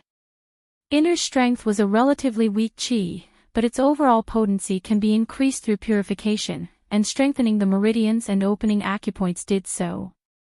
The third realm is the inner core, and it was a realm similar to the origin system, where the qi used in this system was condensed into a core to increase its purity and potency. There is a high chance that Qi Yuan was inspired by this cultivation system, given that the martial hegemony world was the closest world community to the myriad emperor world, and he should have traveled there. The fourth realm is the life realm. Martial artists convert the energy in their inner core into pure life energy. A martial artist's overall physical stats drastically increase as vitality increases, especially their regenerative abilities. The fifth realm is the death realm. The extreme of life is death, which is the basis of this cultivation stage. Once martial artists could no longer increase their life energy, they used the opposite, death energy, to temper their bodies and increase their strength. This realm is also necessary to balance the body with too much life or positive energy. Additionally, people in this world also have some death-related ability because of the death energy. The sixth realm is the nirvana realm or the life and death realm. Martial artists will use the constant evolution of life and death energy to break the limit of their bodies. This realm is very dangerous and must be traversed with extreme care. It's also the realm that best demonstrates a person's talent and foundation displayed by the number of nirvana a heaven chosen survived. The seventh realm is the martial will realm. A martial artist must create his or her own martial art or train a previous one to a high enough level that his or her soul, spirit, and will sublimate to a higher level. The martial will manifest as a rune in their sea of consciousness. Some talented individuals will also be granted a heaven martial art, a created martial art that is so wonderful and perfect that heavenly Tao will bless it to make it unique and more powerful. The martial will/rune will turn golden as a sign that someone has a heaven martial art. Wang Wei noted that this realm is what makes this system unique or competitive to the best systems in the endless void. In just one realm, cultivators must condense their soul, temper their Tao heart. Without sufficient level, it's impossible to condense a martial will, and begin to get involved with willpower. Martial artists in this system will find it easier to manifest their willpower because of this cultivation stage. The 8th realm is the enlightenment realm, a fancy way of saying the law comprehension realm. With their martial will, martial artists now have access to the laws of heaven and earth and can comprehend and wield them. Heaven martial arts will become even more powerful once they are fused with the power of law. The 9th realm is the golden body realm. This realm has changed over the history of the martial hegemony world. Previously, martial artists would use the laws of heaven and earth to baptize their bodies and elevate them to a higher level. However, this realm was eventually changed after knowing this would block their way to the true power Tao realm. The golden body realm now involves taking one martial art that a cultivator feels embodies themselves, their spirit, goals, and ambitions, and combining it with the laws of heaven and earth to manifest that martial art into reality. In other words, it's another version of the Dharma body. The golden body has 5 divisions: brass, copper, iron, silver, and gold. Iron is the minimum requirement to hold the heaven will.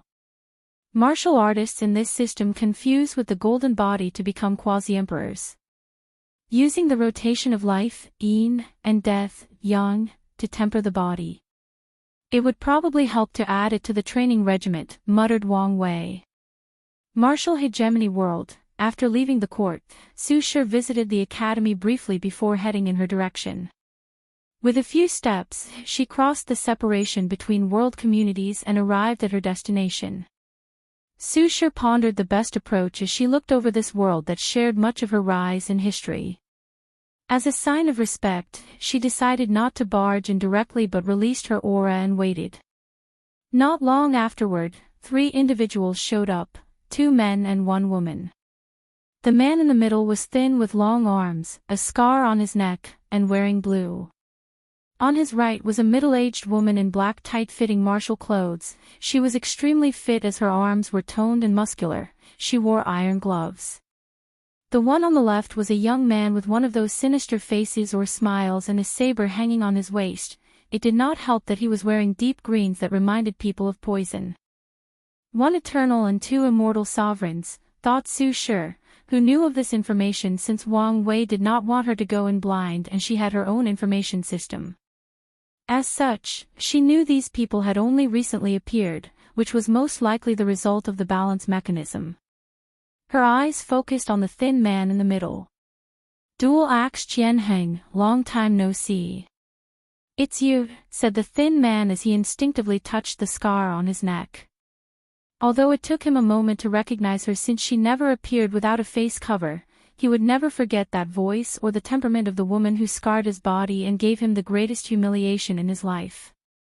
Qianheng's eyes went red momentarily before he said with gritted teeth, "Why are you here? Why the hostility? You can't still be bitter about your defeat." "I am not prideful enough not to let one defeat regulate my life," said Qianheng. "But you come to our world, take our heaven's will, and abandon your status as a citizen without hesitation. Do you think you would still be welcome?" "That's fair," sighed Su Shi. She told Wang Wei this would happen. Unfortunately, only she and Ao Shen have any connection to the martial hegemony world, and the dragon only has terrible memories from there and refuses the offer to be the ambassador. "Why are you here?" asked Qianheng, trying very hard to regulate his emotions and control himself. "I came on behalf of the myriad Emperor World's heavenly court. I need to discuss." Su Shi had not even finished her words when Qianheng summoned his proving Tao artifact 2 axes. His golden body was based on an axe-wielding martial art he created, so he used the axe part as his proving Tao artifact. Without hesitation, he appeared before her and slashed down. The sheer power of his attack split the endless void full of chaotic spacetime energy. However, Su Shi calmly evaded while frowning. "Why did you attack me without words?"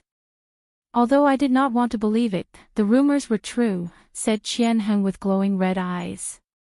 "You've returned with the intention of invading us. What rumors are you talking about?"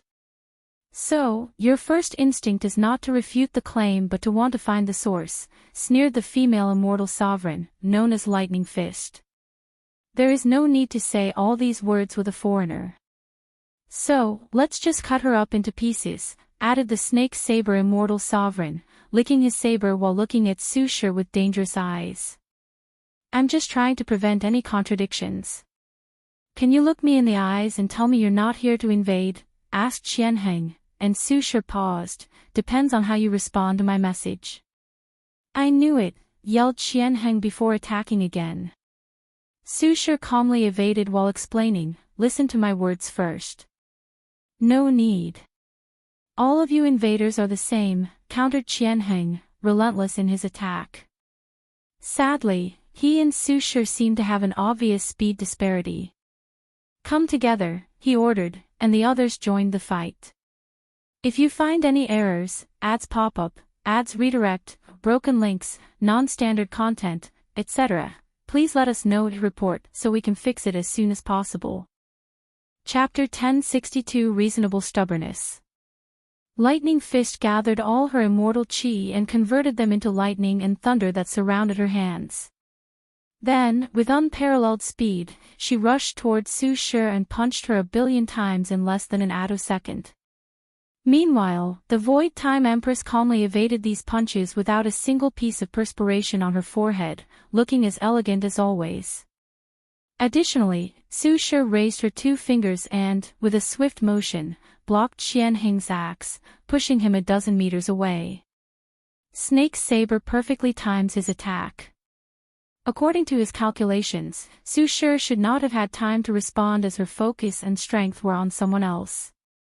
So, his eyes glowed with excitement as he envisioned the beautiful sight of his saber cutting through her beautiful flesh. Sadly for him, his saber passed through her as if she had never existed. He then remembered that this woman controlled a powerful law, time.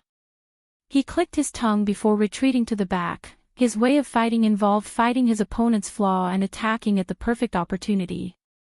"You should understand that this battle is pointless," said Su Shi, her voice calm yet powerful.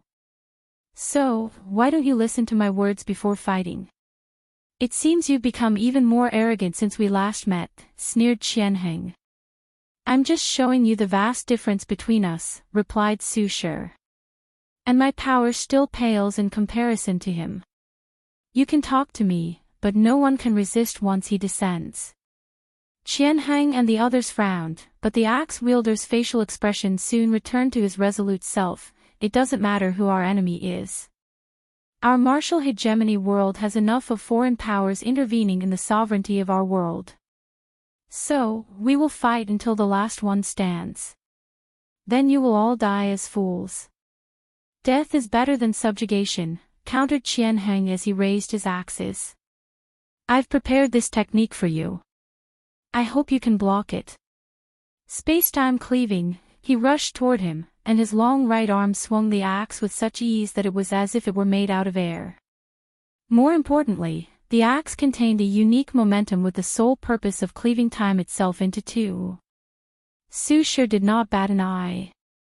Over the past 10,000 years, her strength has reached the peak of the 4-fold battle realm and almost reached 5-fold. After years of study, she has also changed her battle style, incorporating her musical talent and aesthetic from her younger years. A string that resembled one from a guqin materialized before her, but this thing was far from simple. In simple terms, it was not a string, but time itself manifested in the shape of a string. Clink! Qian Heng's axe hit the string, but nothing happened. He did not cleave time as he wished. The Axe Overlord Emperor, a title used because Dual Axe Emperor was already taken, facial expression contorted before releasing his second axe. His martial art and even law followed a unique principle: the second axe is always more powerful than the first one, unless he needs to use feint and prevent his enemy from reading his attacks. Clink. Qianheng mobilized his Grand Dao source and all his boosts for the second axe, and his effort was rewarded, by bending the string slightly due to the force of his attack. However, that was the extent of his attack. Impossible. Su Shi did not say a word. A string is naturally fragile, but there are ways to increase its tensile strength, like coiling it. So, she applied the same idea to this string of time. A regular string of time was enough for Qianheng's two-fold power, let alone this one. Lightning Fish did not give up. She rushed towards Su Shi with lightning dragons around both her arms. Madness flashed in her eyes, indicating she was willing to sacrifice her life for a clean hit with devastating effects. Alas, the difference between them was too vast.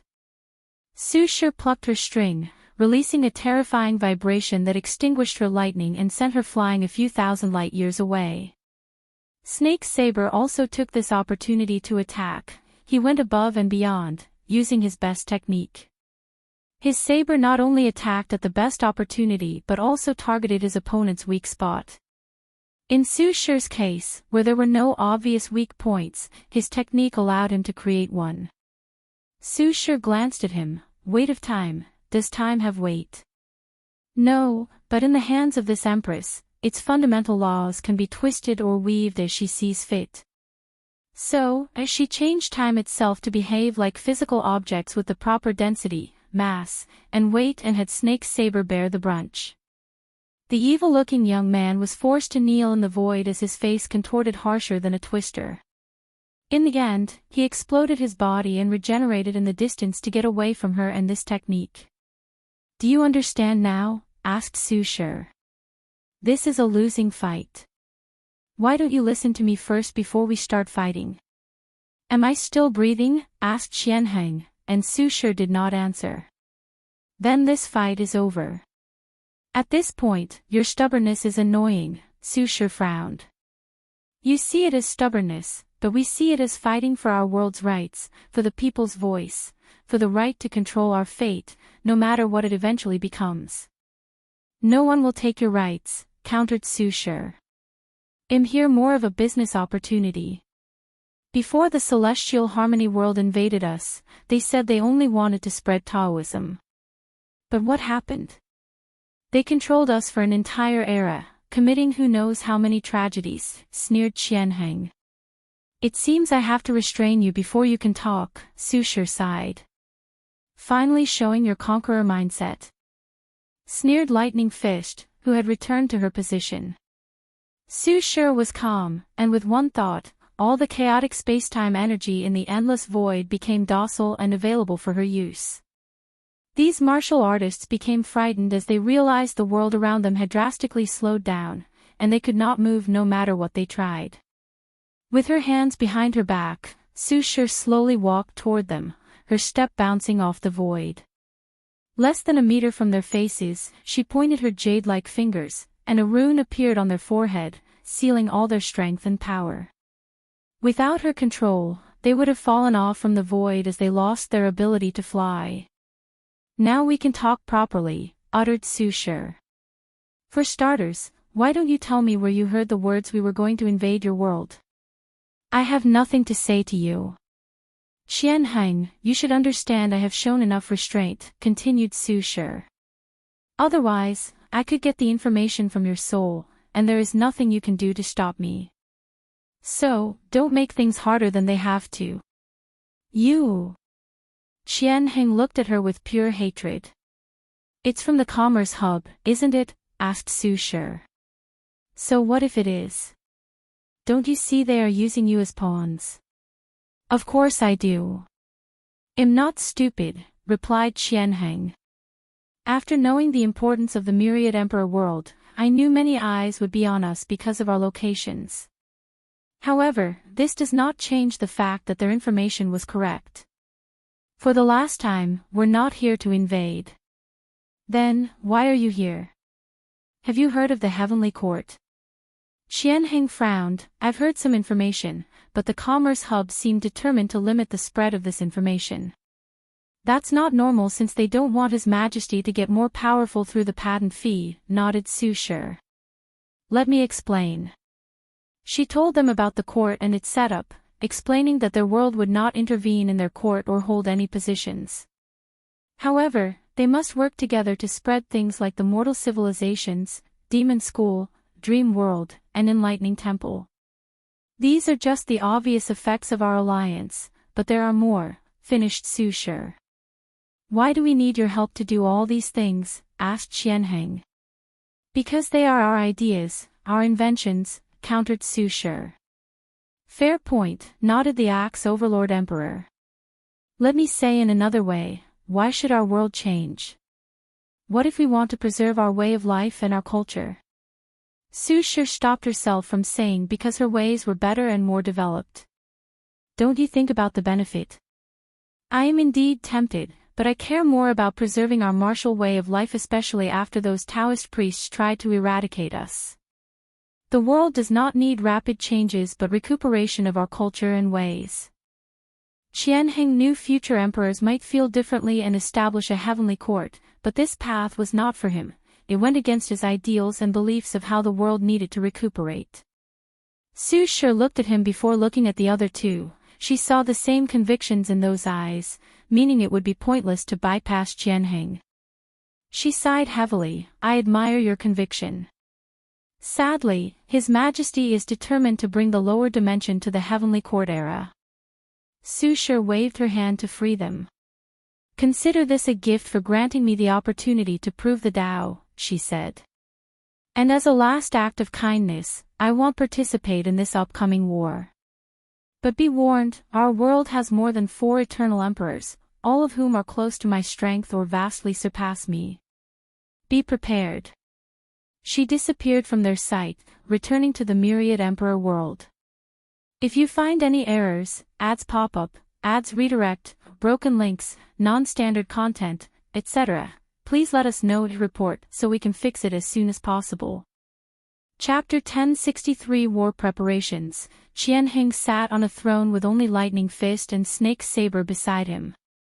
He felt humiliated but, more importantly, worried about the future of his world. Thinking that they might suffer the same fate they have only recently eliminated filled him with anxiety.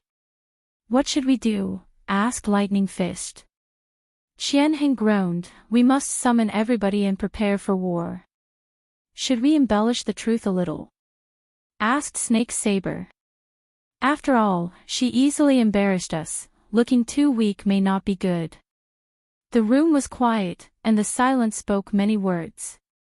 However, after a few seconds, Qianheng shook his head.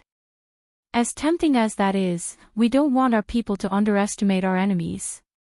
On the contrary, we should probably make things worse, instill fear to ensure they band together to face this upcoming threat. But too much fear might have an adverse effect, countered Lightning Fist. Indeed, groaned Qianheng. If the people are too afraid, this might lead to destroying their fighting spirit instead of rallying them. Additionally, some people might do stupid things in the midst of despair. In that case, well, tell the truth. The two hurriedly summoned all the Emperor, Tao, and Immortal lineage of the world. The world was shocked and wondered what was happening. Was the Palm Peak sect going to do something? Although they had only cultivated their 4th great emperor, with the Axe Overlord as an eternal, they now had the power to change the world's political landscape. The invitation also originated from the Iron Fist Gang and the Moon Saber Pavilion, 2 factions that recently gave birth to immortal sovereigns. As such, some people believed these 3 factions might have allied to do something major. Every martial artist felt Wulin, martial art world, was about to change. While on guard, representatives from different factions attended the meeting. However, no one was prepared for the truth. As soon as everyone was present, Qianheng did not hesitate to drop the bombshell. He told the truth about Su Shi's appearance and the upcoming invasion. So, the rumors were true, muttered someone. I'm afraid so, nodded Qianheng. So, what should we do? No one had an answer. It has only been over 200 generations since the Celestial Harmony era ended and the reviving martial art era started.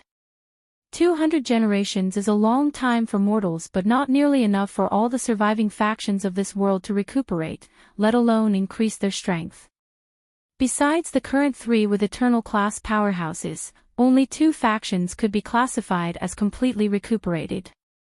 The Rising Dragon sect, a new sect with 2 emperors, was allowed to keep such a domineering name because of their founder, the dragon-subduing emperor. He was the supreme martial artist responsible for ending the reign of the Celestial Harmony world. He led the charge against them, slaughtering every last bit of influence they had in the martial hegemony world. He even led a successful attack on their homeworld. Sadly for him, the Celestial Harmony world contained many lineages with deep connections in the upper echelons of the commerce hub. With this power, they gathered countless eternal class powerhouses to gang up on him.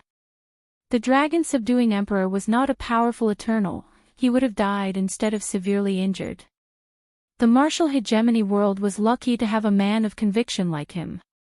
After that event, he did not stop his campaign against his aggressor. He used his regenerative abilities and the fact they could not easily gather so much power to wage guerrilla warfare on the Celestial Harmony world. After years of sneak attack and killing many people, he forced them to sign a binding peace treaty that granted this world true freedom. The second faction was the Celestial Demon Cult. They are a new sect in this new era, but in the short 200 generations, they cultivated 7 great emperors, 5 of whom were pseudo-eternals. Many people believed the spirit of the epic belonged to them in this era, and it was a matter of time before they cultivated an eternal emperor. No, they would have succeeded if it were not for Su Shi killing their heaven chosen in this generation's battle. We must fight, said the Red-Eye Demon, the representative of the Celestial Demon Cult. Our cult is willing to be the vanguard for this battle, it's our chance to avenge our cult leader. However, we want something in return. Everyone, including Qianheng, frowned. However, they soon realized it was normal for these guys to ask something. They were not called a demonic cult for no reason. What's your request? Asked Qianheng. We want you to revive our cult leader and help him prove the Tao. Countless murmurs echoed in the background, and Qianheng's brow was furrowed. I understand reviving him, but how can I help him prove the Tao? Their world was lucky. After Su Shi took away the heaven will, another one appeared because someone discovered a rare void beast cemetery containing hundreds of well-preserved void beasts, many of whom were tier 10. Their essence fused with the world and increased its world source to the point of condensing a second heaven will. Isn't it obvious? The outsiders showed us a way, said the Red-Eye Demon. You mean the heavenly court? Correct. I have no desire to establish a court and rule over people, explained Qianheng. You no longer have a choice, replied the demon with a sneer. We are about to face an invasion, and the court is the best way to organize the power of the entire world. It's also the best way to increase our strength and have a chance at surviving this war. The room became silent. Although they did not want to admit it, they knew he was telling the truth. The world is relatively harmonious when dealing with foreign threats. However, this does not change the fact that they have been fighting and competing with each other for the past 200 generations, leading to many contradictions and animosity. The court was the perfect setting to create a proper political structure. Only you can sit in that position without overwhelming opposition from different factions, continued the Red-Eye Demon. So, all we want is for you to gather enough merit for our cult leader. How is merit going to help? Asked someone. None of your business. Qianheng pondered, he was not as misinformed as the person who asked the questions. Merit is one of the few omnipotent resources in the world. But how much is needed to acquire a heaven will? His intuition as a martial artist warned him he was missing a significant piece of this mystery. And what if I refuse your request? Asked Qianheng. Then you will know why we considered ourselves a demonic cult. Qianheng released an intense killing intent, turning the room red in a matter of seconds. However, the red-eyed demon remained calm, with a smirk, almost a sneer, on the corner of his mouth. Qianheng secretly sighed before focusing on everyone else. "What do you guys think?" he asked. "If I'm to gather merit for them, it will be from everyone's share." No one said anything for a while, making the situation embarrassing. Luckily, snake confining hand, Kong Han, the representative of the Rising Dragon sect, said, "I agree. Our world is facing a catastrophe, and the appearance of a second Eternal, especially one as talented as the former cult leader, might be what saves us." Since the Rising Dragon sect spoke, everyone soon followed and agreed. The sect has settled its legacy as a faction of justice and honor for many years.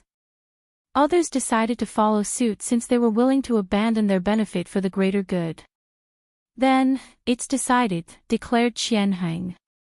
"I will need you to activate the World Protection Array." "No problem," nodded Kong Han. "I will prepare everything for the court," continued Qianheng.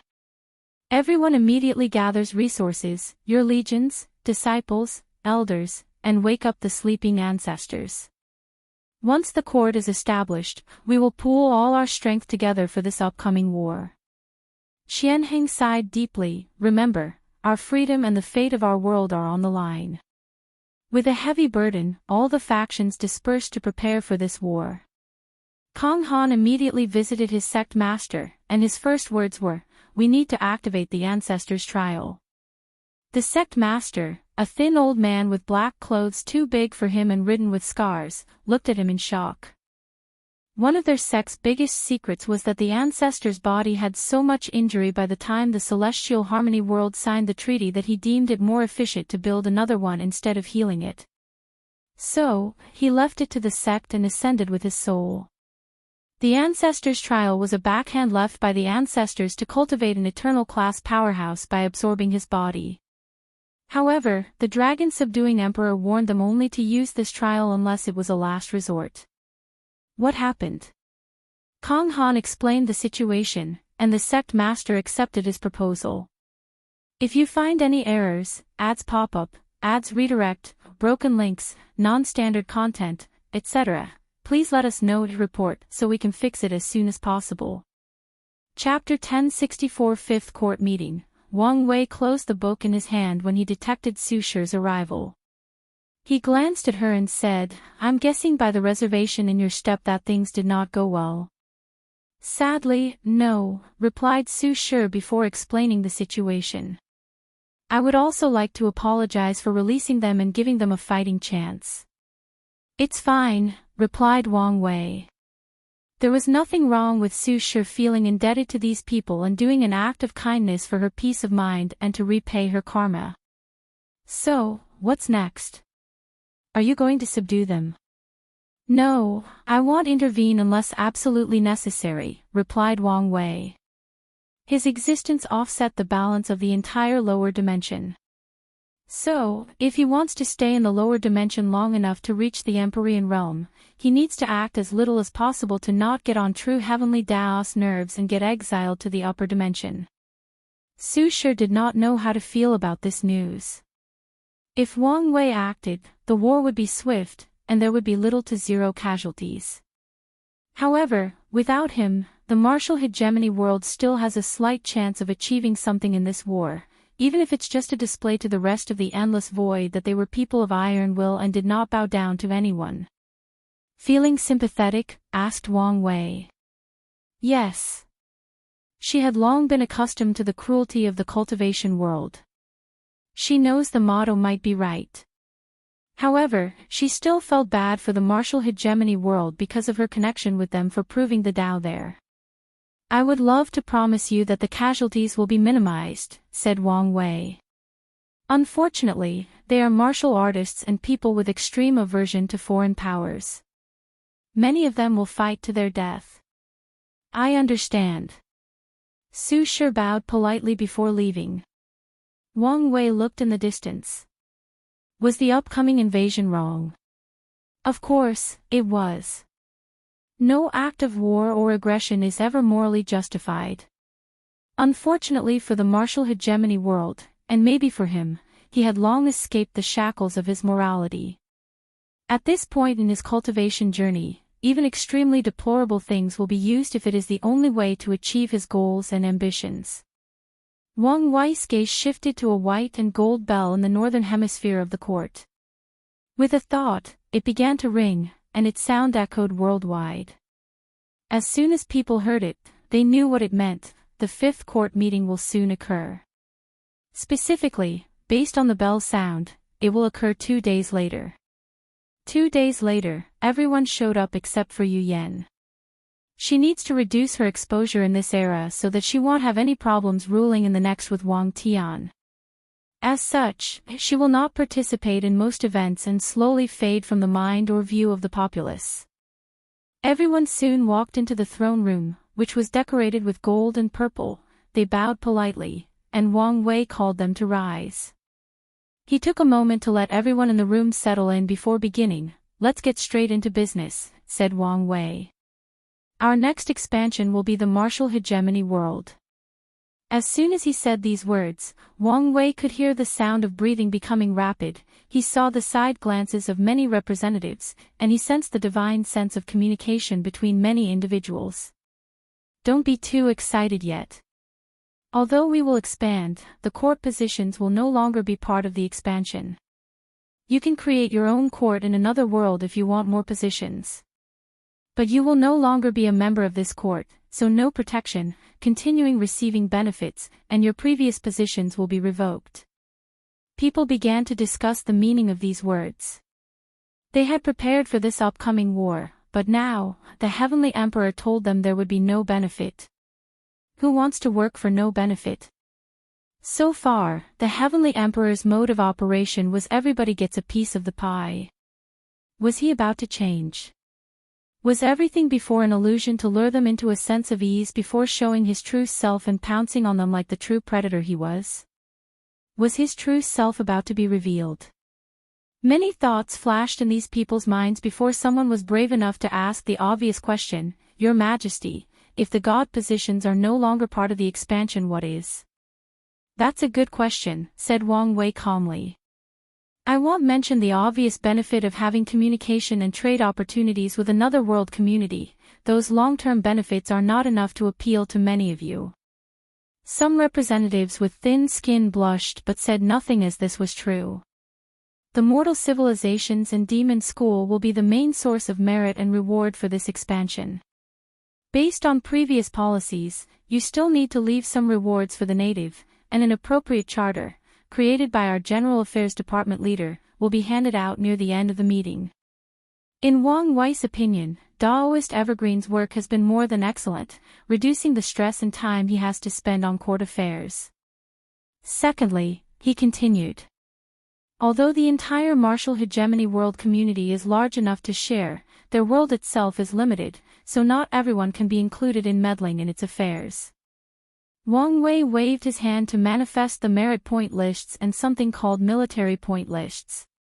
Unfortunately, the martial hegemony world has declined peaceful negotiations to settle this expansion. So, we must wage war. He pointed at the military point lists. People who participate in the war can gather military points or merits. The top 5 individuals will be chosen to deal with the affairs of the martial hegemony world. The top 30 will be granted priority and preferential treatments for the expansion into the lower realm. Those representatives' eyes glow with greed and lust. They now know there are still plenty of benefits, and that's all that matters. The wiser one even understood why the Heavenly Emperor chose this path. With his strength, there should be no issue with conquering the lower dimension and spreading the court's influence to every corner of the endless void. But what about after he leaves? With no absolute strength to suppress everything, these worlds will revolt and enact their vengeance on the myriad Emperor world.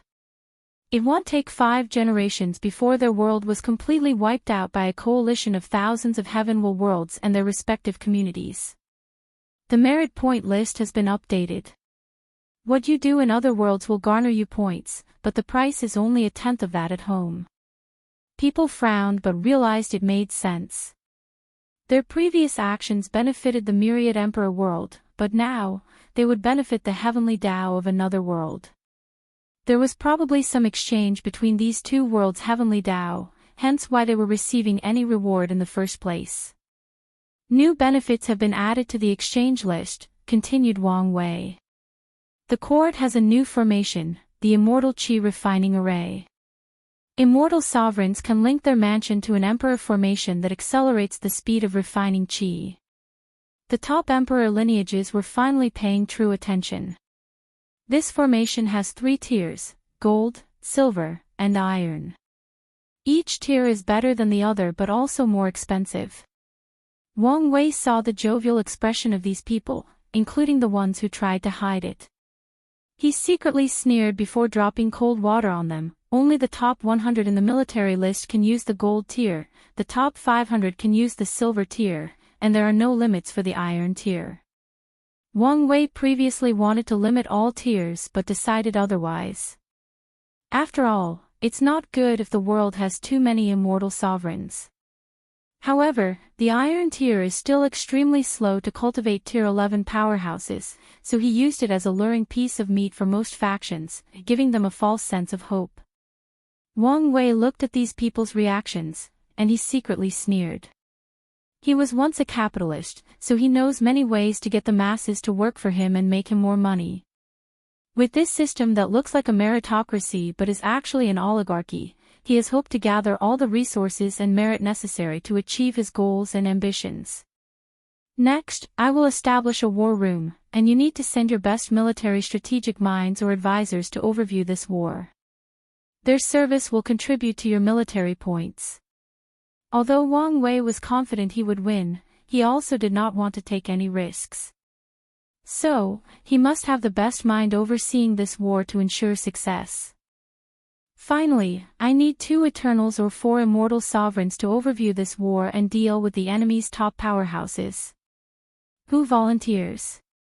If you find any errors, ads pop up, ads redirect, broken links, non-standard content, etc., please let us know to report so we can fix it as soon as possible. Chapter 1065 First Planar War. I am, said Ao Shin, who immediately stepped forward. He did not hide the killing intent in his eyes. When he was in the martial hegemony world, those bastard martial artists hunted him relentlessly, especially the people from the Rising Dragon sect. They wanted to use his blood, body, and soul to cultivate their dragon-subduing scripture to a level on par with their ancestors. Now that he had a chance at revenge, he would not hesitate. Are you sure? Asked Wang Wei. From his knowledge, Ao Shin should still be in the process of refining his artifact and focusing on increasing his strength. I am. Wang Wei secretly groaned. He did not want the demon race to be the vanguard of this war, as a tiny part of him still wanted to convince the martial hegemony world to surrender after seeing how pointless it was to fight.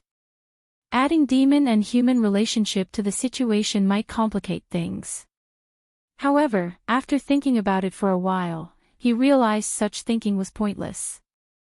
This war is an issue of worlds against worlds, not the human race against other races. Very well. Who else? I will also participate, said Hufeng Huang, offering her services. This war was the first step in their ancient clan's revival, so she wanted to go out and get as many benefits as possible.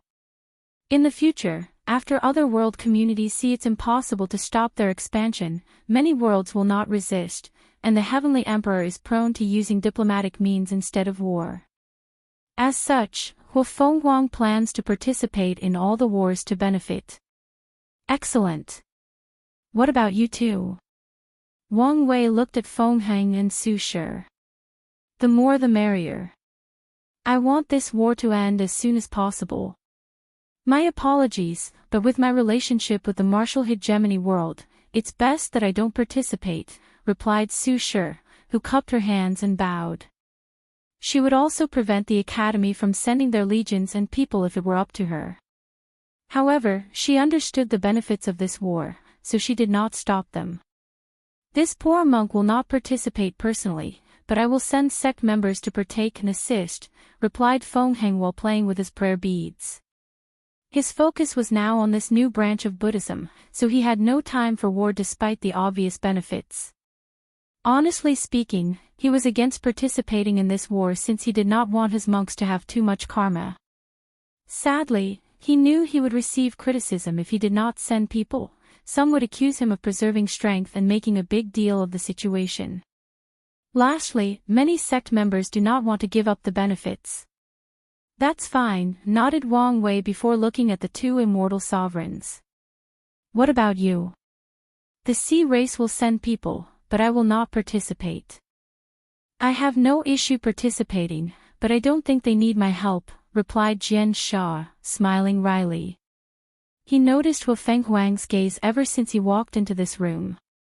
He feared this woman would secretly plot to kill him during this war, so he used this excuse to excuse himself while also telling the Heavenly Emperor he was indeed interested. Wang Wei's eyes looked at him before shifting to the calm Wu Fenghuang and back to him. You can be the backup. You will be the first to be called up if something unexpected occurs. Your Majesty is wise. Now that we have our top powerhouses, let's discuss the issue of legion and battle deployment, continued Wang Wei. I have elected a battlefield commander based on the military legion list. With a motion of his hand, someone walked to the front of the room, Tai Gang. Tai Gang bowed politely to the room before waving his wand to show a projection. The enemy will now allow us to descend into their world, and it will not be easy to bypass their world protection formation, stated Tai Gang. If his boss would intervene, this would not be a problem, but that's not going to happen, unfortunately. As such, the first battle will occur in the void outside the martial hegemony world, so your legion must be composed of at least primordial spirit realm cultivators, and formation must be used to keep them alive. Many people listened intently as they did not consider this aspect. They immediately realized that interplanar wars were not simple.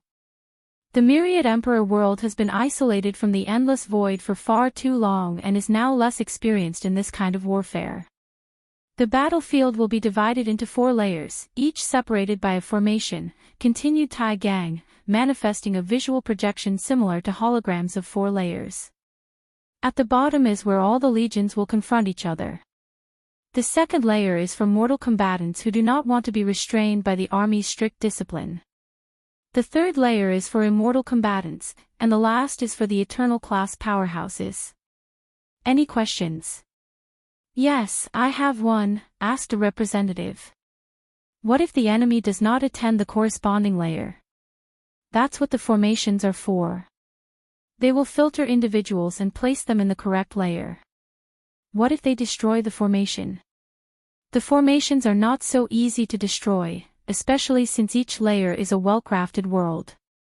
And if you do your job correctly, the enemy won't have the time or opportunity to destroy them, replied Tai Gang. Anything else? A few people had more questions, and Tai Gang answered all of them. Finally, he said, we will discuss a new plan once we break their defense and enter their world. Lastly, we will deploy a week later. Be prepared. Isn't that a little too short? No, on the contrary, it's too long, replied Tai Gang. With time dilation, after 7 days, more than 3 months will have passed in the enemy's world. This fact slipped the minds of many people. So now, they realize how little time they have.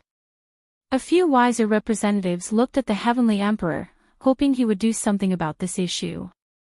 However, Wang Wei remained the same, taking the position that he would not interfere unless absolutely necessary.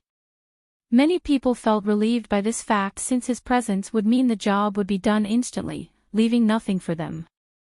Tai Gang took his position back in the assembly, and Wang Wei continued the meeting. All professionals of Earth rank will meet in the dream world. You will work with the cauldrons to refine materials for this war. Will the dream world have new functions? Thought Su Shi, and she was not the only person who noticed this slip of information. The resources used in this war will not be counted as military merit, but someone will record the amount, and everyone will be reimbursed afterward, continued Wang Wei. I believe this is it for now unless someone has any questions or concerns. No one had any questions since everything was straightforward or already explained. So, Wang Wei waved his hand to send them the information from Daoist Evergreen about how to treat the natives once this world is conquered. A few parting words, said Wang Wei. This war will be our official return to the endless void after too long. We cannot fail, especially due to infighting. Am I understood? Yes, Your Majesty. Wang Wei dismissed everybody while waiting for things to be set in place. He had many objectives for this war, including gathering enough data about the Interplanar War and adding it to the battle tower. Then, everybody can stimulate other wars to be as fast and efficient as possible in the other expansions. So, he was prepared to use different tactics and even hoped the martial hegemony world would put up more of a fight so he could collect more data. Soon after the meeting's end, countless military strategists arrived in the court to participate in the war room. A formation that would broadcast a live feed of the war had already been established. The professionals had also organized and began working. The cauldrons were activated to the highest level. Since they contained a large world inside, they could refine more than one pill at a time. Each profession chose an insurgent tier powerhouse as their manager to ensure high productivity. The whole world entered a state of mobilization, and that includes mortals. They wanted to participate in lower tier battles, tier 1 to 4, and many people began to voice their opinions in the dream world, hoping the Heavenly Emperor would hear them. The Mortal Craft and Art Dao clans remained quiet since they could not participate in this fight. Their world was essentially invading another, so they could not use their power from the temple in such an act of aggression. As such, they can only remain quiet on the sideline. Of course, not everyone remained quiet. Many scholars or philosophers condemned this invasion, writing poems, articles, essays, and books condemning the Heavenly Emperor's actions. Wang Wei noticed them as there were many small-scale visions from these written words. These people reminded him of Confucianists from Earth who would condemn the emperor for his actions, forcing the latter to kill them. Their purpose is to leave a name in history and ruin the reputation of the emperor for all eternity. These families had the same mindset but did not realize he could wipe them out of history so that no one would ever remember them. Ultimately, Wang Wei just ignored them as their actions had no effect.